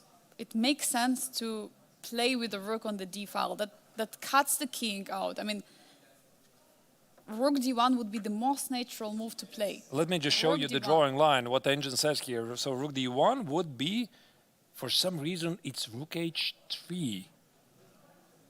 And if I go here, it's only move h5. I go here, rook f3, here, h4, here, h3. Ah, that's why you need a pawn on the... You need the rook on the third rank to stop the h pawn from promoting. So once again, here, and what's the difference? Rook d3. So if I go here, e5, h5, e6, h4. Wait, I think I'm going to give you a check first. e6, I'm going to give you a check. Here, h4. So the difference is that rook on the third rank holds the pawn. So this pawn is going nowhere. I'm playing king e8, e7. And he's reaching out, and he goes for rook d3. It's on the board. Wow. He found the only winning move. Incredible. I'm officially impressed. He found rook c8. Now it's rook d3. So this nuance, I mean, once again, look at this. So rook d1 would be a mistake because of exactly rook h3, e5, only move h5, e6, rook f3, king e7, h4, king e8, h3. Let's say I try to go here, stop the pawn. Black does something like king c6 here, and apparently there's no progress for white. White cannot make a progress. Because for you to complete at this pawn going forward, you need a rook, and the rook is distracted by the pawn on h3. So this makes sense. And with the move rook d3, now this no longer works. Here, here, here, and you see this pawn is stopped. And what was the other move? The other move was not rook d3, but rook d2. That also was a draw. Ah, it's the same idea, rook h3. The same, absolutely the same, rook h3. Phew. I mean, This is tough stuff. you got to give a lot of credit. I mean, for Nicholas finding these, like he found the move rook c8, he found the move rook d3.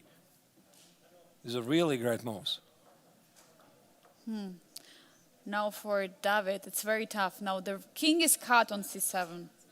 There is a h pawn in the position which you want to try to push, but unfortunately, there is no progress which we can make. There will be always rook stopping this pawn. This is such a tough position to be now with black. I think now he realizes he's just lost. So once again, we could try to push the h pawn forward, but you're just not in time. Here, h5, e6, h4, e7. You can never play h3. You're not in time to defend it. So give you checks, checks, checks. Let's try the same position with rook f4. Let's try this one.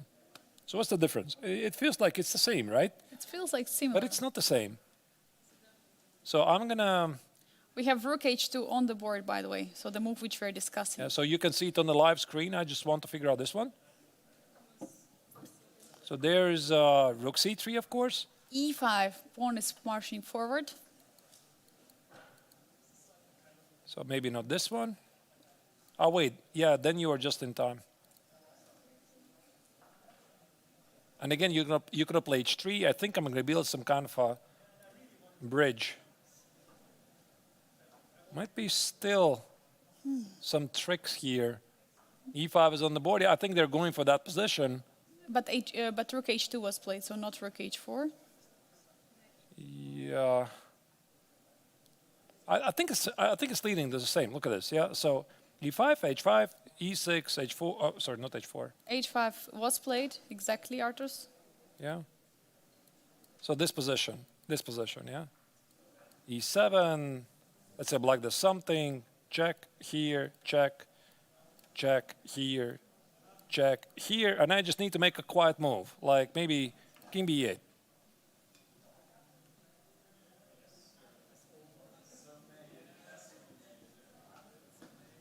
Can I play rook c5? Yeah, of course, rook c5, h3, rook h5. I mean, of course, rook e5, of course, easily wins, of course, what I'm doing. Of course, rook e5. There's a check on b8. But even I was looking at some scenarios, rook h5, rook e3, I just take it. Or even promote, give a check on h8. Maybe that's a bit easier. Pick up the rook. Yeah, this is a bit easier to give a check. But it depends really on the placement of the king. It could be standing on b7 or b8. So that's why I'm just saying that there's always even this. Yeah, you could always just take it and promote.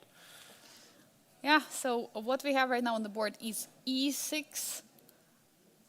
E6 pawn is marching forward. Now, what black is trying to think, is there rook f2, any move? Like rook f2 trying to attack the king. And of course, what's going to happen? It's a lovely devilish detail. Yeah, H4 is on the board. With the pawn on h3, maybe he can still do something here. So once again, let's say king goes... wait a second. Wait, e7 we were looking at, or? Yeah, e7. E7 has got to be very accurate because king e7 maybe is a mistake. The Oxford engine says it's also a draw. But I was thinking that here you might misplay after king e8. There's going to be suddenly rook e2. Yeah. Suddenly now it's a draw. So I think it's accurate to start with e7. So now rook e7. And I give you checks, checks, checks, whatever. So we end to this position anyway. So the pawn is on fourth rank. That's again there. Oh, sorry. Oh. What just happened? I don't know. I clicked the wrong button. So h4 is on the board. Nicolas is taking time. It's 6.5 minutes for him, 5.5 for David Navara. Very tough to defend. He's still trying. He's still hoping. But for Nicolas, is it all figured out, or there are some practical tricks and nuances he has to take into consideration? Arturs, what do you think? Is it all figured out already, or is there something? It's a good question. Like, did he play rook d3? He knew for sure he's winning? Or it was like just a good guess that you don't allow the h-pawn go forward? It's just such a nice, instructive position that I think that we could show to any chess fan. I mean, most of the players would just play rook d1 without thinking. Like, just go as far as possible. Like, it's such a natural move. Again, just this one moment when he played this rook d3. Yeah, and h4 is on the board now. We also don't see David at the board. Do you think he knows that it is lost? Knows, yeah. Both of them already should know. Because ultimately it's all about this, what do you call it? It's a Lucena position, was it? I'm so bad with names, but like somebody told me there's like Lucena, so many Lucena positions. Yeah, I can't recall them all. Yeah, Fedoseev is the one which you are defending, and Lucena is the one. I've always mixed them up. Anyway, the king is going to go here. The pawn's going to be on e7. I usually actually called it the bridge. Yeah, building up the bridge, ultimately. e7 is on the board. e7 is played. That's the best move. I think there's going to be a lot of fast moves.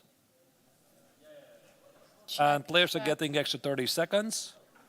For every move. I mean, considering that... I mean, Nicolas basically played a flawless game. He made this one human mistake, b7, yeah? So, no, b6. b6 was the human mistake. According to the engine, he lost the victory. Apart from that, like, he played a flawless game from a small advantage in opening, nothing special. While black is always somehow equalizing. And no, like, until the very end, this rook c8 move, rook d3 move, really powerful moves. But it was David Navara who was making mistakes, starting with that rook c3 move, trading the bishops. He shouldn't have done it. Probably now that the game is approaching the end, he's realizing, okay, why did I go to this rook endgame? Why did I try it out? I should have left the bishops on the board. And we see. He's just gaining time. Yeah, he could have played immediately king e8, but he decided to gain extra minute. That's smart.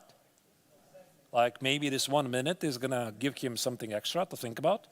It's very, very good approach that many grandmasters do. Also, for reaching 40th move, just repeat the position a couple of times, not the third time, but just 2 times, and then see. Just to get closer to the time control. In this position, just to get extra 1 minute on the clock. Yeah, these are small tricks that sometimes make all the difference. Couple of moves here and there, repeat the position a couple of times, you get extra 2 minutes on the clock, so you don't have to make a big decision increment. All of this comes with experience. Yeah, now David is taking time. He has 6 minutes, 40 seconds right now. He probably realized this is over because, I mean, there is no move right now in the position. I mean, he's definitely going to try something, maybe rook f4 to protect the pawn, and ask if you see the setup. Yeah, but this pawn is too far. He cannot make it. Maybe he can still try to go here, but I think now you can just give a check. And this is, I think, one of the easiest ways to win. h3, king goes here. Oh. There's no more checks. No more check. We could be seeing the final moves of the game. Yeah, definitely. And see right now, Nicolas is taking a sip. Look at his body language. He looks completely confident. It looks like he got it. Yeah, but it's a really great game. Like this is essentially how this is a very high level chess. You play an opening, you play for small advantage. If the opponent equalizes, fine, it's a draw. But if he makes some mistakes, some inaccuracies, you get some chances. There's one mistake, and that's it. You're done. And probably one more time to remind our viewers, it's not just this game what matters, it's overall standings, because Nicolas Theodorou is currently leading 2.5 points in front of Aram Hakobyan. And if he's going to win, then he's going to take a full 5-point lead, because Aram played a draw today. So this is really something what may clinch in the next rounds for him a victory in the challengers, which could be a potential ticket to the Masters group next year. And also talking about his recent experience in the tournaments, he has just won the Greek league, the team league, and also the very strong tournament, Chess Challengers, Chess Cup Challengers section. So he has been on a roll recently, and Biel would be another great success for him. Especially considering how badly he started the Chess 960 tournament. I still cannot forget it. So maybe due to the travel or something, he was tired or not a lot of experience. He started the Chess 960 tournament, the very first event, with 0.5 point out of 5.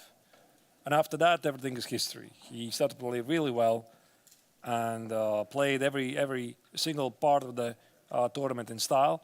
Also, the Blitz event, initially he was struggling, he fought back. And this is going to be a very solid claim to win the Challengers tournament, of course, and attempt to qualify for next year's Masters. Definitely has had a very amazing, absolutely amazing performance, coming back from the last place to leading the event, then winning games in the Classical. Now qualifying for the final stage, having a bit of a tough Blitz tournament. In the Blitz tournament, he was having not the best time. He was struggling there, but he managed to recover. He managed still to hold the lead, even though Aram Hakobyan was very close to catch him. And now we see him in the final stage of the Classical portion. He is trying his best, using every opportunity. The game looked like everything was under control for David Navara, but suddenly, move by move, Nicolas made such great decisions, and we see Rook F1 has been played to try to hold the Rook on the F file. But now Rook C3? Yeah, I think this is the cleanest one. Maybe let's pull up again the analysis board, because I'm pretty sure that here Nicolas is going to spend a bit more time. So first, wrong move. So first I'm going to give you a check. King d6, it's safe to assume that white's going to promote, and the king is too far to help the h-pawn. So this is winning. You cannot do that. You play king b7. I think now the easiest one is you target the pawn. Black, if he gives it up, this is like Lucida position or bridge position, whatever you call it. So black cannot do that. Black has to go here.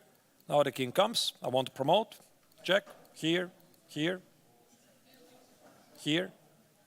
And you could give a check. Like, you can try to do that, but I just put the rook here. I promote. You couldn't do that. This is pretty straightforward. Maybe here, the position could continue until this moment, and David could make some quiet move. But which is it? Something like king b6? Or king c8. But you could always at least take on h4. And absolute best case scenario for Navara would be rook versus queen. But I don't think he's even going to get there. Rook c3 is on the board trying to get the king away from the c file, cutting the black's king. Now we most likely will see king b7. I think also this endgame will be analyzed quite heavily by some endgame theoreticians. Also, I got the word that the game of Aravind against Frederick Svane, this endgame, where Frederick with the white color was trying to set up a fortress.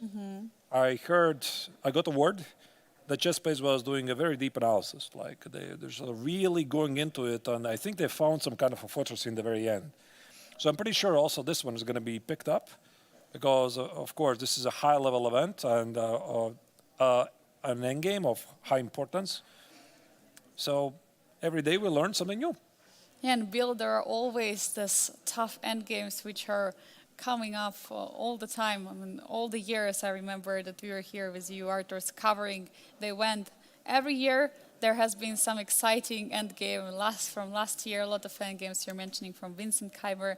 This year we had the tournament basically started with a rook and 2 knights against rook and 1 knight. With first of all, we both of us we haven't seen before. Probably it did occur in some game, but it was not definitely not such famous games. And now we get this rook endgame, where it was unclear choice.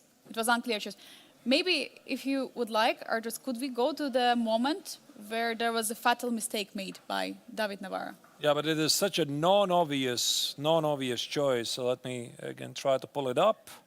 It was quite far away. If you click to the game. Very far. You have to click on the moves. I have to click on the moves, yeah? Okay. On the top, yeah. Here, king d6. Yeah. Very, very instructive. So king d6 was a mistake. King e6 was a draw. But king e6 would allow white to play b7. So after king d6, Navara, I think he simply overestimated his defensive capabilities here. And starting from this moment, exactly the move rook d3. Very, very precise move that gave white the winning position. By the way, we are seeing the rook on h3, king d7. He's going exactly. Moves are incoming. Yeah, he's going exactly for the same idea. Rook check is happening now. King e6. We might see exactly this position. Rook e4, king d6 is something what we expect in the position. Last hope for Navara is rook versus queen. Last hope. Like if he does this, there are some tricky positions. You need to know certain positions, but I'm afraid he's not going to get there. Like Theodorou is going to find a way to collect the rook and not to promote the queen. King d6 or king f6, that's a question. King d6, of course, yeah, to shoulder the king, yeah. I think it's an extra opportunity. You always make sure the king cannot come close. Maybe this is also winning, but why? This just makes more sense. Yeah, why to allow this? Definitely. So king d6 coming forward in the opposition against Very king. positive he's going to play king d6. He's going for it. King d6 is on the board. So now there is no threat from white, unless white wants to sacrifice a rook and go into this queen versus rook endgame. But now David has opportunity to play some useful move. You see king b7 is on the board. So he's waiting for rook h4. He wants rook h4. I think that this is the last thing that Nicolas is going to do. Like, if he's going to find nothing, he's going to take on h4. But he wants to have it clean.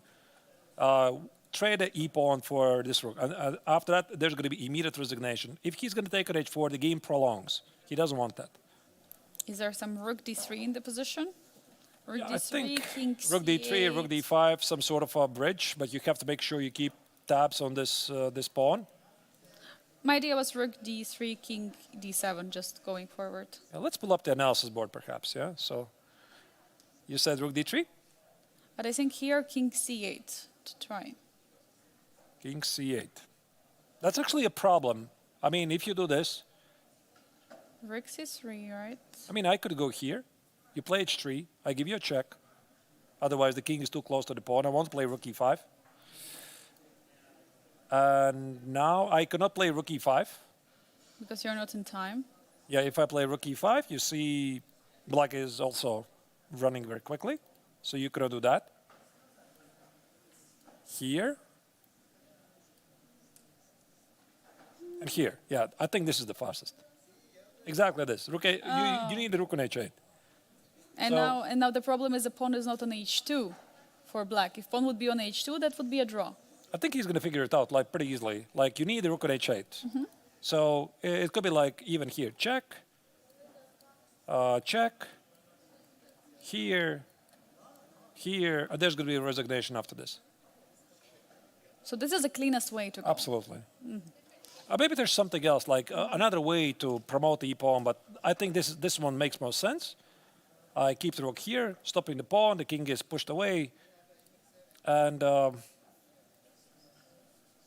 this will be the logical outcome. Yeah, king b7 is on the board. Now we might see this moves incoming. Nicholas is still trying to figure everything out, not to make a fatal mistake, because still possible to blunder.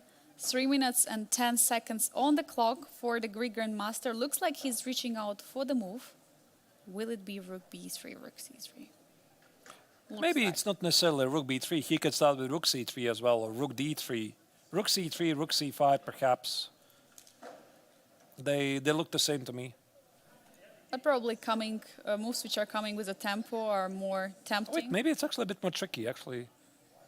I'm thinking... About rook c3? No, there's no tricks. I'm just trying to find something. There's no tricks. He's just making sure. Especially when you're playing the game in the 6th hour, you start to see all kinds of weird things like... It's very difficult. Yeah, you have to realize and you have to figure out that all the moves, all the variations work for you. Because if there is just one move which is missed, then all the efforts will be for nothing. And that's what Nicholas Theodorou right now is trying to figure out. I mean, there's of course a chance that for a sporting principle, he might take on h4 just to prove his technique. God. Queen versus rook. Now, that would be really strange, but I have done this myself. Like, not in this position, of course, but in a similar position where I was curious. It was a rapid game that didn't really matter. I went on a theoretical endgame on purpose just to see if my opponent is going to do it. And he's not doing it. He's going for rook b3 check. I remember in one of the rounds, Arturs, you told me that if the player is going for some move, you will explode. So rook h4 didn't happen, so you didn't have to explode. Yeah. Check happens now. Rook c3 looks like a logical move. And now rook b5. Oh, rook c3, Rook of c3 course. first. Yeah, first, yeah. You need to push the king a bit away. Rook c3, rook c5 is what we expect. Maybe rook b5 also wins, but now there's some checks. Yeah, but okay, this is still good. But why to allow king to be closer to the pawn? I mean, rook c3 looks like a... 2 minutes for white, but there's 30-second increment, so white is safe. And 5.5 minutes for David Navara. He's trying to play all the moves fast, trying to still use the last chance in the position. Still, if there is something what he can do, the last pattern in the gun, so... Rook b5 is fine, but he's going to play rook c3. Yeah. Rook c3. First cut off the king, just to be sure. You never, ever gamble in these positions. Just make sure. King d7. King d7, there is an e8 I threat. think he's just repeating the position a couple of times. Exactly. What he's doing, he's gaining extra time. Why not? And king on f6. So now he cut off the rook, the king. It's the same idea. Rook d3, rook d8. Okay, so he found a different way. Yeah, it is the same, but from different side. If black goes here. Wait, but is it the same? Rook c5. Rook c5. h3. Rook h5. Rook h5. And I start to give you a lot of checks. Wait.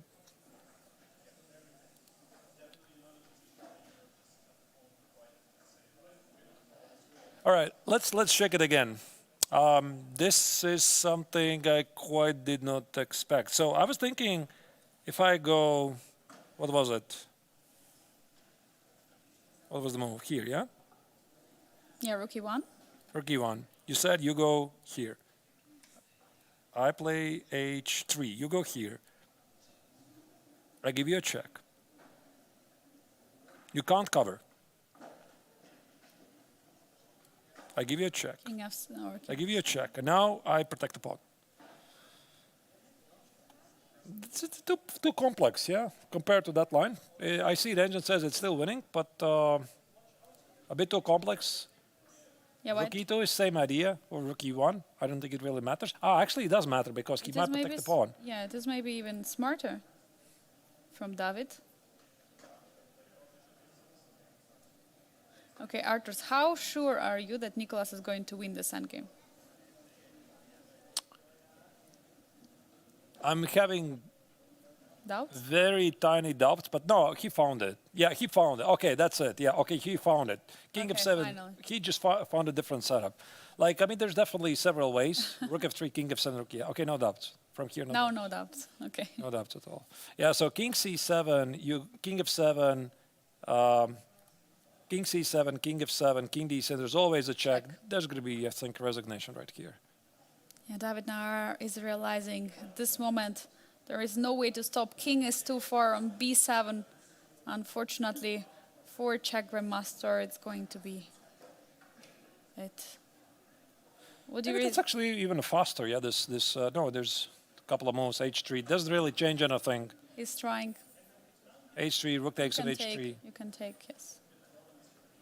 The king goes on e8. Maybe just to check if White has not completely forgotten how to set up the so-called bridge.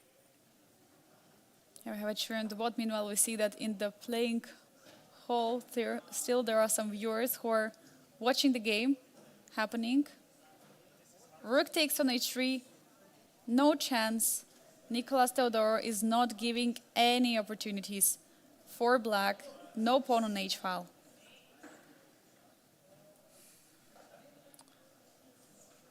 Yeah, it's tough. It's tough, Arturs, for Navara. He is going to play it out a bit. Okay, I guess he's just very unhappy about the game.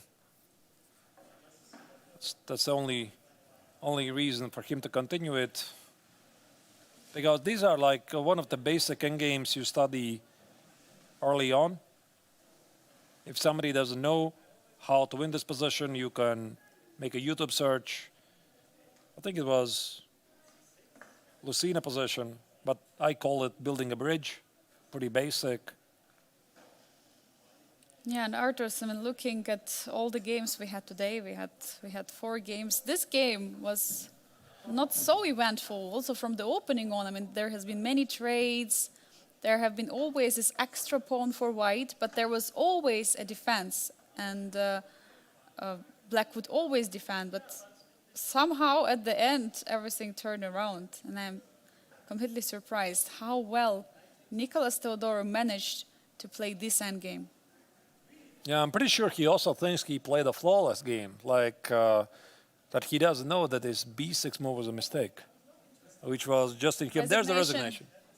We see Nicholas Theodorou scoring a victory, very important, which makes his lead even more with a whole 5 points in front of all the players in the challengers and gives him huge chances in winning the Grandmaster Triathlon.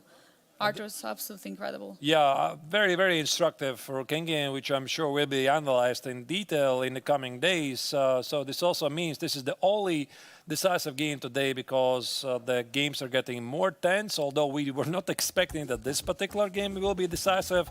Voldar Murzin versus Salem was a pretty balanced game, but Aravind against Vladimir Fedoseev in the Masters section, we were expecting that Indian Grandmaster will be very close to score a victory because after the opening, Fedoseev's position looked really terrible, but the Indian Grandmaster misplayed it.